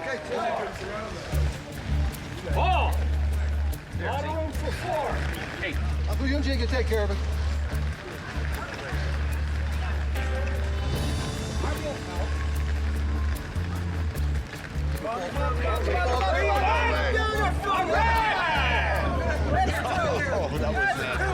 Oh, man. How old is he? 103-year-old Uncle Gene ruins my dreams of bocce immortality. Come on, Orr. And the weather, as if on cue, turns bad. An augur of doom, perhaps.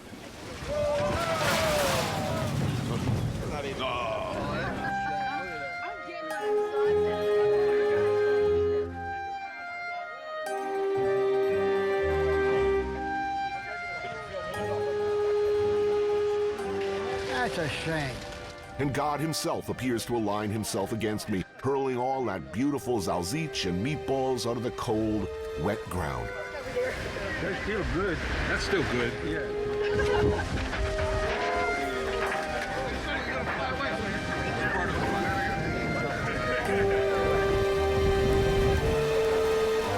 Well, I'm glad I got to eat.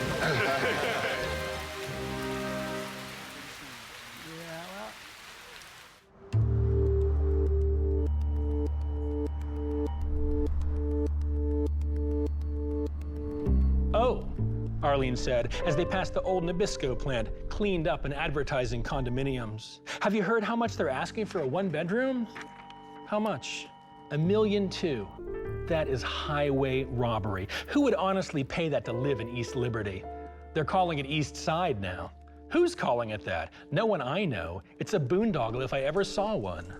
Beside the greed factor, she didn't actually mind the condos. Better than leaving the building empty. Stuart Onan is a local author who has written 15 novels, many set in Pittsburgh. We're the city that made the steel, that beat the Confederacy, beat the Kaiser, built the skyscrapers, built the bridges, and beat the Nazis.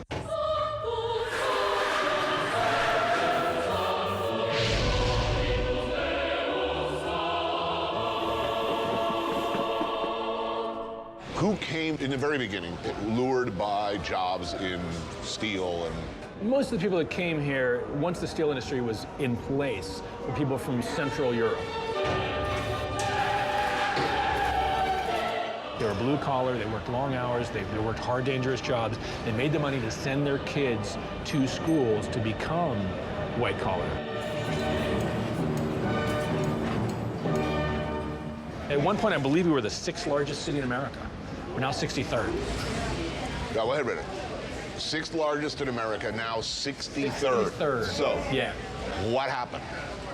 Well, the steel industry began to falter in the 1960s, and by the 1980s, it was essentially dead. In the 1980s, this place was a ghost town. We lost half of our population. They went away. Right. And half of your population means at least half, if not more, of your tax base. But, so what went right? What went right? What went right, weirdly enough, was what went wrong. We became attractive to people outside of Pittsburgh because it's super affordable. Bow down to your new masters, your techie future, the robot overlords of a shiny new Pittsburgh. The computer science program at Carnegie Mellon is one of the best in the country, inspiring an arms race between companies looking to recruit brainiacs for new fields of artificial intelligence, cutting-edge medical research, possibly cyborg super nerds who will no doubt revenge themselves on all of us for their painful high school experiences by crushing us between their synthetic mandibles. They are also good for business. Thank you. The Googlers who are coming in at the very top of the food chain. And they're walking into brand new housing. They're making 6 figures. They're 23 years old. Right. And you know, I think the old school, the people that have been here forever, are not happy about that. I mean, you know, it's going to be all pencil necks like in 20 years. Bad breeding stock. It's the problem of inclusion and exclusion, right? It's the American problem, right? It's what Fitzgerald writes about in Gatsby. Who is included, who's excluded, who's allowed in, who isn't. Right. And that's the worry, that we're going to forget the people that have lived through it and have stayed here and had no choice but to stay here.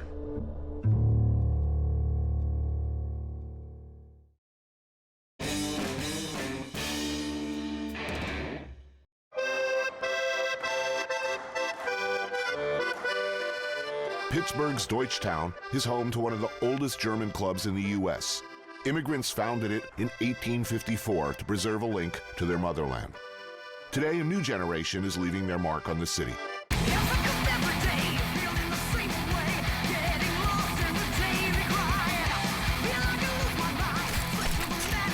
Justin Severino opened his restaurant Cure as an ode to flesh, smoke, and animal fat. Maggie Meske designs and creates cocktail programs at bars and restaurants across the city. And Sonia Finn was here from the beginning, planting the flag for farm-to-table cooking back in the early days with her restaurant, Dinette.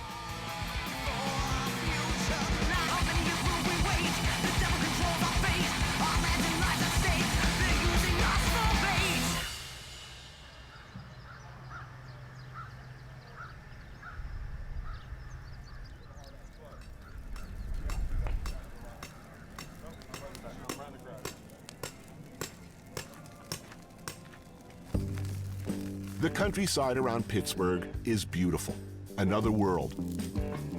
I join a group of foodie all-stars about 20 miles outside of town for a meal. Are there typical iconic Pittsburgher qualities?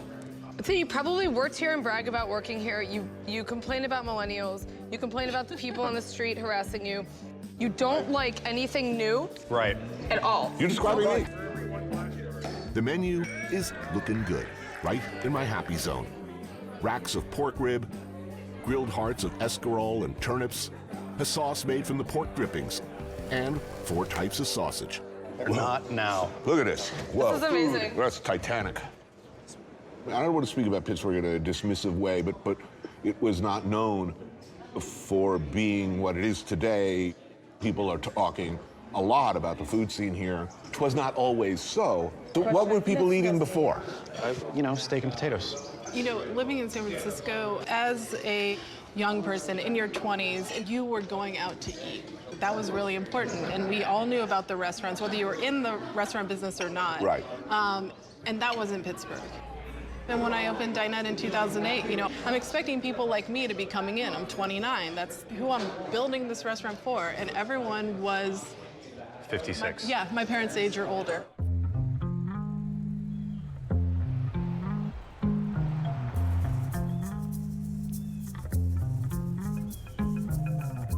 You know, I thought to myself, I'm going to this neighborhood that's basically desolate. I'm going to take this building it's a restaurant that's been closed for 7 years, and, you know, I'm going to do something nice here. You know, I didn't expect the reaction I got from the actual people that lived around me. Right. You know, which was not positive. They liked it the way it was. You know, that was their life. And, right. You know, I move in, and all of a sudden, I open this restaurant, and people with nice, fancy cars are taking their parking spaces. Right. And now I'm a yuppie gentrifier. Well, you know what I mean? You know, own it. Sometimes it kind of hurts, right, as a restaurant owner or a small business owner, because there are always haters out there, and you feel like, okay, so somebody wants me to be a small business owner and take care of my employees, and then also on me, they're going to talk about gentrification, right? Like you're just trying to do your thing. You're just trying to do something good. Right. And you're trying to do it for you. Yeah. And you should. Yeah, but I don't know. I mean, for me, it's different. Like, I definitely was thinking about the neighborhood when I did it. Like, I'm not some egomaniac who thinks that, like, just putting out my food is a reason to, like, so everyone can enjoy the, like, artistry of my food. That's why I'm opening a restaurant. That's not the point. Well, I mean, not to disagree with anything that you just said, but like, I didn't open Cure in Lawrenceville because I wanted to change a neighborhood. I honestly did open Cure for me, 100%. I was like struggling professionally, struggling personally.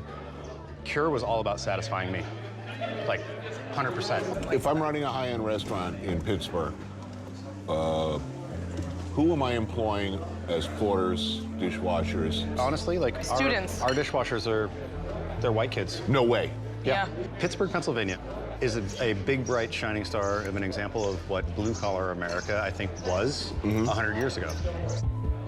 When we're looking at, like, who's applying, we also need to look at neighborhoods. The topography of Pittsburgh is such that, like, neighborhoods are separated by bridges and ravines. Yeah, and rivers this sort and of all this thing other means stuff, yeah. that, like, people stay within their neighborhood.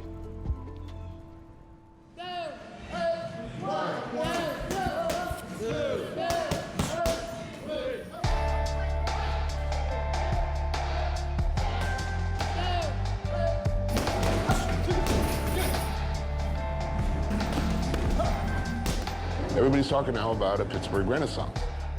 There are artists coming, there are new restaurants. Somebody's making money. Money's definitely coming in. Is it lifting all boats? No, it is not. The new Pittsburgh attracts new people, but it doesn't change the life for those workers who were left behind and kind of spit out. This is the Hill District, traditionally African American. The numbers here do not indicate a renaissance.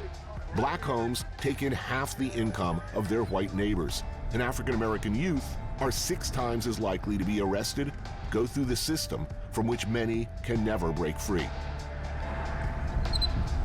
When activist Salahuddin was growing up here, the neighborhood was thriving. The golden age Harlem of Pittsburgh.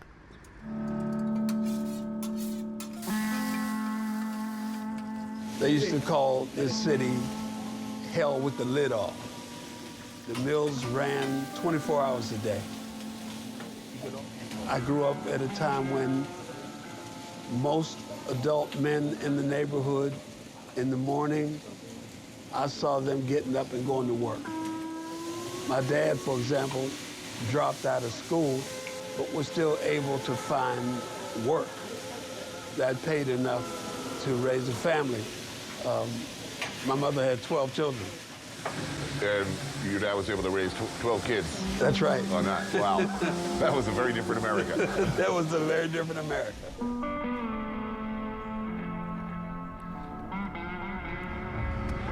How you doing, Solid? Good, good. This is where I live. This is where I grew up. All of this area, this whole flat parking lot area that you see, this is where we lived. Devastation. They just completely devastated our whole neighborhood.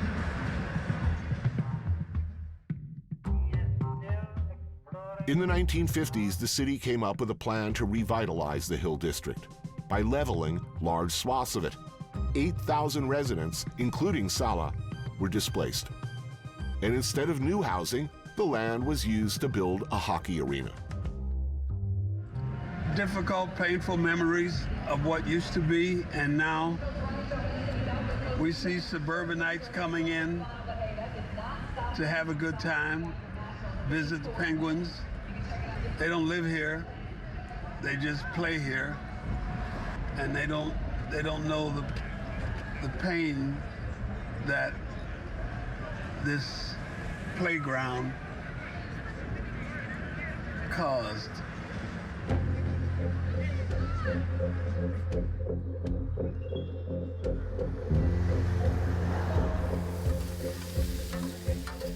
What's the missing component here?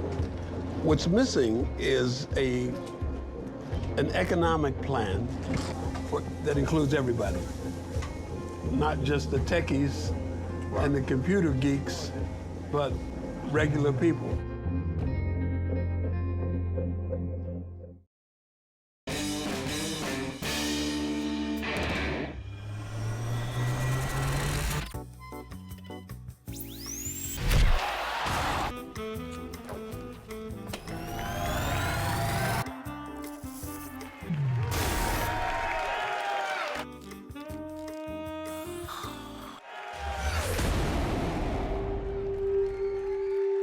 By day, a mild-mannered dentist in training, but at night, she becomes, well, a superhero.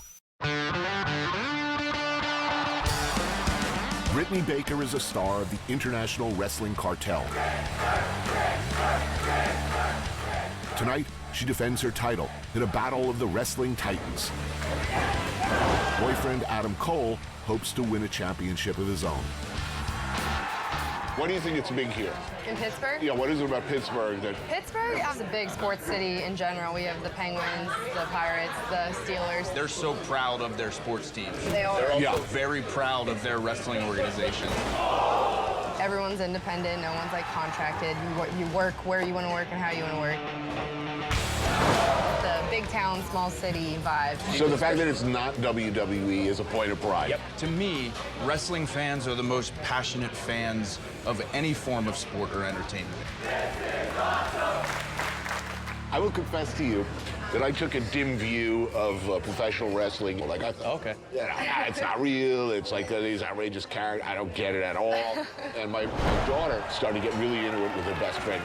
So I got tickets to WWE in New York, and I go in. I'm like, I want to wear a bag on my head because I'm like really embarrassed to go to this thing. This is going to be totally lame. Well, 5 minutes into this thing, I think this is like the greatest show on earth.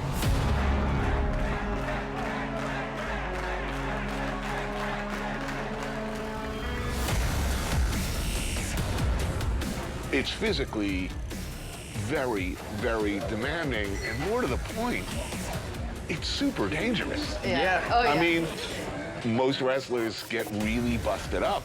Some of these pile drivers, neck cranks, body slams. I mean, correct me if I'm wrong. You can get that wrong. It's bad. everything can be gone in a second. Wrestling is inches in many scenarios. Like you said, with like a pile driver, if you're off even by a little bit, that could be a broken neck. A lot of trust. Yeah. Right before he's about to go out and wrestle, always grab him, maybe like give him a kiss, be like, be safe, be safe. Every aspiring wrestler, since the great local hero Bruno Sammartino, needs nourishment. In this case, kielbasa, sauerkraut, some pierogies, and a side of molten mac and cheese. Oh, I should ask. Are you the heavy? What, is it the heavy or the what's the bad guy called? The heel. The heel. The heel. Are either of you the heel or are you the? She's a big baby I'm a face. mega I'm a baby big face. heel. Yes. So babyface is who everybody wants to win. Yes. You're a heel? I am. So what qualities is one looking for in a heel? It's just being someone that an audience member either doesn't want to be or wants to see get their ass kicked. So overconfident. Yep. Narcissistic. Yep. Sneaky. Uh-huh. It's good. Yeah, exactly. You might be good. You got it. You could be a great heel tomorrow. heel. Yeah. Comes naturally.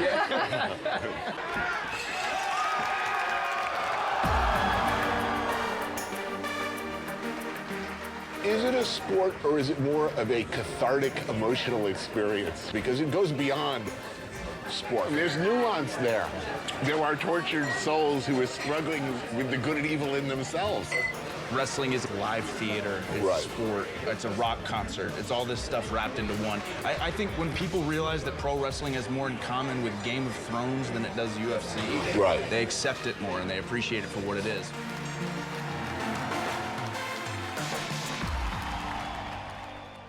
Come to the Yoja corner, where the kielbasa is delicious, chunky too, tasty too, make your belly feel so good.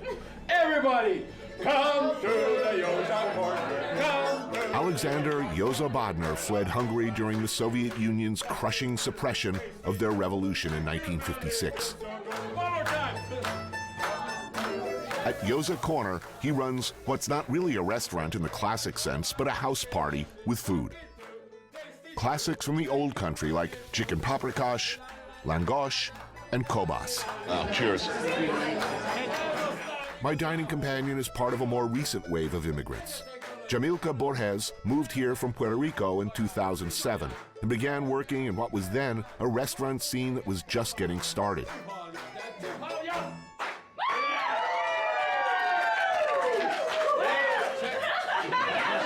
You spent your whole life in Puerto Rico before you came here? I did. I moved here, when I was 21, and I don't know, Pittsburgh is really unique, like in the sense that everybody knows each other. It's such a small town that like you know everyone, and it was really easy to make friends, and that made it easier.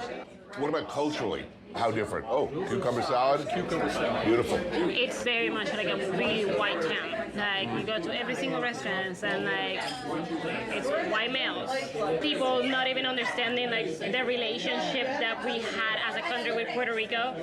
Like, no, I don't need a green card to work here, right? 10 years later, she was running Spoon and getting national attention for her Latin-influenced take on new American food. Why did you decide to stay? It's like I wanted to cook, which I had no clue what that meant. And I needed to prove something, like for me, for my family, for like, I don't know. Spite. Yeah, it's that. It was like, no. That's a powerful moment. It was like a kind of like my family had no clue what I was going into. I still remember like my grandmother being like, you're gonna be what? Like Puerto Rico, like my grandma's vision was like, oh, you either cook for your husband or family, or you're like professional help. Certainly, when I started in the business anyway, it was pretty much a boys' club in the kitchen. What was it like here when you started? Was it different here? No, it was, and I think to a certain degree, still is. Like, this mushroom guy who comes every year, he knows who I am, and I'm like the only person like with a clipboard in white, and he's still like, can I talk to the chef? I'm like, that's me, I'm on the side of... Let me smack you and write chef backwards on your forehead. So, who's coming to town now? I mean, who are your customers? So, you know, last 3-4 years, we have been having like new move of like 30s, like young, mid-20 somethings to 30 something, like engineers and like tech people moving into town. That's good for business. Sure, but You seem wary about the future. Do you think this is a bubble, or do you think it's going to keep growing? I think I'm usually like a really positive person, and I'm like, I want it to work. Yes, I am definitely worried. I think that the city is growing fast, and like, I don't know if we're able to keep up with it.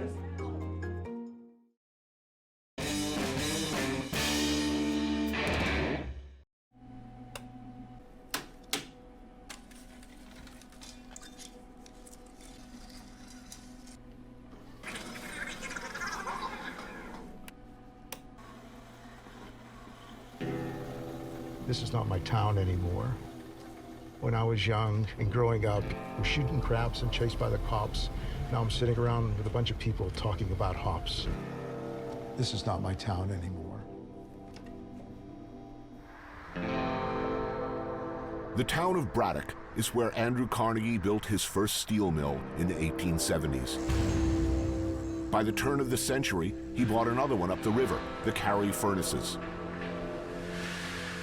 These smoke and fire-belching behemoths were the heart of a steel-producing industry that spread throughout the Monongahela River Valley, generating wealth and power to the few and a decent living to many. When tomorrow comes, you'll have a better so-called today. So your thinking of the day will decide your destiny and your future. And if you don't succeed, it's your own fault because you didn't take control of what you think. Because what you think is going to decide what you do, and what you do is going to decide what you get. Okay? That's all for today, fellas. Let's go to work. For the last 40 years, Tony Bourdain has been making documentaries about the fate of the working class in Braddock. He grew up here during the town's heyday, the 40s and 50s, before leaving to go to film school.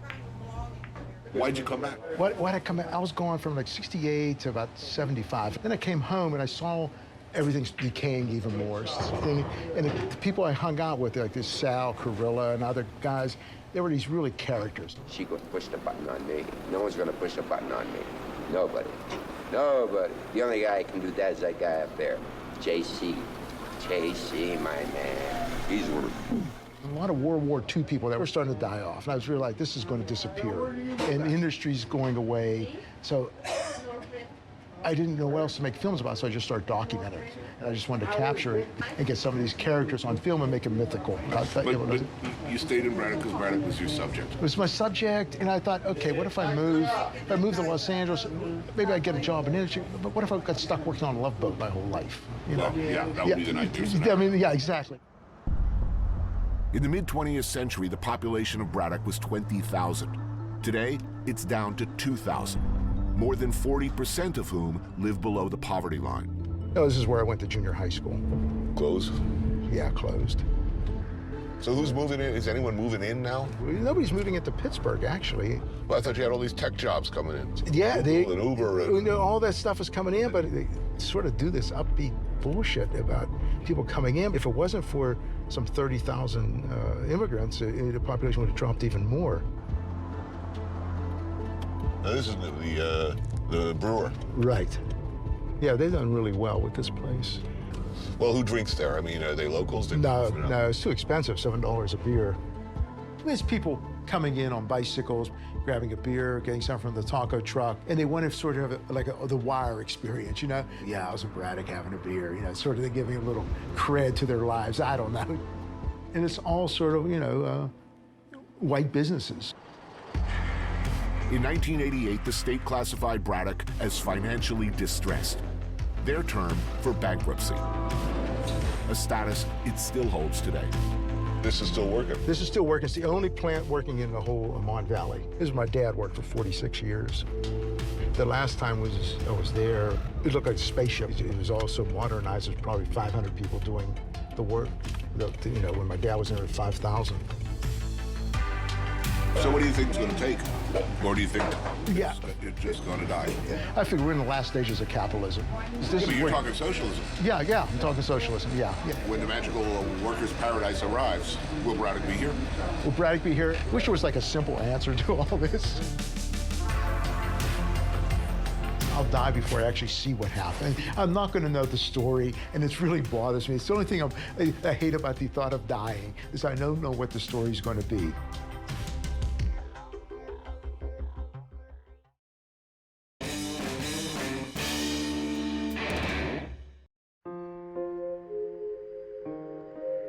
Braddock, Pennsylvania, sustained a real traumatic unraveling that was common in Rust Belt communities and towns, but ours was a particularly severe example of that. Average income? We're around 20,000, so Which we're is substantially below the Pennsylvania average. I'll have mothers that will call me on a Monday and, by Friday they're going to be out of food to feed their 3 kids, and this happens quite regularly. John Fetterman does not look like your typical mayor, and he isn't. He came to Braddock in 2001 to help at-risk youth get their GEDs and ran for office here in one of the most depressed towns in the state 4 years later. His wife, Giselle, is from Rio, and she runs a nonprofit that provides food and essential supplies for more than 1,500 families each month. A lot of people in this country are angry. They feel that their anger has not been acknowledged in any way. And frankly, I think they're right. Yep. There was a sense, particularly in rural white America, of aggrievement, that nobody's listening, nobody's caring about them.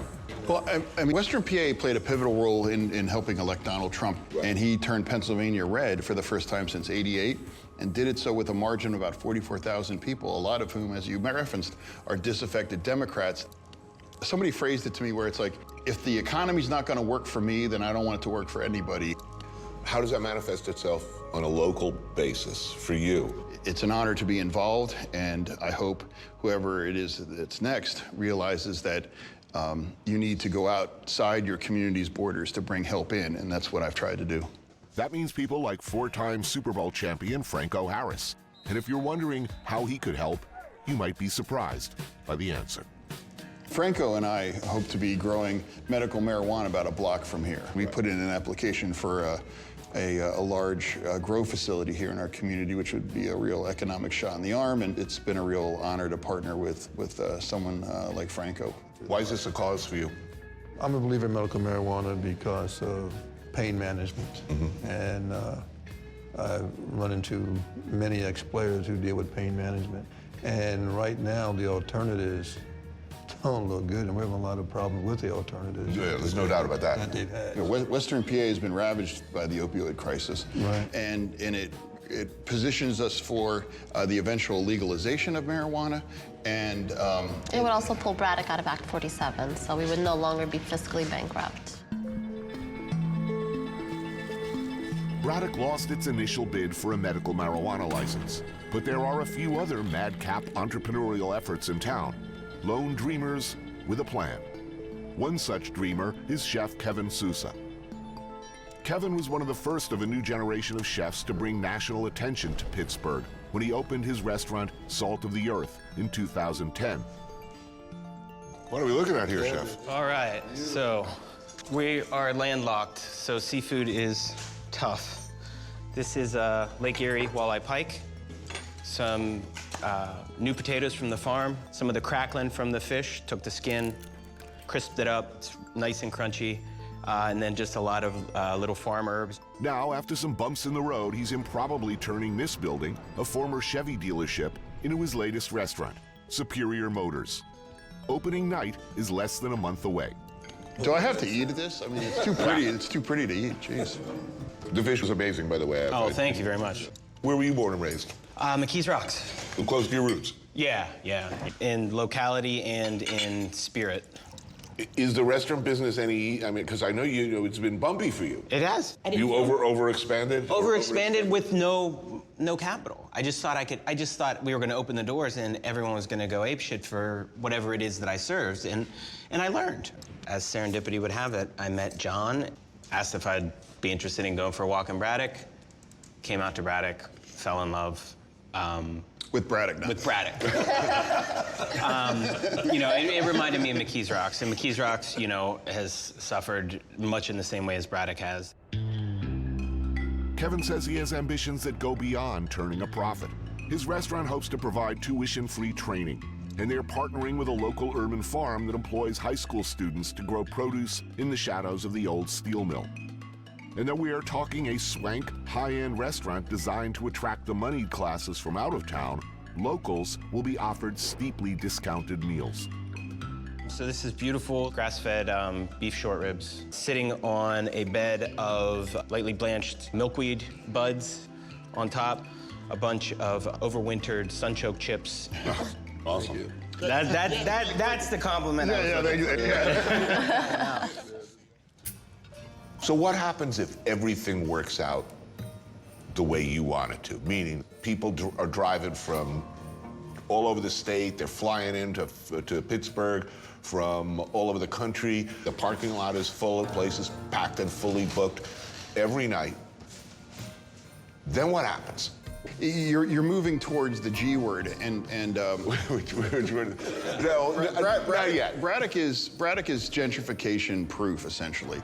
Our biggest challenge has been abandonment, not people being displaced. To directly answer your question, Chef, long after I've shuffled off this mortal coil, the work will never be done here. This is a decades-long process.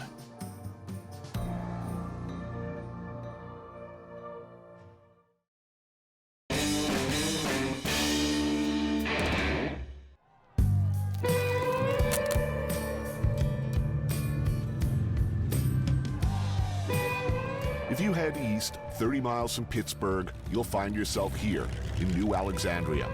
It's a whole other world. No tech incubators here or fears of gentrification. Just good heartland fun on a Friday night. Family, fried dough, and demolition. Brooke Davis grew up a few towns over from here.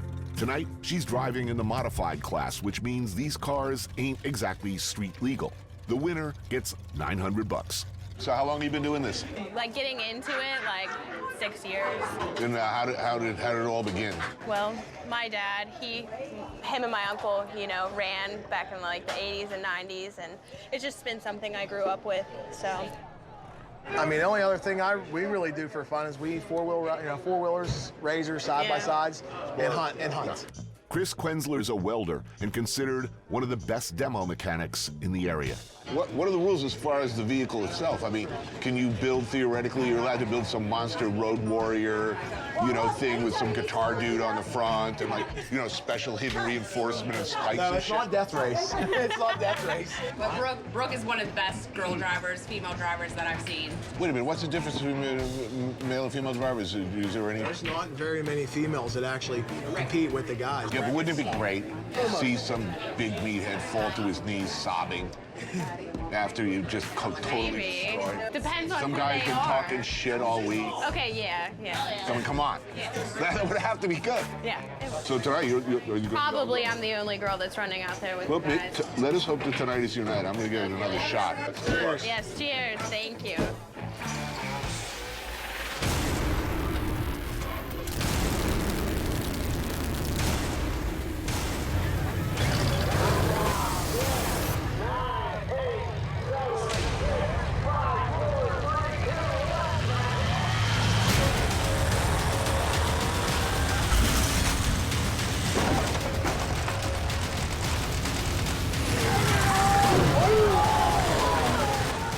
Point of the game is Be the last car running. right. Now, what's the sweet spot? Where do you want to hit a Wheels car? and tires. Yeah. Wheels and tires. Yeah. I like to look for the weakest car, get them out of the way first.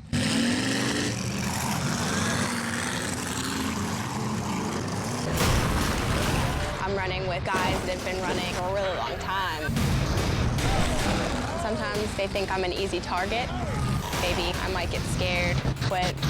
It's definitely not like that. I can battle it out to the end. I'm not gonna quit. What's the best part of driving? I mean, other than winning, obviously. I was gonna say winning. My best moment of driving is anytime it comes down to me and my brother or one of me and my friends, when you get down to the end knowing you beat everybody else. So when you destroy a friend's hopes and dreams, that's... Oh, it's the best.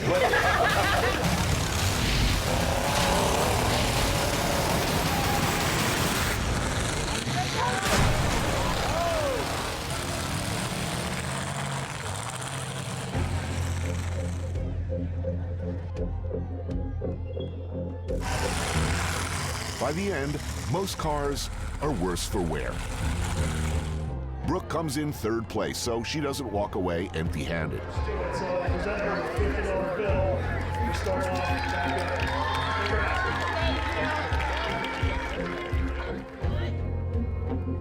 All over Western Pennsylvania, from small towns like this to the largest city, Pittsburgh, people face the same struggles as beleaguered, deindustrialized areas across the country. How do you move into the future and hold on to what you love about the past? There are probably no easy answers. Things will change. They are changing. But for now, let's just wreck some cars.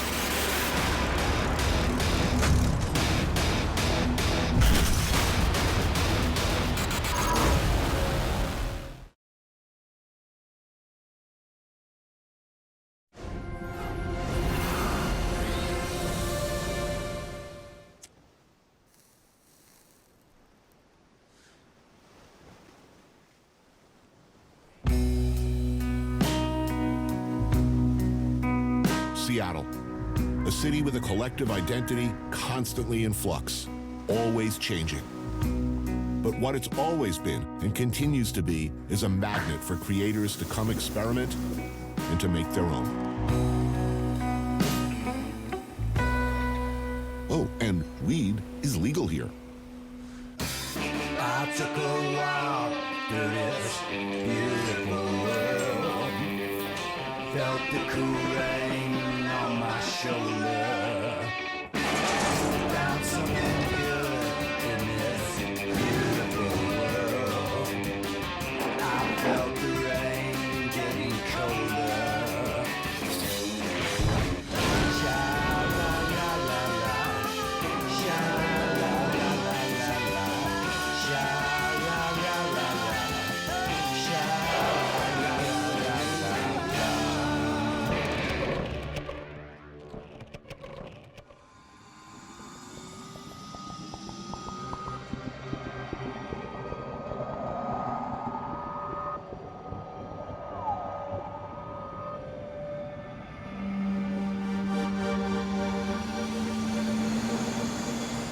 Seattle has always been a place where you can go to reinvent yourself. It's a place that on the surface would seem to require commitment. Famously gray, rainy, not particularly friendly, and all the way up there in the far corner of the country. A place you could get work in the aircraft industry or make music or, rather notoriously, become a serial killer. Whether outfitting prospectors during the Alaskan gold rush or looking for some kind of cred from the music scene. It's always boom or bust. Now it's a new kind of boom. Microsoft, Google, Twitter, Expedia, and Amazon are the big dogs in town. A flood of them. Tech industry workers, mostly male, derisively referred to as tech boys or tech bros, rapidly changing the DNA of the city, rewiring it to satisfy their own newly empowered nerdly appetites. Meet our new apple martini drinking overlords. Tech boys! Tech boys! Tech boys! Tech boys! With your mustache and your paycheck and your blue badge and your lipstick, with your mouth full of the party line and your weekends working all the time, all the time, all the time, all the time. Fish and chips is the thing, right? That's the thing. Yeah. Astra, Elaine, and Dustin Patterson are members of the local band, The Gods Themselves. They wrote a song about the new kids in town. Pacific Inn Pub is a holdout, a place that has so far managed to resist the temptation to appease the invaders. For lunch, fish and chips. You know, bitter old fucks like me are, of course, going to complain anytime we hear about, you know, a lot of high-fiving white guys coming to town. And yet you've created this sort of iconic hate anthem. Can you tell the tech people from the non-tech people? Yeah, they have the badges. neutral colored clothing. They're kind of easy to spot.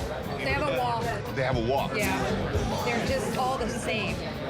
There's nothing that really stands out about them. They're so dull.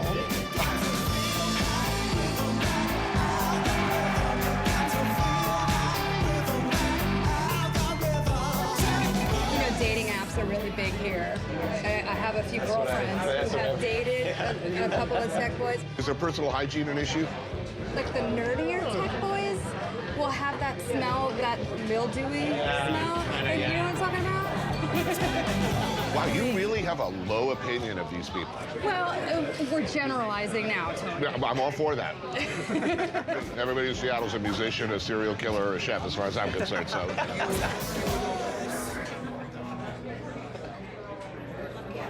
In a lot of ways, I mean, this was always a company town. You know, Boeing, before Boeing, it was a logging town. I mean, the new company is tech.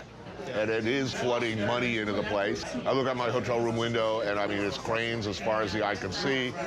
You realize, like, okay, all those cranes out there, they're for high-rise condos. They're for a certain type of person. They're envisioning a certain type of future for the city, and it's tech people. Or, you know, somebody who likes to drive around and pick up hitchhikers and dismember them.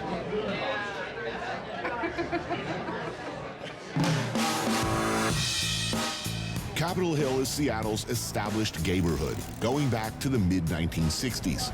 Old school cool, but with every passing day, change. The Hill has become the new weekend stomping ground of breeders from the tech companies, and the locals are displeased. John Criscatello, street artist, is waging a one-man war against the rent hikes that are pushing people like him out of the neighborhood. Are we talking about an infestation of tech bros? Well, is this, what, 10 years ago, would this be a gay neighborhood? It was sort of enclave for artists and for queer people. And so what's happening now? Or big tech corporations that have moved into the city. People need someplace to live, so a lot of development companies bought up every corner. If they keep this sort of facade, they can build taller.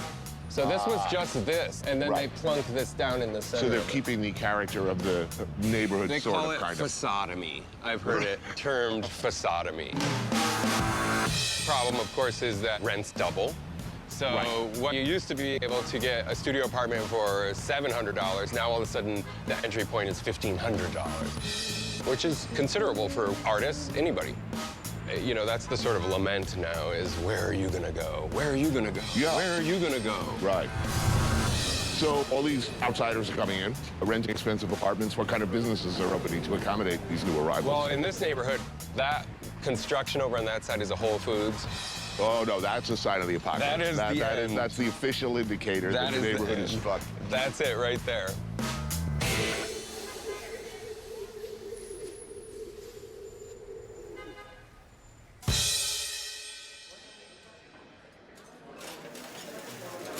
Because of the boom and everything that's been happening, you do have that kind of have and have-nots here. And I think there's an identity crisis where people are starting to really question what is Seattle and who is it? But historically, you go back to the 90s, I mean, it was the city of grunge. And now I would say it's the city of geeks. And it's boomtown right now. And yeah, this kind of boom does happen in other places, but then again, it doesn't. John Cook and Todd Bishop of GeekWire, an industry-leading news site that started covering the tech industry back in 2011. Lunch is at Revel, right down the street from their offices. The chef is Rachel Yang, and the food is Korean.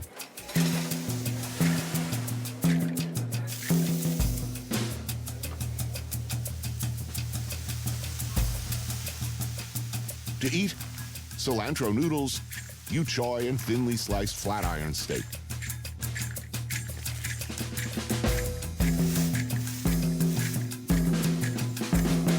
Kimchi pancakes with braised pork belly and bean sprouts. Marinated short rib rice bowl with house sambal, daikon, kimchi, and egg. And short rib dumplings topped with pickled shallot and scallion salad.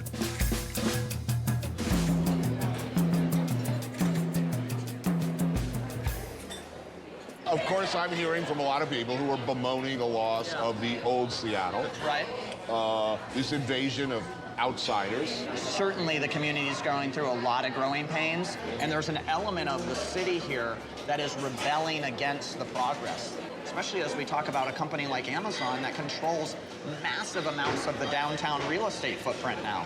And that's what scares a lot of people here, including myself, because I see how the trends of history change, especially in technology, that one day Microsoft's hot, the next day Apple's hot, now Amazon's hot. They go through these cycles and they don't always live through them. And we're left with a city that's totally transformed because of it. What percentage of the total dollar-generating space on the internet is occupied by porn? Well, you know, this is Todd's expertise, so I'll defer to him. Historically, the adult industry, even if it's not completely dominating the economics all the time, it is the leader of technology. It's the first with HD. It's the first to try out a new wave of 3D technology, virtual reality, augmented reality, and you see it over and over again. The latest is VR and AR. Yeah. Do you know the #1 search term on porn websites for the Seattle area?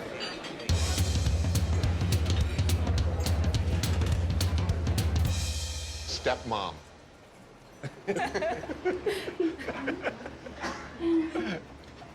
Who wants to fuck their stepmom? Jesus. Jen McEwen and Jesse Adams are two nice people who've chosen the porn business as a way to make a living. They launched My Candy, the world's first mobile app store for masturbators and aficionados of graphic erotica. But they are looking ahead, the next levels of porn. Personalized, interactive, virtual reality porn. And I can tell you, my friends, it's chillingly realistic. Generally speaking, who are your customers demographically? Mostly male. But yeah, they're coming from all over the world. Right. They're looking for more unique experiences, and I think that's why VR is very important for them. And just also a lot of people who say they discovered their sexuality and their identity through stuff like this.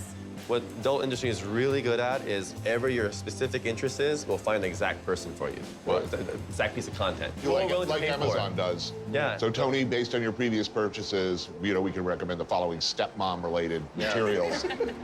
So you want to see some VR porn? Yeah. Yeah.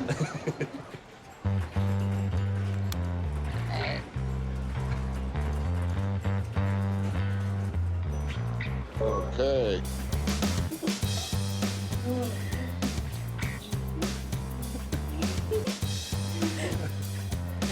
God.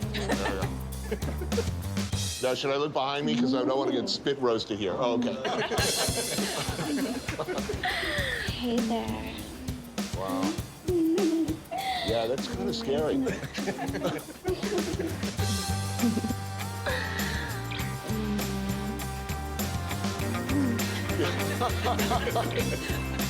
It's good.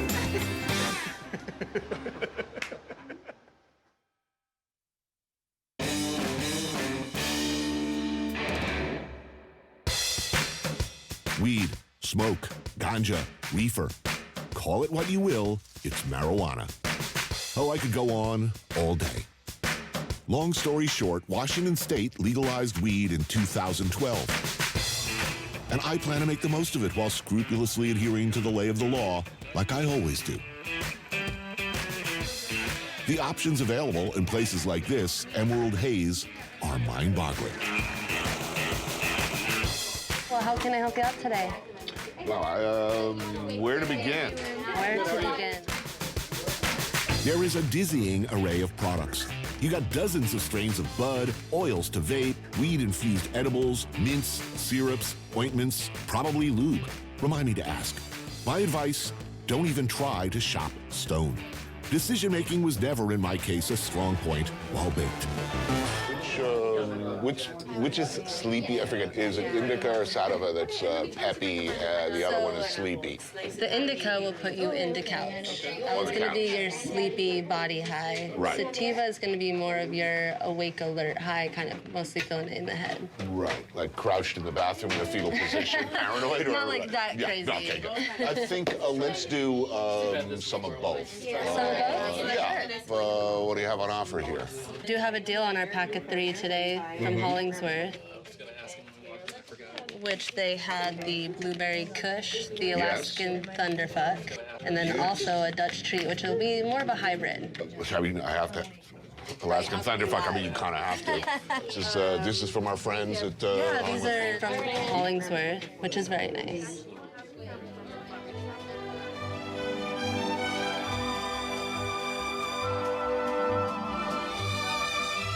Two hours outside of Seattle lies Hollingsworth Cannabis Company Farm. The woods are alive with, well, weed. Rows and rows of weed, carefully grown and tended to by one family. Third-generation Seattleites, the Hollingsworths. And at the helm of the company, these guys, brother and sister duo, Raft and Joy Hollingsworth. Oh, hi! Didn't see you there. Wait, hold on. Oh, hi. Didn't see you there. Didn't see you there. Can you say 2013, then you say the rest of the No, shit. I can't remember. Okay, we're gonna do it. I'm Joy Hollingsworth. I got it. Oh, hi. Say it, say it. Let's take a closer look, shall we? While some corporate outfits are rushing to cash in on the new crop, the Hollingsworth Cannabis Company is doing it a slower, more personal way. Solar-powered greenhouses, hand-trimmed buds, and hand-packed bags ensure the freshest and highest quality of chronic. They're keeping it all in the family. Raft runs the manufacturing and growing. Joy does the processing and sales. Auntie came out of retirement to assist with the oil cartridges. Dad puts labels on the packaging, and Mom fills the ready rolls and assists in quality control. As I will, and have, and will again.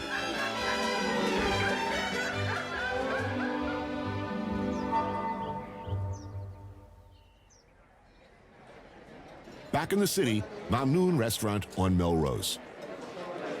Have you been here before? Absolutely. This is a good spot. How you doing? I've been smoking some of your products, so if I'm a little unfocused... Before this, you did? What's that? Before this? Before this, yeah. He said, what?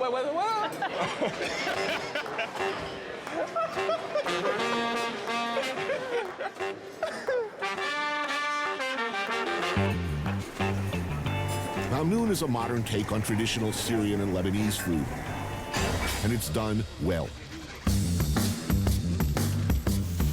There's Baharat spiced beef and lamb kebabs, fried cauliflower with tahini, a summer fateh with local squash and charred tomatoes topped with sizzling brown butter and pine nuts. That's sweet and sour rice wrapped in grape leaves. This looks so good. The hummus is great. This is my favorite cuisine. So how's business? It's been an interesting 3 years because I feel like every year we've been like refining the process and trying to get better. We're the little guys. Right now, we're mom and pop.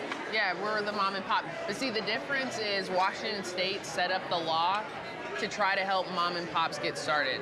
How did you convince the family? This must have seemed like a sketchy venture. Yeah. It's a gamble. Raph said, hey, I got a family meeting. I need you here tonight. And we're all sitting there, and he puts on his little PowerPoint on the TV, and it's about 32 pages. And he tells us, hey, we need to go to Mason County, grow a ton of weed. And we're all like, what are you talking about? And my mom raises her hand, and she goes, wait, I have something really important. We all look at her, and she goes, I want to be R&D. Can I smoke and tell you if the weed is good? And then all of a sudden, he starts moving. My business plan ended at get a license. To get a license, it was to build a fence, put up some cameras, right, and get out the way. And they'll come, give you a final inspection, and now you are licensed to grow weed in the state of Washington. How many people are growing weed, do you think, in the Seattle, Washington State region? There's a lot. There's over 1,100 producer processors in Washington State. and about 400 licensed retail stores. Weed, everybody smokes weed. There's so many people of all different types that smoke weed. We did a store visit, and we saw people come in and out. Grandmas, moms, professionals. Like, I'm sure if that store took demographics of their clientele, Right. they would have a spectrum of different type of people. People who like to get high, what do they want these days? There are so many choices. Our biggest seller are the pre-rolls. People like ready-made cannabis. People want to buy and get high. Loose joints. Loose joints, most I mean, people. really? People don't like to roll They their don't know how to own. roll joints. No. People, teach your children. Well, I mean, this is a basic life skill.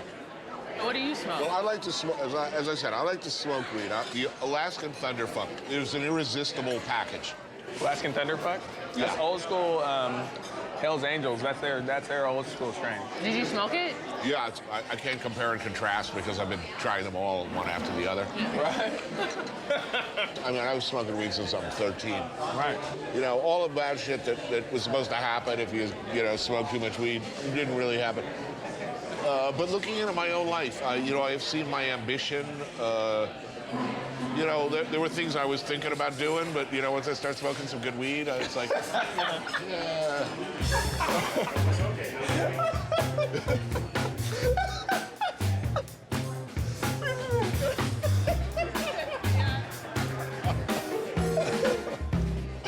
Okay, I'm good.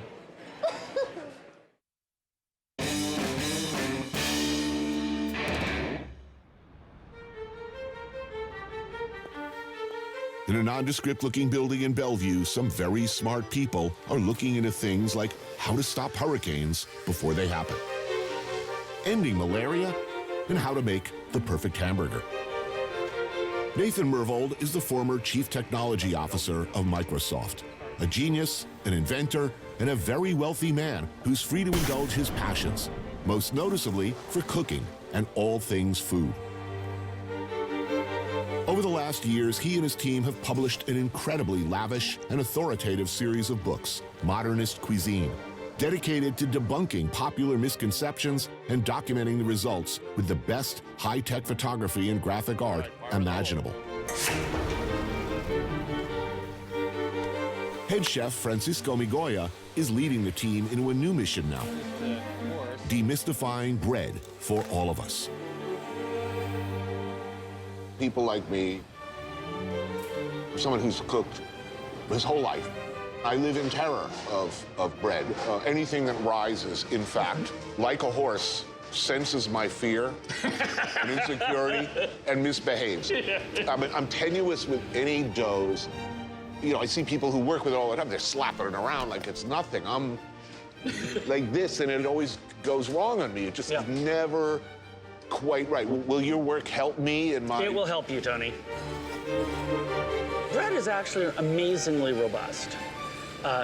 Although we've got lots of recipes, recipes aren't as important as understanding sort of the fundamentals of what's going on.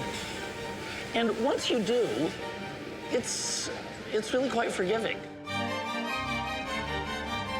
Few things are more mysterious and unknowable than the bagel.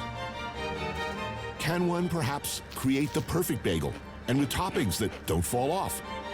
As a New Yorker, I'm inclined to say no, but now I'm not sure. And what is this? Bread in a jar? But what? What is going on here? This is the kind of sick thing we do. We wondered, could you can bread? By God, you can. This is rambabas. Oh, I which love is a bread in the sense it uses yeast. Yes. And we canned them. And now watch what happens when we open it up. Isn't that awesome? Really good. And how long will this stay in there? 9 months. And it So still I can have seems good? perfectly fresh bread in 9 months if I just pop the top on that thing. But look, jaded cooks and chefs like me, they still find there are certain unknowables or things that cause them to pause in the kitchen and gaze with wonder at the magic of something like bread. Aren't you afraid that in some way you're doing Satan's work here by quantifying magic? Food is a very romantic thing. It's usually experienced at best, in an emotional way. Absolutely. By explaining it. Absolutely, it's emotional. Absolutely, it can be art. But knowing how to do it right, to me, doesn't diminish that.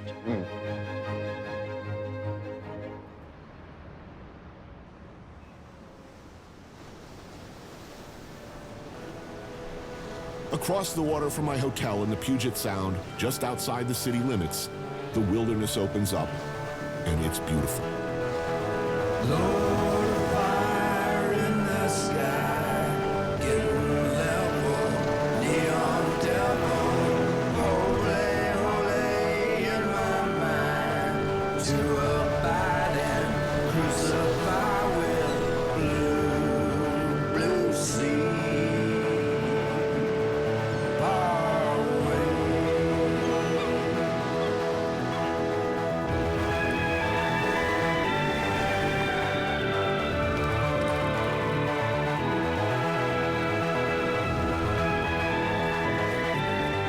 On Vashon Island, a clam bake with Dungeness crab, spot prawns, mussels, corn, and potatoes covered in kelp and steamed together under burlap.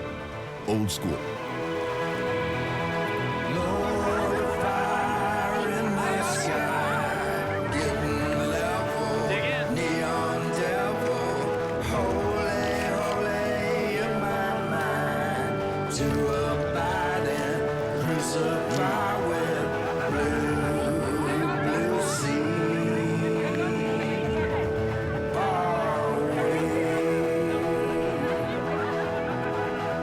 Chefs Grant Crilly and Chris Young worked with Nathan at Modernist Cuisine before breaking off to do their own thing, Chef Steps, a high-tech outfit dedicated to help people cook better with step-by-step video apps and interactive content. Essentially, the way we look at it is our job is to help people cook a meal for their family, cook a meal for their friends where they're happy and didn't know they could cook that well. Yeah. Because we're kind of technologists too. We think, you know, there's a role for technology, but there's also a role for craft and tradition. I think there's an element of uncertainty and risk that is very exciting to me when I cook. You know, it's the imperfections in life that are most interesting. If everybody knew how to sauce pasta correctly, I don't know that that would make me happier. The kitchen is a pretty scary place for a lot of people. And so if you can bring technology in that takes that fear away because they know that it's going to come out well, they're going to be happy with the result, that'll get them to cook again. Coming from the guys who, you know, wrote Modernist Cuisine, we're trying to find that 21st century blend between YouTube and Instagram and technology and tools like that with the things that are great about cooking, which is sharing a meal. I think you're missing a central dynamic here. I mean, why do people Instagram pictures of food? To share their wonderful eating experience? No, it's to make other people feel bad about what they're eating. It's like, look, I'm eating I agree with that all for these sure. incredible crabs, and you're sitting at home in some, you know, dirty underwear eating Doritos. I mean, hopefully. I mean, Doritos are pretty tasty.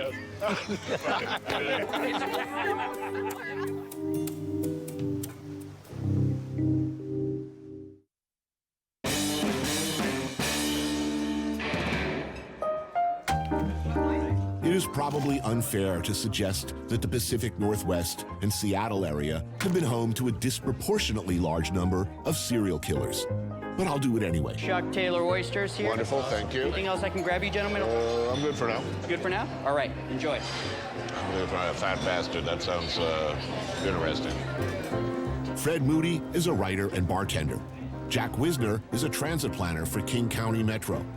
And Knut Berger is a journalist and columnist for Seattle Weekly. Old school Seattle all. Taylor Shellfish Oyster Bar in Pioneer Square is old school too. The Taylor family has been farming more than 12,000 acres of tidelands in the Puget Sound, Willapa Bay, and the Hood Canal for over 5 generations, since 1890. With 3 restaurants in town, they know what they're doing. I can eat these whole, head, tail, bones, and all? Yes. Whole local smelt, flash fried and served with pepperoncini, sambal aioli. Local Dungeness crab cooked and chilled with pickled ginger sauce. And oysters, lots of oysters. Seattle has been for a very long time considered one of the more foodie, for lack of a better word, foodie cities.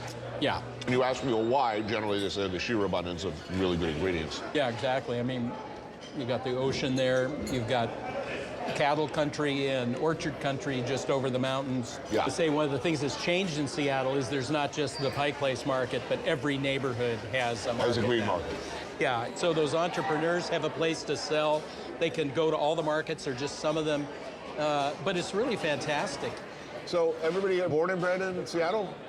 I was, yeah. Born here? Yes. Bellingham, which is... Oh, sure, serial killer capital of the world.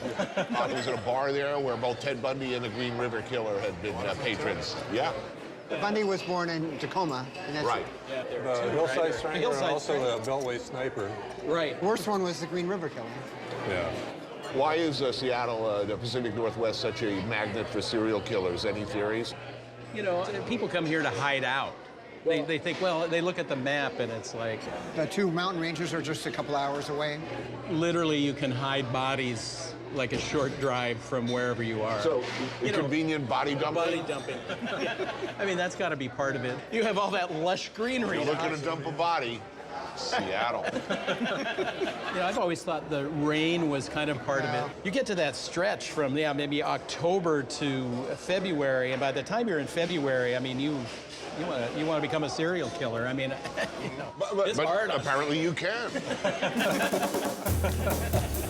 Is Seattle a teeming hive of serial killers? Or am I just an idiot with a morbidly overactive imagination and an attraction to the dark, ugly side of life? Meet retired homicide detective Mike Szynski, who for over 12 years specialized in cold cases in the region. We meet at the Shanghai Room in Greenwood, where Fred Moody tends bar. The North Star Diner next door provides nourishment. Crab, bacon, and melted cheese is, when discussing dump sites and ligature marks, a must. Why does it seem that there's a disproportionate number of serial killers in the Seattle and Washington State area? Do you have a theory on this? Well, I don't think that most serial killers are went shopping for areas where they live. They just where they ended up. Well, when you're a detective for as long as I've been a detective, and you're around very evil people, it's a place where I don't want you to have to come and look at through my eyes. And I could talk to you about it and all that, but I hope you never have to see it like I seen it, because it's a different place. It's a place you don't want to be.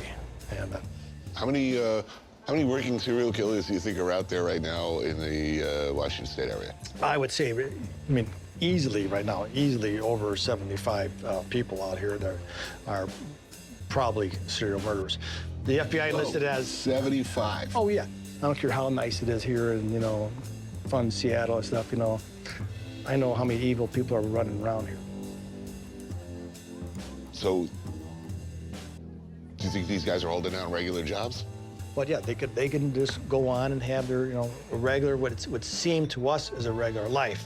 They can also have wives. I always worry about that. I always wonder about the wives. It's like, don't you notice, the mementos and the unusual odor coming from the crawl space? I mean, what the John fuck? Wayne Gacy, exactly. And dress. What's with the whole clown outfit? I mean, first of all you got to do is put on a clown suit, and already you're a suspect.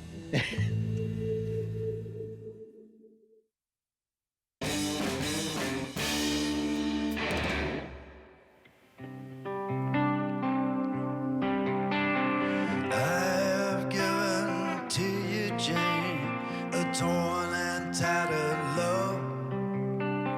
Do you hear the tolling bells that ring down from above?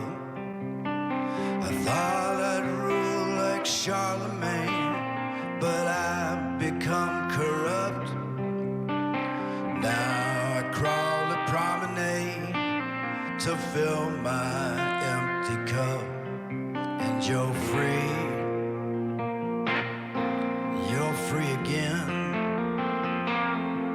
one more time.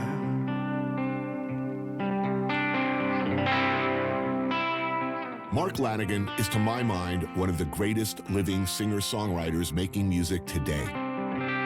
His songs and lyrics, reflective of a long, hard life, cut me right down to the bone. His career has spanned 2 decades, beginning with the Screaming Trees in the 90s and continuing through numerous brilliant collaborations with artists like Queens of the Stone Age, PJ Harvey, Kurt Cobain, Uncle, Mad Season, the Gutter Twins, Isabel Campbell, and Massive Attack. Maybe you know him from such theme songs as this show.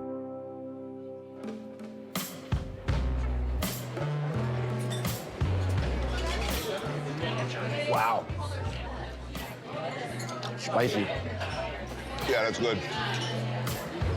Dinner with Mark and touring guitarist Jeff Fielder at Ocho in Ballard, where they serve up generous drinks and Spanish-influenced tapas. You grew up around, what, two hours outside of Seattle? Yeah, in eastern Washington, which is like countryside, ranching, farming community. You don't live here anymore. You live in LA now? Yeah. How long since you left? It's been 20 years. Oh, wow. But I come back here, you know, a couple times a year, play shows. I still have family in the city, and I think of it as home still, you know. I always will. It's just, it's the home I don't live in anymore. We put on the long white dress while I burn when there's no more tomorrow. Will you walk with me underground and forget all the sadness and the sorrow? Ba-da-da-da, ba-da-da-da-da.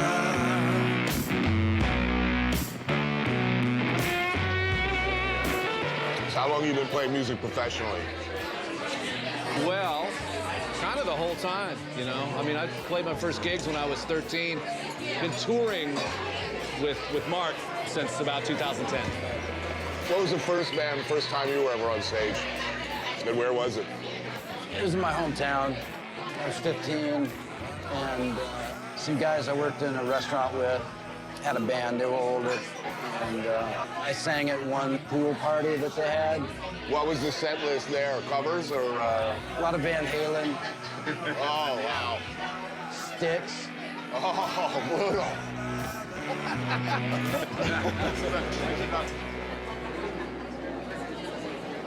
You have played and play with a lot of different people from different styles of music. I think a lot of musicians I know and have met would have a hard time with that. You seem to move effortlessly around.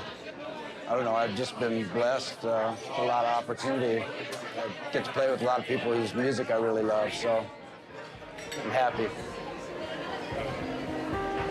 You know, after having been in my own band for many years, and suddenly, like, I'm taking jobs where I'm just playing part of somebody's set.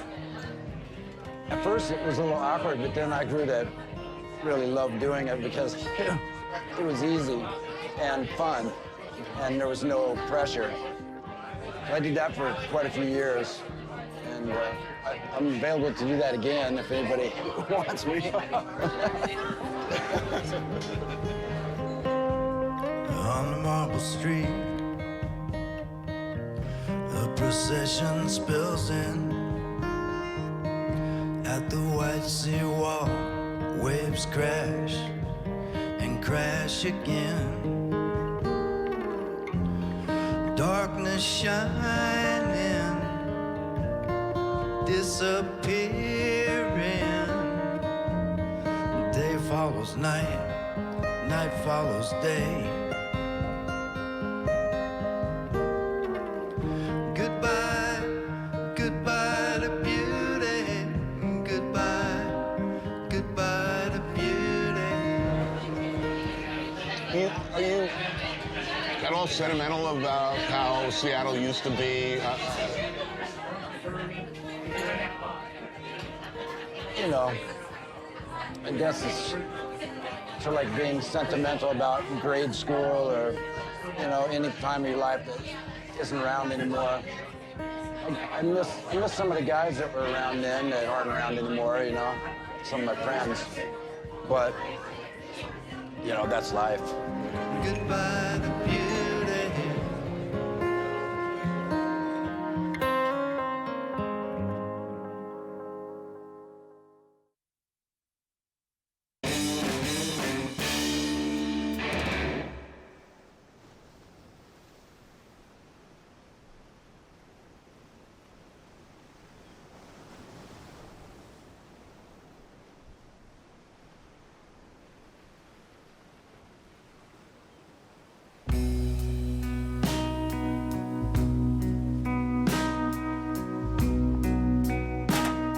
next to making a proper omelet or like wiping your own ass, knowing how to roll a joint is an essential life skill for any self-respecting member of society, in my view.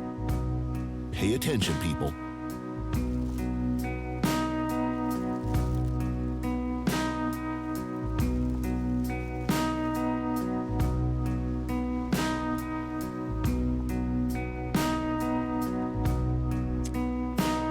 Can you stay here next to me? We just keep driving. Because of you, I see a light. Yeah, Buick's a century, a 73 like you. Some strange religion. I get my hands on some money, mama, and a shot in the night. Stared down the past and just got my eyes. I almost called it a day so many times. Never known what it felt like to be alive. Till you've been a friend to me like nobody else could be.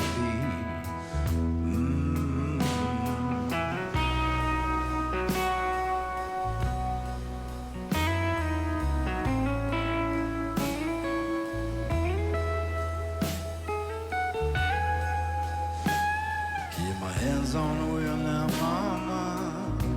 I'm gonna honestly try. She looked past the scars and the burned out eyes, and could see I'm no easy ride. She's just the kind you might get you by. Some strange religion. These jacket diamonds kicked her heart around. Should've known they were walking on holy ground.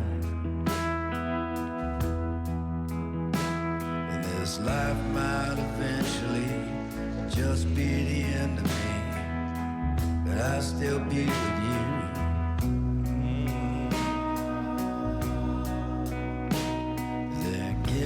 Next to me, I just keep driving. Because of you, I've been alive. And the Buick's a century, 73 like you. Some strange religion. Buick's a century, 73 like you. Some strange religion.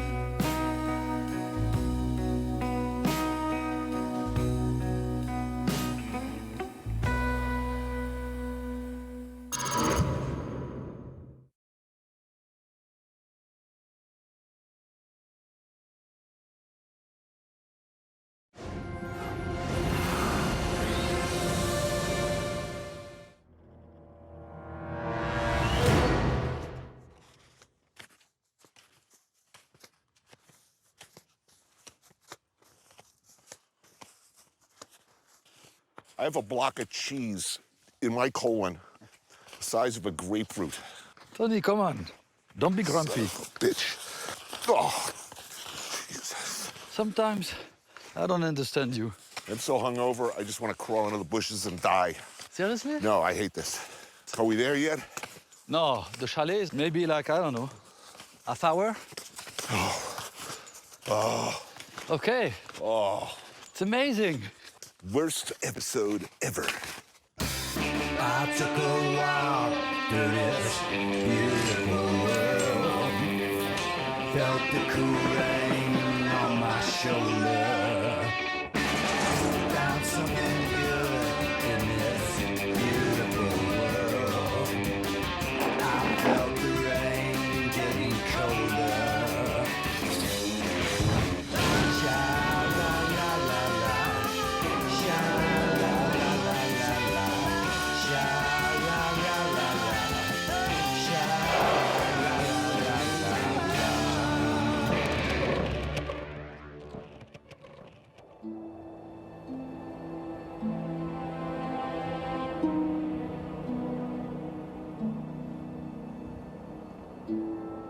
the French Alps. Lovely Italians on one side, but the terrifying Swiss on the other. They're close. Too close for me. A man with a neurotic childhood fear of alpine vistas, yodeling, even cheese with holes in it. But my friend Eric requires payback. I have, in recent adventures with him, been unkind. He grew up in mountains like this. He's an expert skier. This is like home to him. So I thought it was only fair that he get a chance at payback. I am not a graceful skier, but I am an enthusiastic one. And that's what you come here for in winter and early spring. Some of the best slopes on Earth. Also cheese, apparently. Lots of cheese. Just take your size. Yes. Okay. Mayonnaise, prochaine fois. What do you think? Yeah, they feel good. That feels good. Yeah. You learned to ski in what? In the Pyrenees, right? Yeah. I learned to ski in New Jersey. It's the same. Yes. Yeah, that's what I always said. You thought you were going to the moon or what? Hey, warm feet are important. Nothing is more demoralizing than cold, wet feet. You'll be bitching in those things. Yeah, No, man. You'll look cool. This is gonna be like sponges. You wish me bad luck. No, I don't. I just think you should have proper footwear, man. Prior preparation prevents piss-poor performance.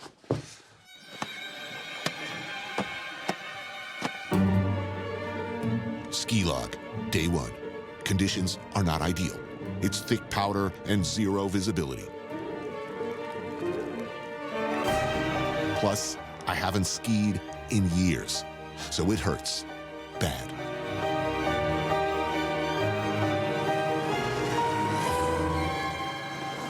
But God bless the French, they can't go too long, not even down a mountain, without eating well.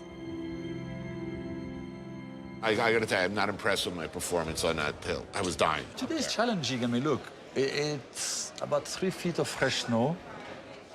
The visibility was okay, barely okay. A year ago at this time, I was a killing machine. Now I was like, I was seeing stars. I mean, Oh, it's the altitude.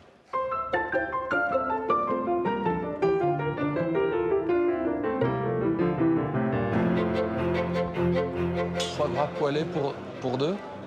Côte de veau. Et côte de veau. And some extravagantly fantastic red wine. We blow up the budget. Kill them. Kill it? Okay. Kill them. Okay, hold on. Definitely the 66 Latour. How much is it? Is it expensive enough? Yeah. Oh, yeah. They're gonna love you. We deserve it.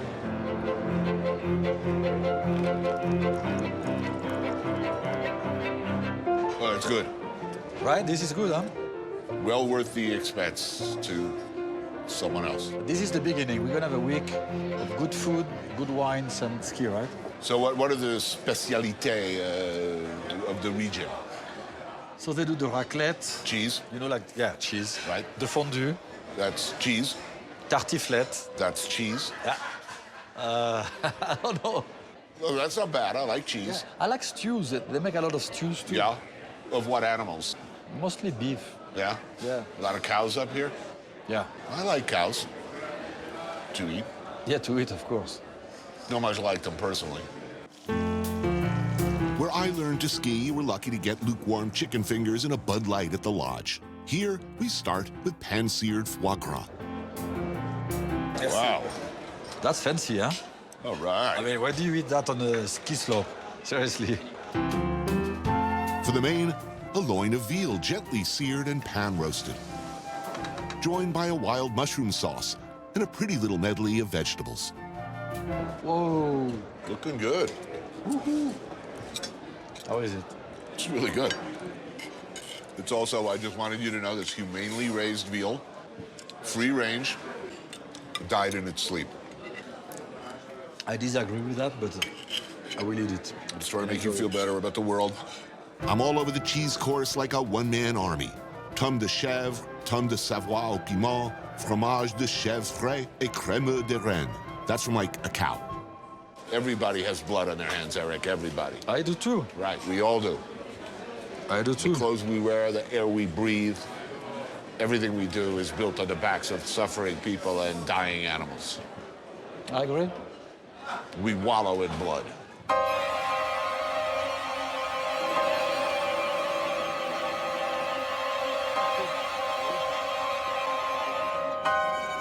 Ski log, day 2. Yesterday, Chef Repair showed no mercy on the mountain. Today, conditions are more to my liking. A small wager might have been made. Loser might have to eat at Johnny Rockets. Today, it is on. Ready? Yeah. 1, 2, 3.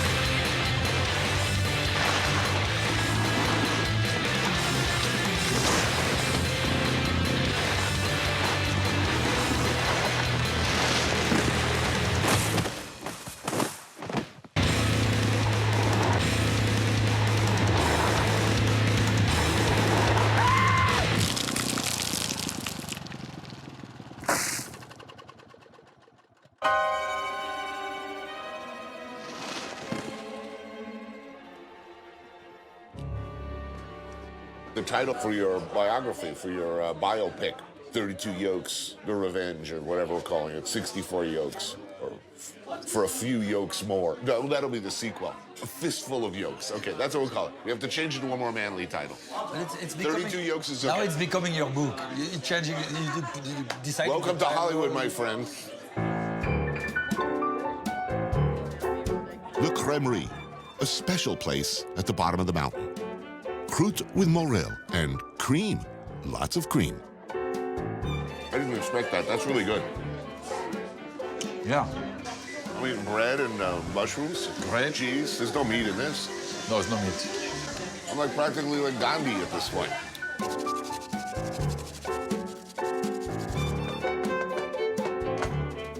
I'm not drastic. I'm not saying don't eat meat, become a vegan. I'm saying let's eat less meat. You just think it's better for the planet? It's good for the planet. It's good for our body. It's good for the animals. I'll stand outside Le Bourdain. I'll tell all your customers that. You know, this fish thing, you should really... You should eat some vegetables.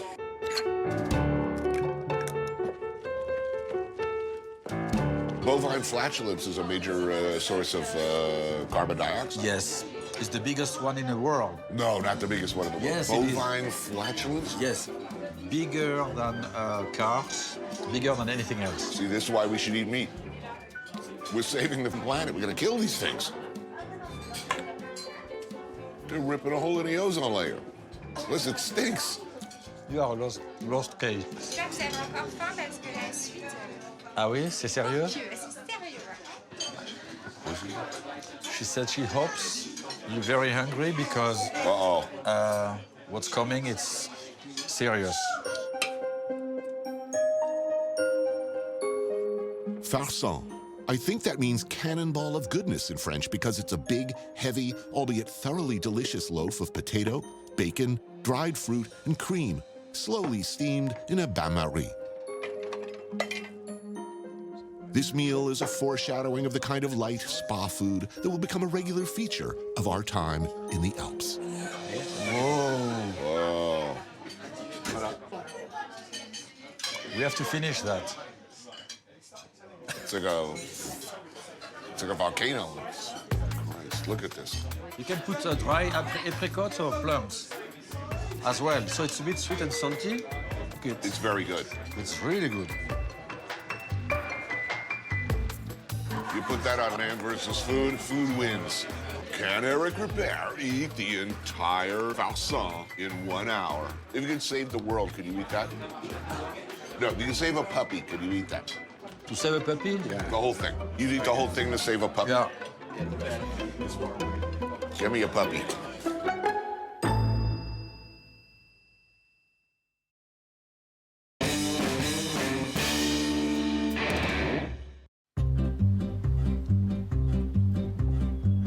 Vous êtes passé dans ma rue, chevauchant votre deux roues. En moins d'une seconde, vous avez disparu. Oui, peu ou prou. Ah, nature, the rustic charms of the farm, proximity to one's ingredients, the smell of fresh grass, manure, livestock. I love it. No, actually, that's Eric. I didn't mean to be presumptuous, but last night after a dinner, I went back to my room and I whipped up a little pâté for us. Yes, of course. I thought the croûte came out pretty well, don't you think? Yeah. I mean, not bad for a little microwave in my room. Because I know you're a man of expensive tastes. I foraged for truffles this morning. I rented a truffle-seeking pig. I managed to dig this guy up. It's pretty nice. Want to do the honors? Yeah. Wow, look at that knife work. You should be a chef. A nice cheese selection from this very farm.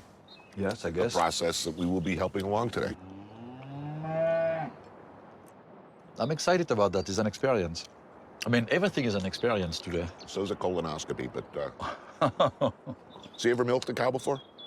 I love going to the farm when I was a kid. Yeah? They had 20 cows. In the farming community in which you grew up, did kids at school ever brag about sort of, I don't know how you describe this for a family audience, but inappropriate contact with no, with farm animals? Really? Never? No.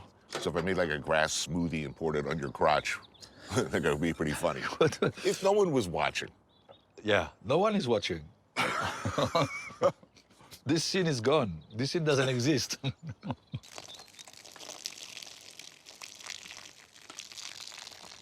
Don't do that while I'm milking you, man. She's like... Now, the milking thing, I have some concerns. I'm afraid. Are you? I'm a little afraid. I think they sense that my Jersey roots as opposed to, your country ass, They know you, they recognize you as one of theirs. Mais alors, Didine, hein? You don't like Tony, huh? Don't let him do it. Kick him in the balls.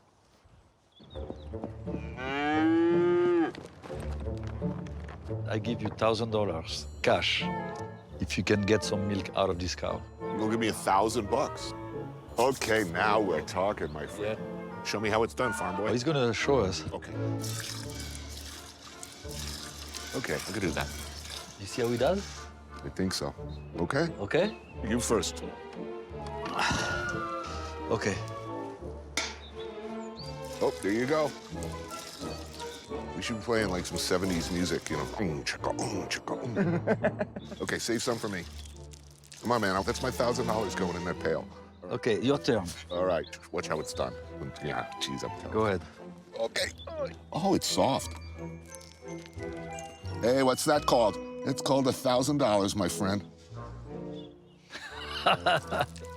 Oh, that's strangely satisfying. That's my grand.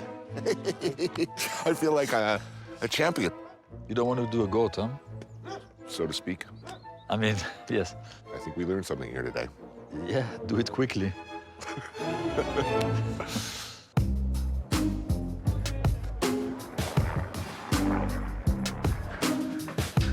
Cheese. Don't get me wrong, I love cheese. I adore it. But it's day 3 of non-stop cheese, and we haven't even scratched the surface of the many wondrous specialties of the region. Hôtel de Bouet has been around for many years. One comes here for the cheese. In this case, the iconic raclette and the equally iconic fondue. Alors, can I have a drink with you? Please. Marianne Chanel and her siblings are the 3rd generation of her family to run this place. So this is a family business? Yes. For how many years? Soon 130 years. 130 years. So in the family the whole time? Yes, it's my great-granddad. Great-grandfather. So you're gonna have to help us. I explain. Finally, raclette. I've been waiting for this. I know. Would you like a direct on your potatoes? Please. Oh, it bubbles. Yeah. Alors, I cut with this part. Oh, man, yeah, that's... Whoa. Vous voulez essayer de la couper? Yeah, man, go for it. You want to try? No, go for it, big boy. All Il right, faut here que we tu go. recules ça, ici comme ça. Je te laisse faire, hein, je te laisse faire. Okay. Ah, il faut y aller vraiment, vraiment, vraiment, vraiment. I think, no. Is there a future for him in the restaurant business? I'm not so sure. Normal humans do not usually follow multiple wads of oozing cheese melted over potatoes with a molten pot of more cheese. So, you excited? Finally, your fondue? Yeah. But we are no ordinary men. We are titans. We are centurions of dairy products. C'est de la Okay, fondue. let's do the fondue. Do some 8 slowly. Figure 8. 8 on the bottom. You touch the Right. bottom. Maintenant, tu turn like this. Yes, yes, yes. Oh, man, that's good. It's what I said. When you do that to the end of the fondue, Right. the fondue is perfect. You know, you should know, he bet me $1,000 today that I could not milk a cow. And you do? I did. Yeah. Victory. Look, I know what to do with a cow. I know what you do. You're gonna. You put in your fridge. Exactly. Right. L'œuf, le sucre, le schnapps et un pichet de blanc. How can you do it? Can I do what? I mean, to be surrounded by this much great cheese. Well, we ate about a pound of cheese each. You're gonna have a big cannonball of crap lodged up your butt like a baby head. The size of a freaking baby head. You will understand the agony of delivery. We are not leaving this table. Well, we are, because there's a bunch of drunk, horny mountaineers coming in later. Oh, we're gonna party with them, happily. No, because I believe there might be yodeling involved.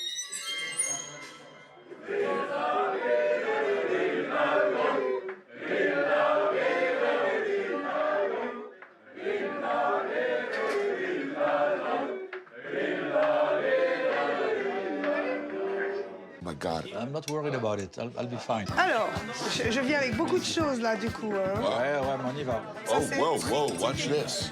Okay, here goes the egg. Crumble un peu. Oh, now we're getting serious. Du sucre? Ouais. This is a Kirsch Haute-Savoie. I try? Yeah. Oh man, that's good. It's different, hein?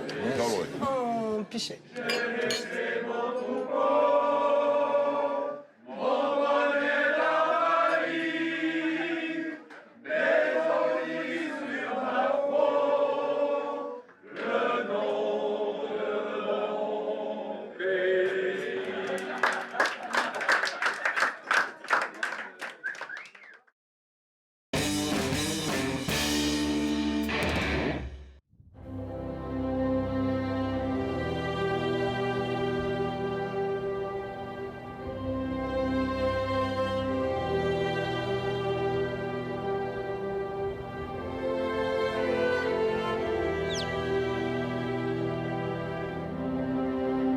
Holy Christ!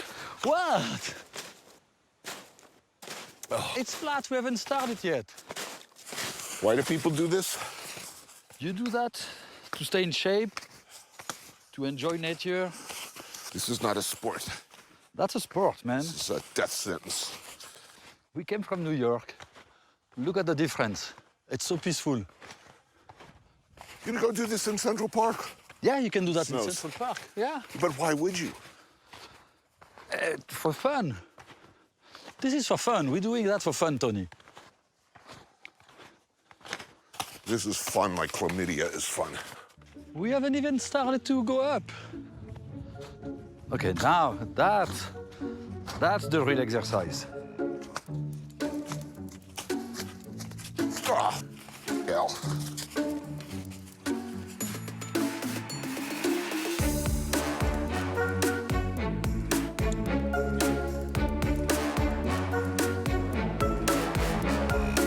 Every chef needs a mentor.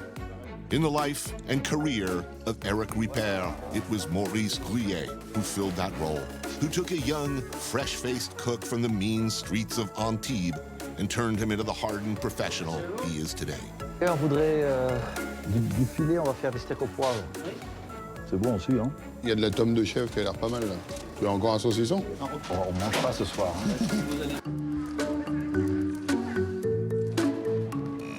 Hey, je pense assassiner Tony. Ce soir serait parfait.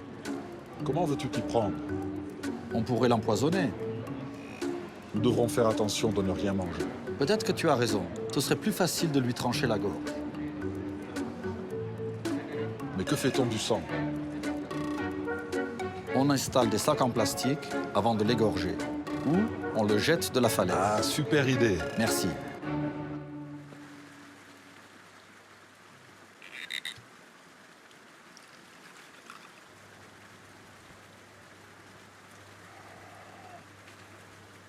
Breakfast. Bonjour. Bonjour. Bonjour. Il nous faut du champagne, Un du Bourgogne. un Bourgogne blanc. On a besoin de cognac, une petite bouteille. Cela fera l'affaire. Cela complétera parfaitement l'assassinat d'un animateur d'émission télé. Donc nous avons notre cognac, champagne et le garrot. Ouais, ça va. À la santé de Satan. Qu'il règne pour l'éternité.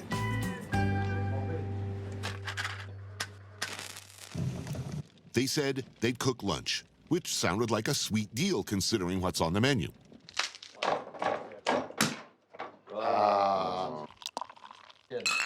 Start with heaping spoons full of the finest Osetra caviar.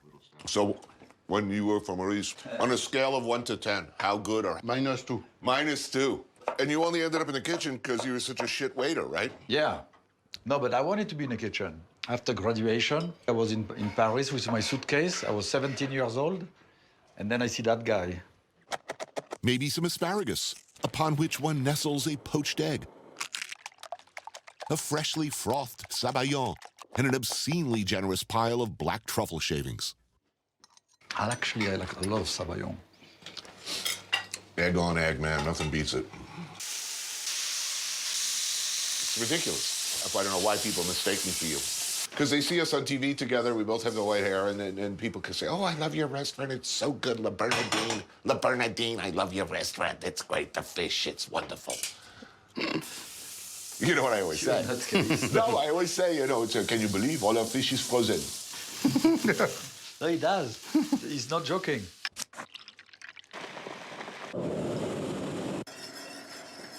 Steak au poivre with some fresh morel and new potatoes. So what was 32 yolks again? What was that's a recipe? For the Hollandaise, for his Hollandaise. 32 yolks. Yeah, to make the Hollandaise for him. No, it's an excellent book. Thank you, Tony. My favorite part is when you're in prison in the south of France. They force him to bite the heads off live chickens for the amusement of the other convicts. That was a good scene. Or was that Midnight Express? It was Midnight Express.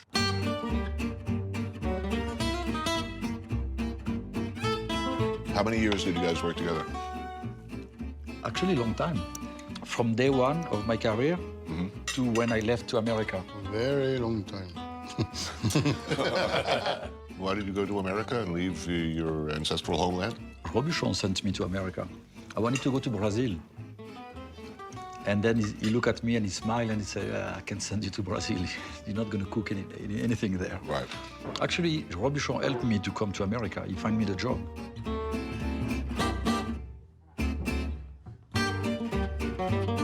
Yeah, what would you have been if you'd failed as a aspiring chef? What was your fallback position? I wanted to be a forest ranger. Forest ranger? Yeah. Why? You like nature or something? Yeah. What was it, the uniform? You like the uniform? No, the shorts, they get shorts and a little hat like Smokey the Bear.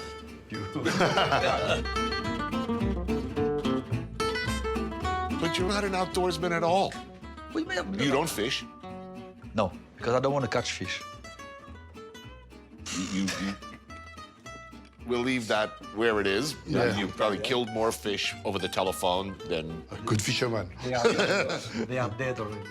No, they killed them for you. Don't say that. Ah non, ça va. You're like Scarface. You... Don't say that or I give you a lot of salad.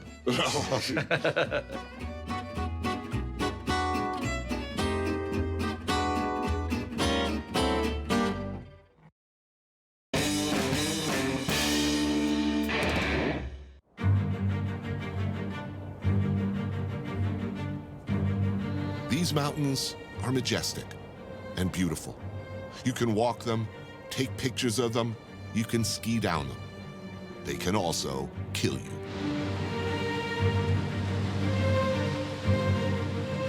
So when shit gets bad and you find yourself a tangle of busted bones and torn flesh, having slid off a lonely high-altitude piste, it's people like Laurent Langoisseur of La Compagnie du Mont Blanc who come and save you.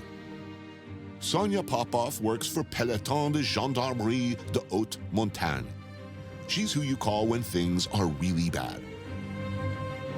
This was Eric's life dream as a young man, to be a park ranger in the Alps or in the mountains. This is what he wanted to do as a young man. I wanted to be you. Let's face it, your career as a chef is coming to an end. You just turned 52. Is it too late for him to start?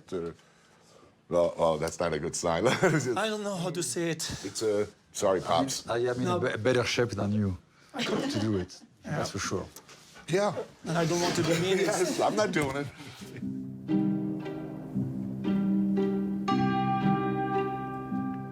So what's the most common injury? So a lot of knee and shoulders, dislocated shoulders. Head injuries? Concussion? Yes. I mean, I notice, there's a bar here. I mean, how stupid do people get on the mountain? You will be very surprised. We see people not trained, not well equipped, following like ski tracks that get them to crevasses, glaciers, crags. Right. So if he drinks 2 bottles of Genepi and he goes off-piste and falls into a crevasse,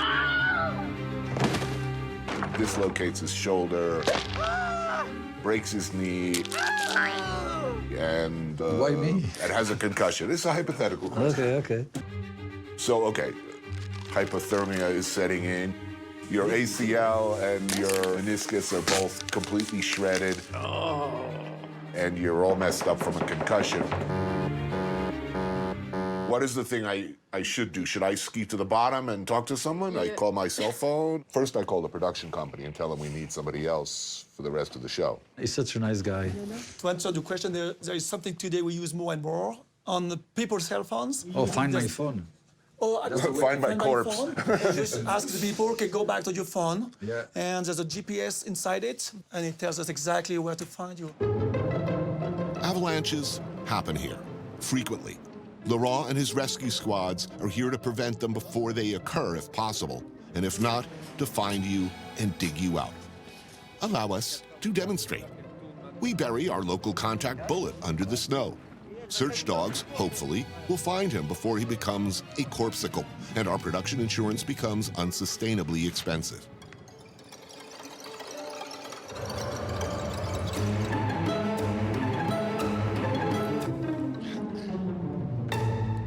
So how common are avalanche? Where are they most likely to happen? Anywhere but the ski resorts. Most of the avalanches that kills people is not into a ski resort, it's outside the boundaries. Well, here's a question. Oh, great. So Eric comes back after he's recovered from his injuries, and he decides to go mountain climbing. And he gets drunk again. Something happened to me, you're gonna remember, I tell you that. And he climbs the mountain. And he gets buried in the avalanche. And he's buried in the snow. What happens then? Or do you just say, see you in the summer? Find my phone again. Well, first you have to find the location, the whole location, and then we have a transceiver locator, like this one, which is an example. Yes. And when you are caught in an avalanche, They look the for it. rescue team, ski patrol, will come with the same one, and then they can find the signal. And then they start digging. How long can you live under this snow if it's not... You have 3 minutes. 3 minutes 3 minutes if you can breathe. Right. But sometimes you have a little place for A breathing. little room? Yes. And you can survive half an hour, 1 hour. So I shouldn't give up too soon. Yes.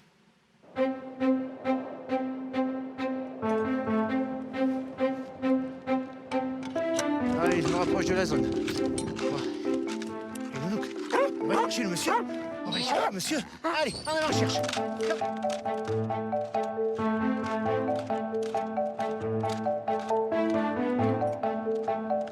Et donc. Le chien est déjà fixé sur la victime. Avance pas trop. Pour éviter de perturber le toutou. Qu'est-ce qu'il y a, la nounouk? Il y a quelque chose? Hein? Qu'est-ce que t'as trouvé, mamie? Il y a un monsieur? Hein? Qu'est-ce qu'il y a, là? Ouh là là, qu'est-ce qu'il a trouvé, nounouk? Allez, on gratte, on gratte, on gratte. Allez, gamin, on gratte. Allez, loulou, allez, allez, allez. Il faut gratter, loulou. Allez, allez, allez, gratte, gratte, gratte. Allez, mon loulou. Oui, ça c'est beau, loulou, ça. Beau titoune, ça, ouais. Ça c'est beau, mon gamin. Ça va? Tu peux peut-être sortir? Attends, bouge pas, attends. Au travail, il a trouvé le monsieur. Il a trouvé le monsieur. La rapidité d'intervention. On a en gros 20 minutes pour intervenir. Au-delà des 20 minutes, les chances de survie de la victime décroissent énormément. Bon, la victime est indemne, donc ça va, on peut la sortir comme ça. S'il y avait une traumatologie un peu plus importante, il aurait fallu la médicaliser un peu plus correctement. Oh, ça c'est beau, ça, oui. Montrez ça, c'est beau, Titi, ça. Oh, il a trouvé le monsieur. So, why did you choose such a dangerous and difficult area of medicine? I mean, you could have a nice practice in Paris. You know, people have headaches. It's difficult to explain.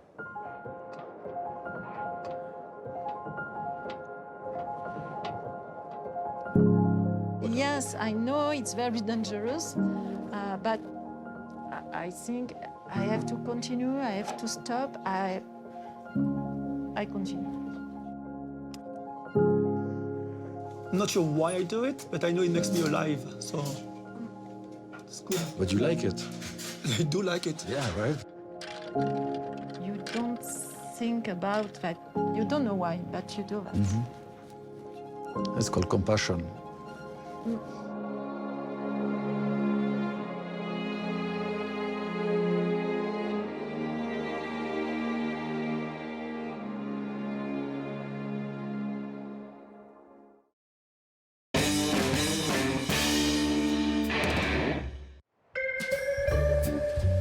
La France. I love it, and God knows I love the cheese here. But a brief respite is needed from the torrent of dairy products. Perhaps I thought a short hop across the border to Italy would be a good idea. I want pasta. Maison Rosé has a long and storied history here in the Aosta Valley. Our host, Jean-Marie Christie, grew up in the region. I love it here. I'm so happy to be in Italy. I feel a little treacherous to deny my own roots because I have zero Italian heritage, as far as I know, zero. But I just love this lifestyle, this food. It's just great. Well, cheers. All right. Cheers, guys. To Italy. Santé.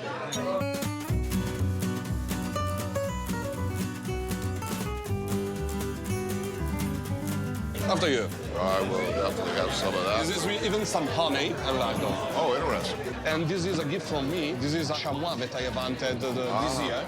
And I have done dried meat with the leg of the chamois. Okay, more cheese.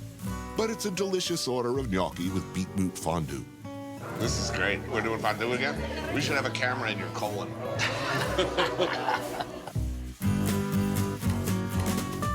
Ravioli with tomato sauce. I know you were really excited about it, right? Okay. So you like pasta? Oh, I love it. He has been whining for a week. A creamy polenta with braised beef. Okay. And this is that's exciting. carbonara, one of the best you can find in Aosta Valley. Which meat is this one? Beef. Beef. Yeah. You remember our friend, the cow? Yes, yesterday. She was cute. Did you see the connection in between her and I yesterday? Like she was... Yeah, she had her nose right in your crotch. So what is this game we're going to play today? Oh, it's called Fiole. Fiore? Fiole. This game is difficult to describe. I gather the idea is you try to hit that tiny polished stone with that stick as far as you can. I do not think I can do that. Oh, man. I can't do that. He wants to hit it as far as he can. Exactly. It's really simple. This looks hard. to lick the stone. Did you see? They lick the stone, so it sticks to the big stone. Ooh, this one is good.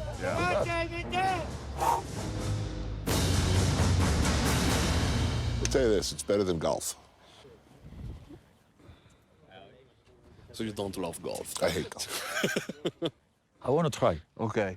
I want to try one. Yeah, I want to do it one time. So I bet you Trying to find $1,000. out. $1,000, you can't get it across the one. I'm fine. I have nothing to lose. Well, yeah, $1,000. No.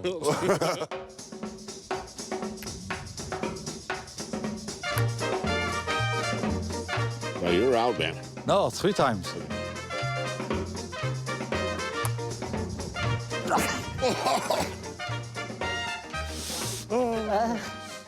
Oh, jeez.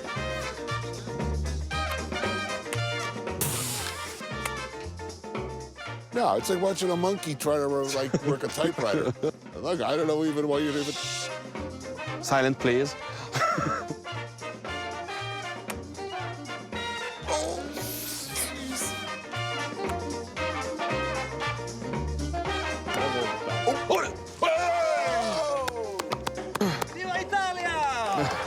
Congratulations. No, man. No, it was a miracle and I. Congratulations.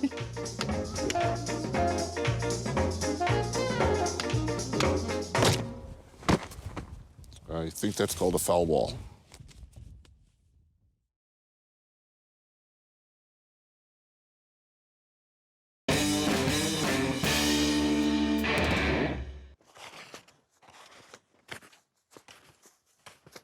You have to think positive.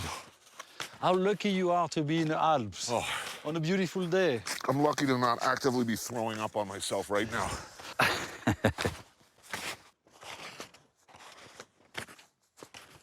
You know, you have to enjoy little things in life, right? I do.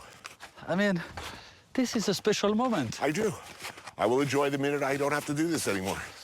Oh, come on, man.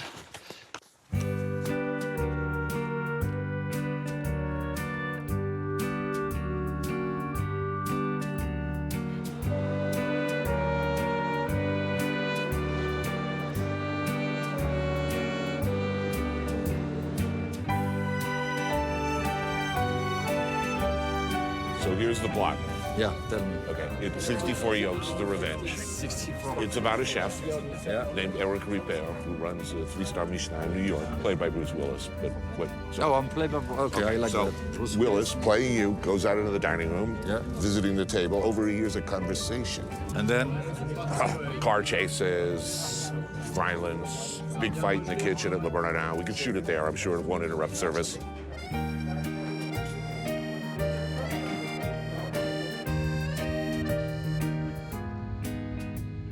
Holy cow.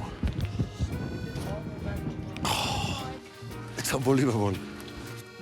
I mean, nothing is more beautiful than that. Come in my selfie. Oh, it's a video. Hold on. Look at him. Yeah, you should do something like that. Oh, no, I don't like this. Wow, I love it. Oh, no. Oh, jeez. No one's ever gone through? Whoa! I'm telling you, I'd feel a lot more comfortable if you hadn't had 2 portions of eggs. This is amazing.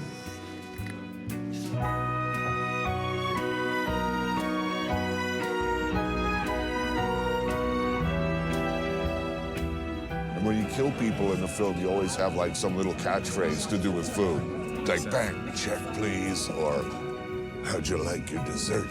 You gotta start practicing. You gotta take your sunglasses off like David Caruso. You gotta go, dinner is served.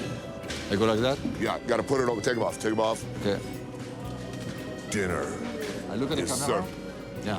No, you gotta look, say, pretend I'm bleeding out on the ground. You just kill me. fine. So you have to put them off and then on. Yeah. Dinner is served.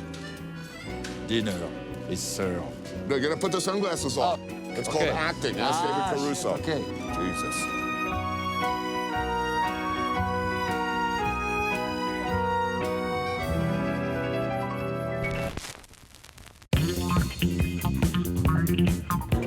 In a world where the price of dinner could be your life. One man, one chef, stands alone. Ben, pick up. He just wanted to cook. But they wouldn't let him.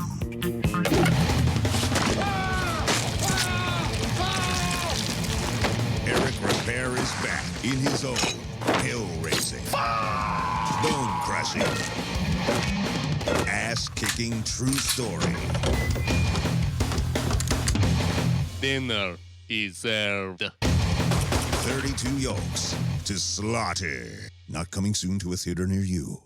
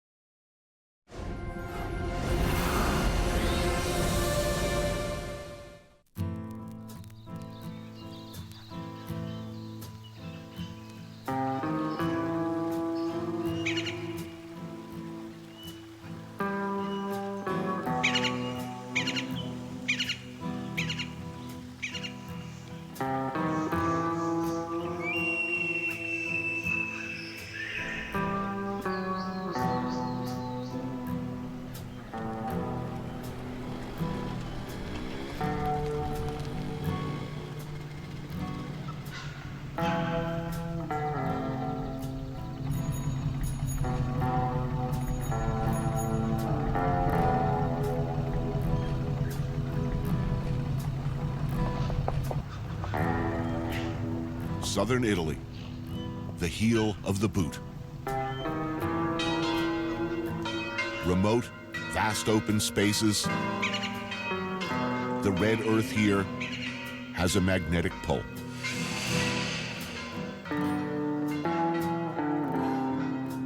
Raw, alternately charming, and savage.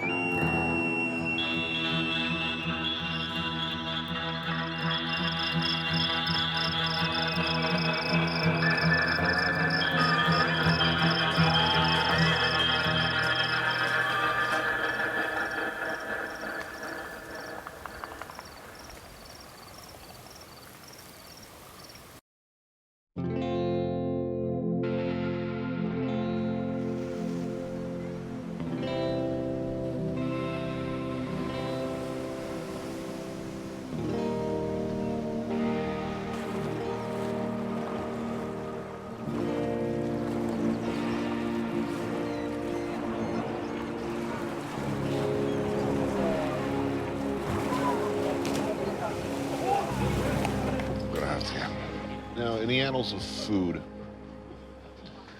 this is like a divisive dish. Basically anything with ricci, also known as uni, we call it sea urchin roe. This is truly one of the greatest things on earth.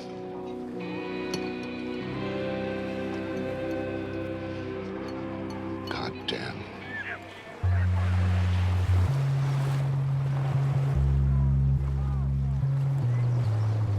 Despite its uncanny beauty, southern Italy's Puglia and Basilicata regions are some of the least populated, least visited, least known parts of the country.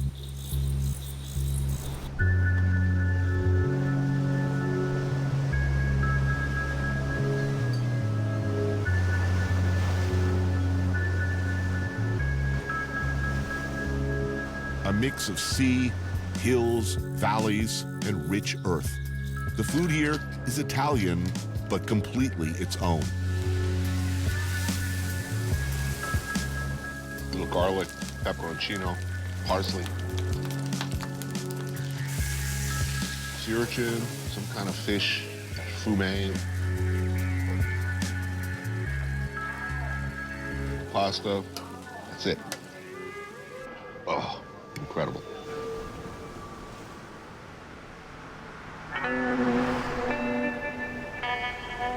I've never been to this part of Italy before. A lot of blue here. Light browns and ochres and white. I don't know, you just look at this place, it demands a big space.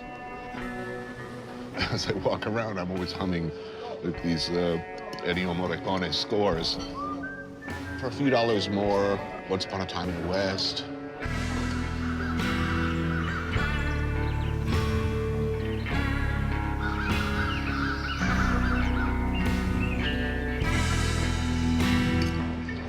This is so good. Sort of meal. Makes you want to start smoking again. Oh, gracias.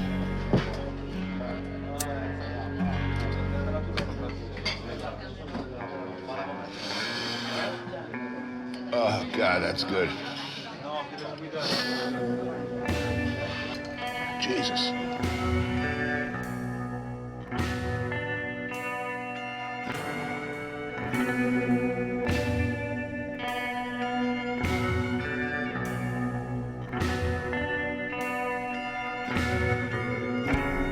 Feudal, ungovernable, it was believed once that civilization and Christianity would never reach this far south into the heel of Italy's boot.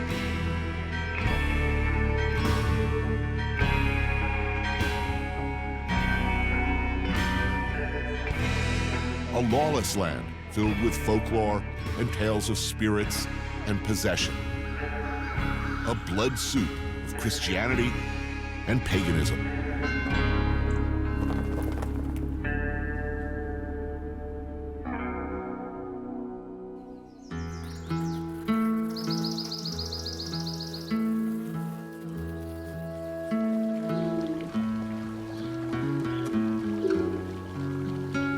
I had an extremely handsome brother, and I was I was like an elf. So I kind of didn't get the attention from the mother that my brother did. I had very big lips as a child, and she always used to say that I should have plastic surgery. But when you see my daughter, Sophia, she's got my lips. Yeah. But they look good on her. Up in the mountains, you find tiny medieval-era villages like Bernaldo, seat of the paternal family roots of this man, Francis Ford Coppola. Welcome, benvenuto. Thank you. One of the greatest filmmakers of all time. You have deep roots here. My grandfather always told the stories of Bernaldo Bella. And oddly enough, he never had gone back once he left as an American immigrant. But it became mythical to me.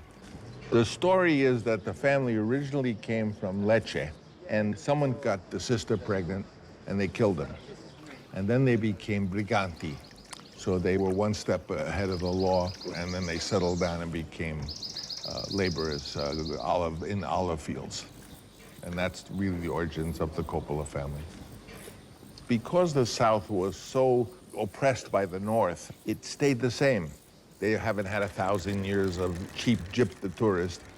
And you come and you can walk out in the street, you're in a real Italian town where the people don't know anything about it. They'll invite you to their house for dinner here, quite innocently. How long that will last, I don't know. What we're looking at here is a food. I thought you'd get a kick out of lambricione, or my family call it lambrajune. It's the bulb of a flower, a hyacinth. Wow. You score it, then you put it in deep fry, and that turns into a flower. Beautiful. Oh, wow. This is incredible.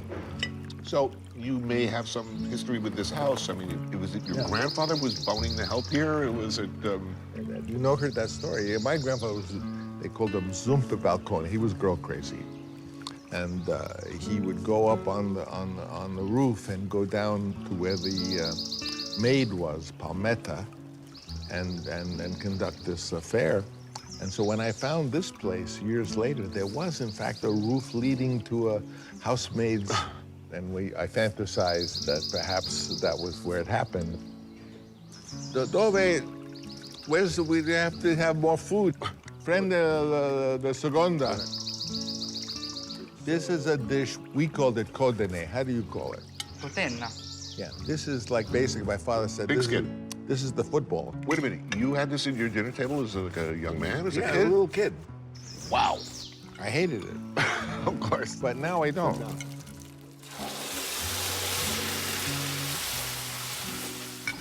Oh, so good. We're dining at Palazzo Margherita, not the ancestral home of generations of Coppolas, but might well have been the one-time manor house of those who lorded over them while they worked in the fields. During Mussolini time, every town had a podesta, the official of the fascist party.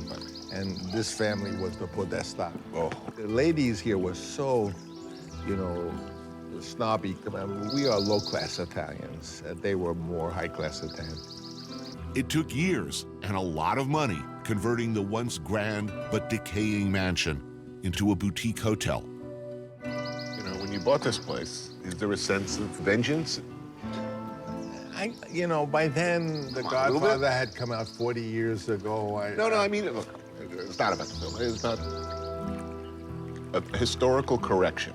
There's a saying, you know what Italian Alzheimer's is? Do you know what it is? You forget everything but the grudge. This is the only internal garden in Basilicata. I don't think any of the normal people had ever been permitted to visit it. Right. So I was happy that normal people were going to be here. The Godfather was a weird experience in my life because it was so much more successful than I could have ever anticipated, so that I became well known around the world in ways that was almost embarrassing. And so when I came here, they made me an honorary citizen, and they had the little school children out in a parade. And if I think about it, as a new kid in a school, my greatest fear was embarrassment. Oh, here's Francis. He's the new student. No, Francis is a girl's name. I was embarrassed in front of everyone, and I was a total outsider. And then when I became on the other side of The Godfather, when I became so well known, I was also an outsider. So I've always been an outsider. What's in there? Some lamb chops. Oh, and, lamb chops, okay. Some lamb head. Oh, the capucel is in there? It's over there. So you're getting a whole lamb's head. Oh, look at this. Here we go. Come on out, man. Oh, that's very Here good. Is this for me? Very plate. Oh, okay. Mmm. Oh, that's fantastic. Come here, little one. Hello, sweetie pie. Hello. This is my friend. You know, we went last night, and it was so great. We went to the local circus. The tigers and giraffe and water oxen. Did you go to the circus? Was it good? Cool. What was your favorite part? When the giant fake gorilla came.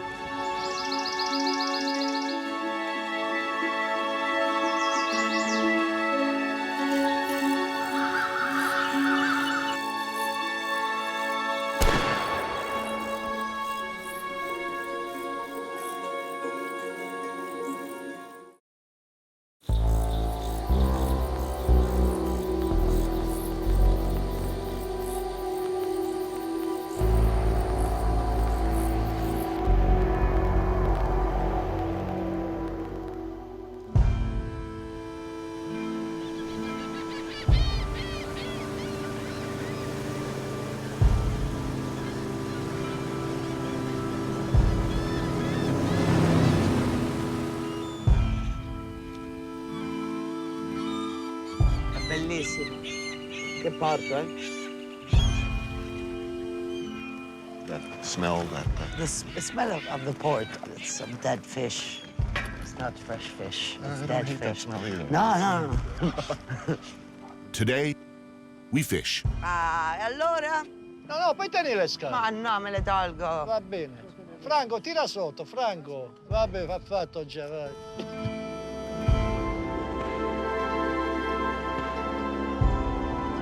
For once, I'm confident of success with Dino and Franco and their trusty wooden gozzo, as they call these boats. Capito! And for good luck, I have Asia Argento along, who in addition to directing and acting in films for like the last 30 years, has spent a hell of a lot of time doing this. No, riti da posta sono. Ah, la vedo, non è così. Se vuoi ti aiuto io di qua. Ah, metto... Devi lavorare all'impiedi se vuoi imparare. Oh, ma io lo faccio, guagliò, l'ho fatto 1000 volte. Ma sai quanti Io schiaffi faccio le gambe, madonna mia. Oh, Cristo, te puccione. Dai, hai visto come so fare? Oh, quasi un uomo. Io sono quasi uomo. You've never done this?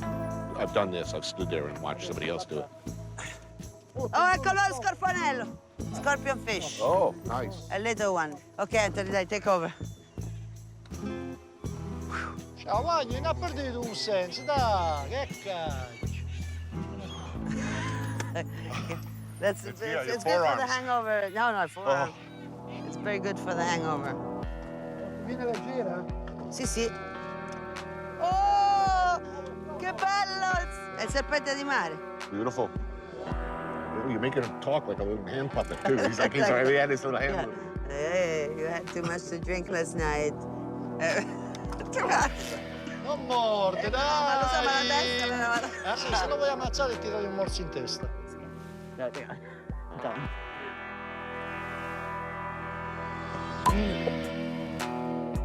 Ma non c'è la parola in italiano per uno quando si sente il giorno dopo che si è ubriacato, come ti dice? Ubriaco.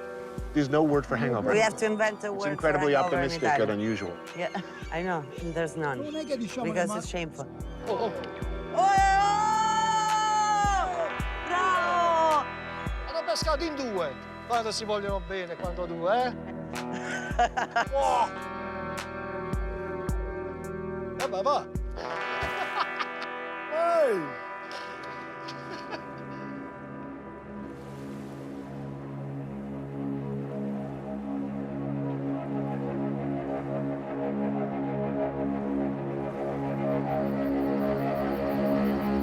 Mette buche?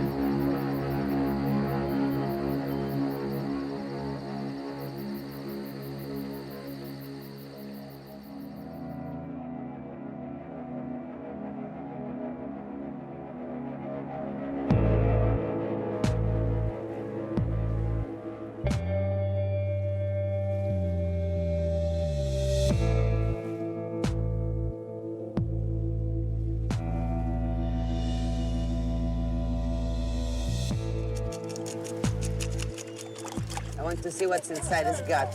Maybe a half-digested Speedo. Look at his goodness. You know, you're enjoying that a little too much. Any notions I had of spending an idyllic afternoon by the shore are quickly dashed when I discover it's a religious holiday. Which apparently means Italians grease up, strap on their tiniest bathing suits, and hit the beach en masse.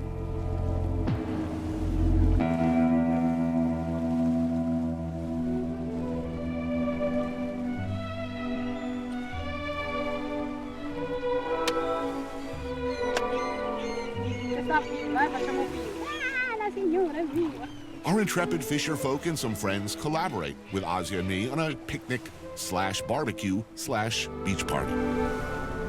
Okay, and the two lobsters. Look at all that roe. Oh, that tamale. Che bello. Questo è l'ho cotto alla monopolitana. L'ho cotta come mi ha insegnato mia E madre. come si fa? Questa si mette prima olio, aglio e cipolla. Sì.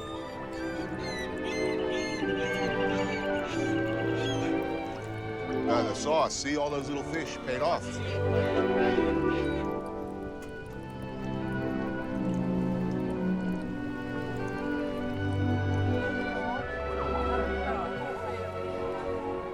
They're going in already, my God. You're not waiting. Good, I'm in. Oh, manana. They're hungry. Yeah, that's it. Starving. Super. Joe. It's good. Joe. Joe. Mi ero dimenticato il nome, la verità. The lobster looks great. Mamma mia. La femmina bugiarda m'ha lasciata. E tu, poverina, vieni a mangiare. Ani, stai zitta, che è poco per noi. Che facciamo? Dopo facciamo... No, ma Pensa, va, terribile. Chi ti hai chiamato? Bravo, Franco, come sei bravo a pulire. These are incredible. These are incredible. They're so sweet. Yeah.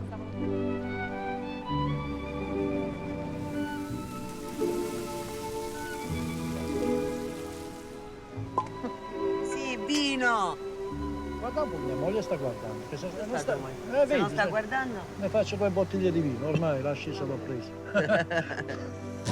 Aspetta, quello. Whoa, look at this.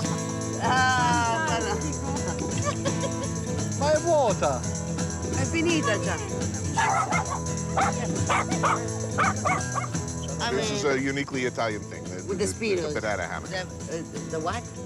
Banana hammock? In America, people don't want to get a tan like this. Yeah, they don't want to reveal that much about themselves. It takes a so they mystery wear out the of big boxer. You boxers. keep them guessing until it's too late. Bisogna anche vedere. Anche che ho messo qualche calzetta. Ah, ci mettono Ma poi che c'è dentro... triolo? No, non lo so. Come mettono gli salami? Ah, il salame io. Come la proposta di un elefante? Chi te lo dice? Tu te li puoi aspettare. It's like an elephant trunk. Oh, it can grow incredibly. Oh, he's a grower, not a shower. Ma questo è tutto a registrare sta. A dove? Oh! Ah sì! Vivi morto. Oh sì! Oh sì!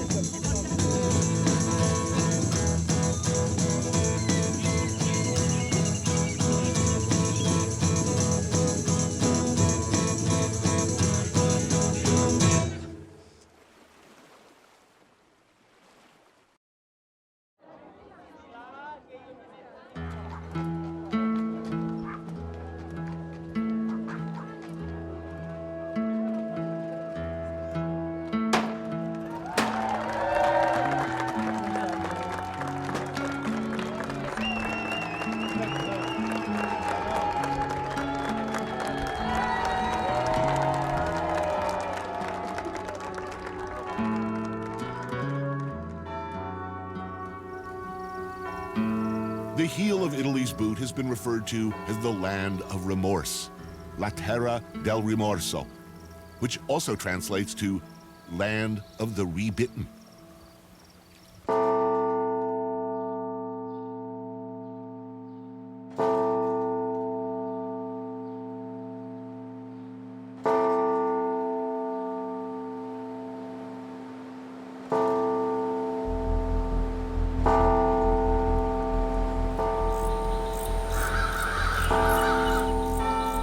Here, in this harsh landscape, lives the tarantula, and echoes of some deep, dark, pre-Christian pagan shit, like tarantism.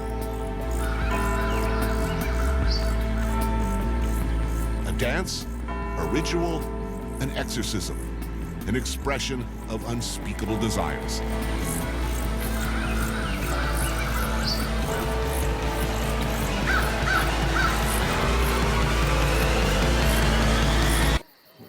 What is this A one? humble Can we local trust it? wine. It's rustica. Rustico. Rustico.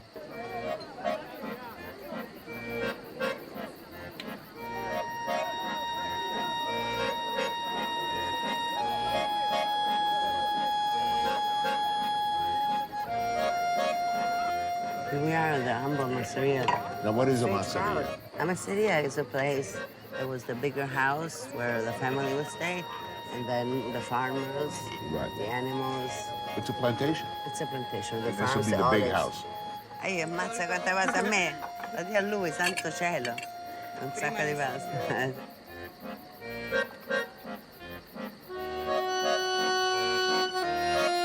The women are very provocative, huh? To say the least. It's like at your place in America. Hookers. No, it's Hooters. Hooters. Hooters. Local Apulian superstition has it, if a tarantula bit someone, most often a woman while she worked the fields, it could lead to some pretty direct and disturbing demonstrations of carnality and desire. The victim tortured by something supernatural, toxic, for which there was only one cure. La Taranta. It was the kind of music that was played for these women who were possessed, bit by the tarantula. All of a sudden, a woman would be on the floor, speaking in tongues, like, oh, and the family doesn't know what to do. There was only one remedy. Calling the musicians in, they would have this kind of ecstatic and orgasmic pretty much moment where they were released from this ultimately sexual possession.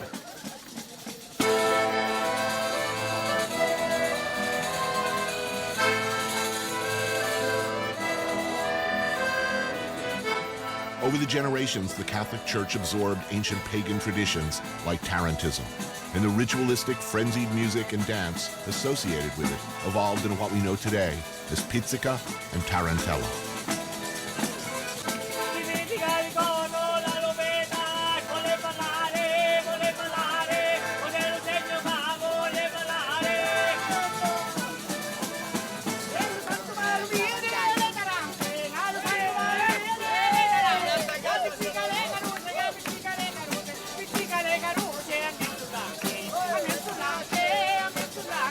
Piccica le carose e a mezzo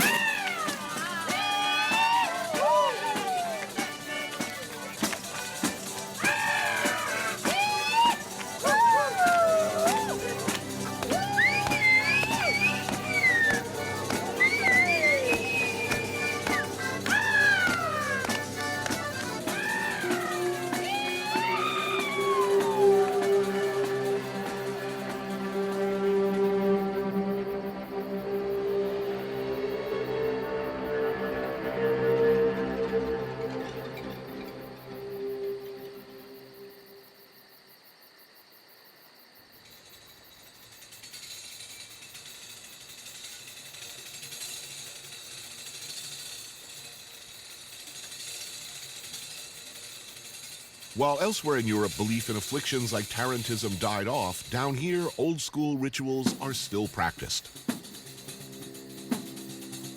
Victims of the tarantula's bite experience swelling, pain, spasms, and when exposed to music, hysteria.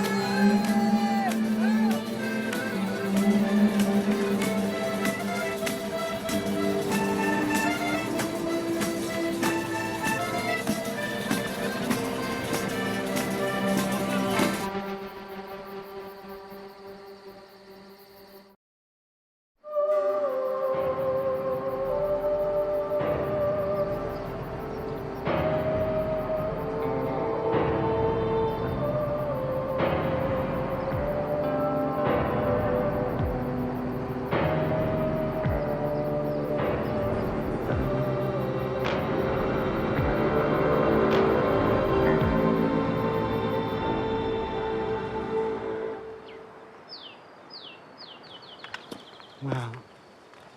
There's a sense of vastness that I'm not used to.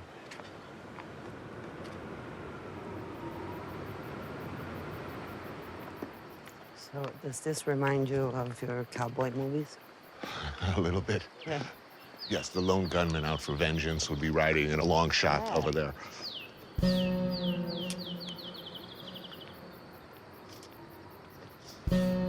The cave city of Matera was occupied for a span of 9,000 years, predating the days of Christianity, the Roman, and even Greek empires. So this was the shame of Italy, this place. It doesn't look shameful to me. Back in the day, right, this was where people lived in caves and they had no god. After centuries of neglect, Matera's cave communities became, for post-war Italy, a symbol of national dysfunction, backwardness, and horrifying living conditions. I mean, this is an area that was known for briganti, outlaws, bandits. So this was always where, you know, the losers were sent.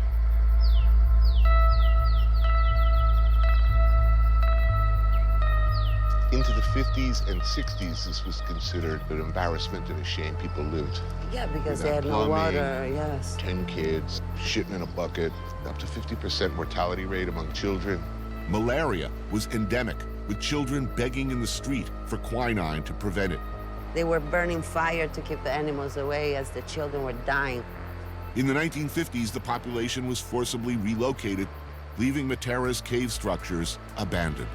And the way they lived, you know, they were still pagan.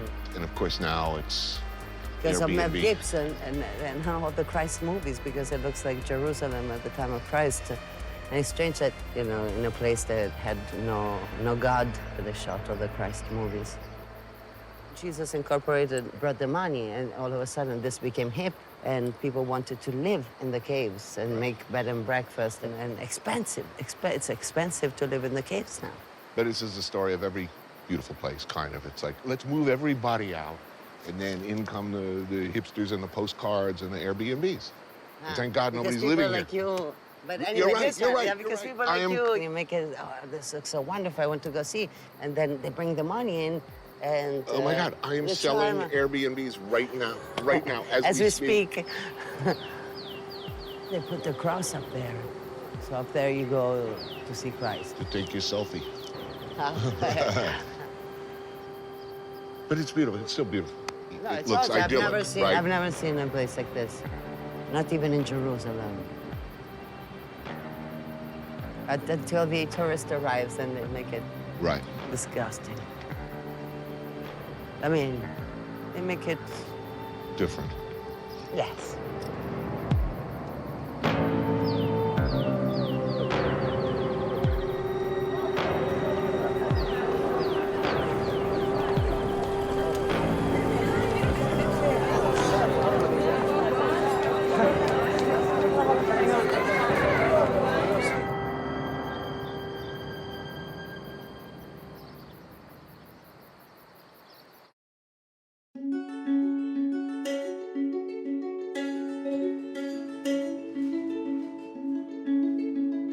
la riulina, la riula.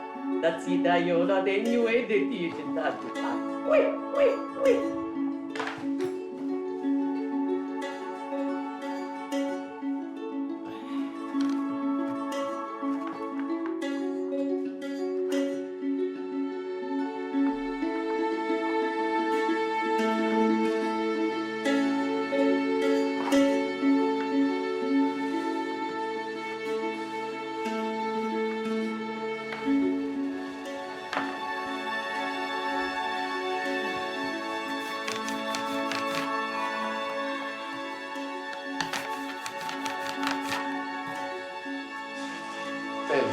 Bellissima. Bravissima, bellissima. Excelente.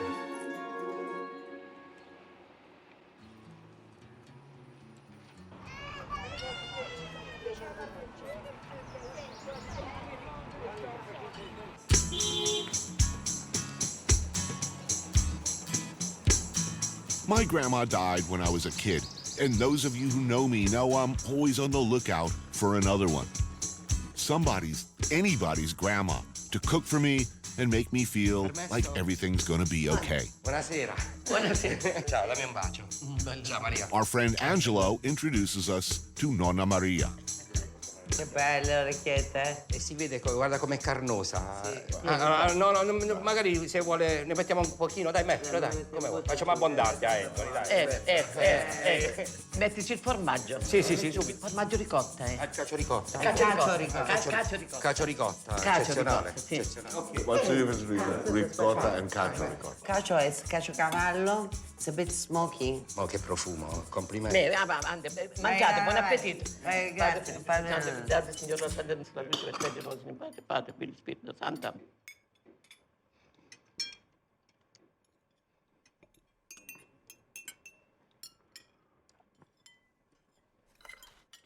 No, è buonissimo. Eccezionale, signora Maria.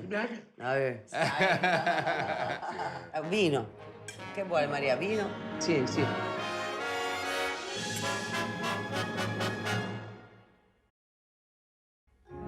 Per un sacerdote, stasera non è venuto, ho telefonato ieri. Non voleva venire. She's saying she has a priest coming every night to have dinner with her. È un brav'uomo. Sì, no, è bravo, come un figlio per me. Giovanni si chiama? Sì. Don Giovanni. Don Giovanni. I originally had in mind, I don't know, some polite dinner conversation. Maybe changing times, history of the region. First of all, I guess... No, il Signore, no, io sono molto amore e molto amore verso il Signore. But Maria had other things on her mind. So I want to know, what are the differences in character, in the heart and character of the Pugliese and the rest of Italy. and the rest of Italy? Dice Maria a quest'età, 89, dice, e poi tutti gli acciacchi che tieni. Dice, il Signore ti vuole bene, a te ti fa le grazie.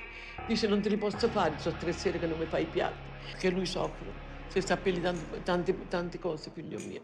Sta male dopo venire. He's sorry that she's Mi fece piangere. Ieri sera mi fece piangere. Last night he made Maria, non fare così, ma dai. Non vieni a piangere, perché le voglio bene come una figlia, capite? Mi voglio bene come una figlia. Dunque. In the end, sometimes all you can do is get out of the way and enjoy the ride. Andarono le 2 donne, andarono al vescovo, non ti stavo dicendo, quelle troie. Scusami signore, sai, mi è venuta. No, cattive sono state, lo devono pagare però. No, la devo pagare, nell'ora del diavolo che se li porta all'inferno.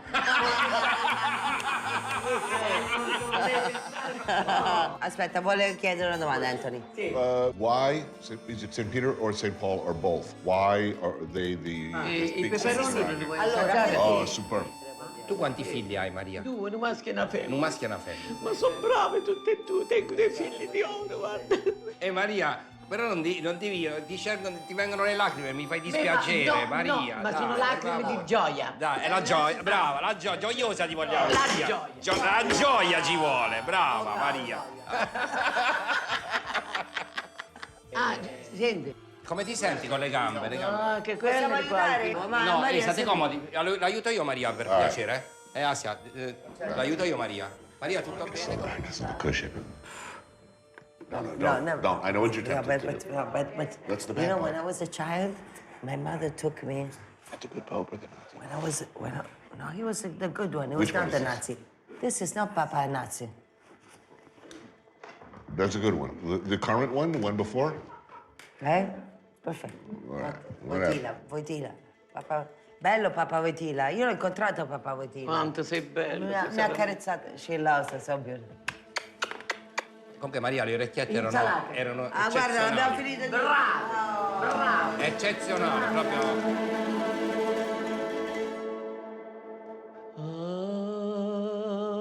Ave Maria,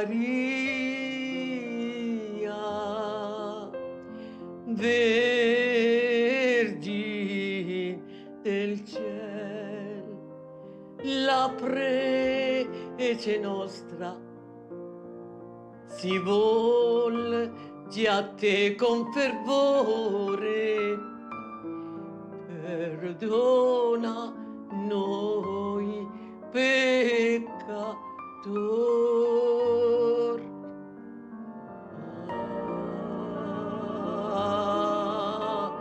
Ave Maria.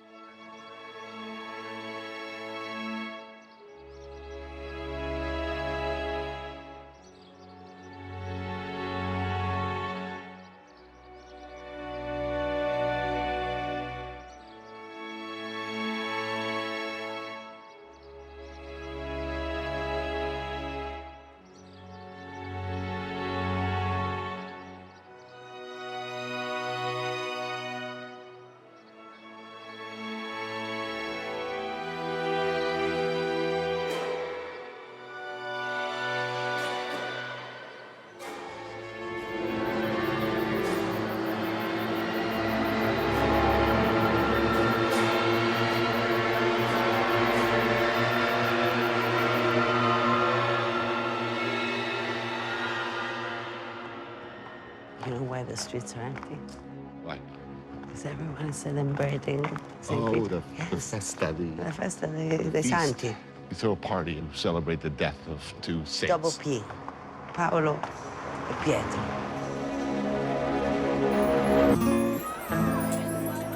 The festival of local patron saints Peter and Paul is equal parts religious celebration and a big party. But I'm not going. All right. You don't want to go see the feast of the saints? No. I did not. I'm named after a saint. But, but I have... Which Anthony? Which Antonio? One who loves animals. No. Cooked. No. But with Antonio, there's Antonio, he loves kids. I like kids. Not cooked. So, you have been reading up on St. Peter, I've been reading up on St. Paul. You know, two people were brutally, one was crucified upside down. Peter. My guy had his head lopped off. Oh, he was beheaded. He was beheaded. For certain. St. Paul wasn't like a nice guy. No, he was terrible. He was in charge of persecuting heretics and Christians. Yeah. Anyways, he's on his way to Damascus to torture the fuck out of some more Christians. And he experiences a blinding light. He goes blind. And what does the voice say? I am Jesus, your Lord. You're torturing Christians. Like, you shall stop. Yeah. Get on board, get on the Jesus train. And then 3 days later, the scales fell from his eyes. Yes, but the scales is like prosciutto. Like, he had prosciutto in front of his eyes and fell down. And then he was like, oh, it was... You're making me hungry. It's a miracle. Oh, that's wow. As important as religion, folklore, and history are to me, you know what's more important? Dinner. A last grab at some local specialties. In the past, the town was considered a sacred site, protected by St. Paul, who, according to local belief, made the land and its inhabitants immune to the bites of poisonous animals, especially the tarantula. That's why, here you go. a few final moments of happiness, far from the madness.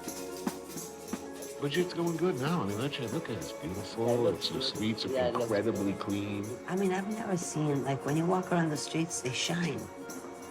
There's more money, there's more tourism. But what is this hiding? Because for me, when I see perfect beauty, I always wonder what's behind.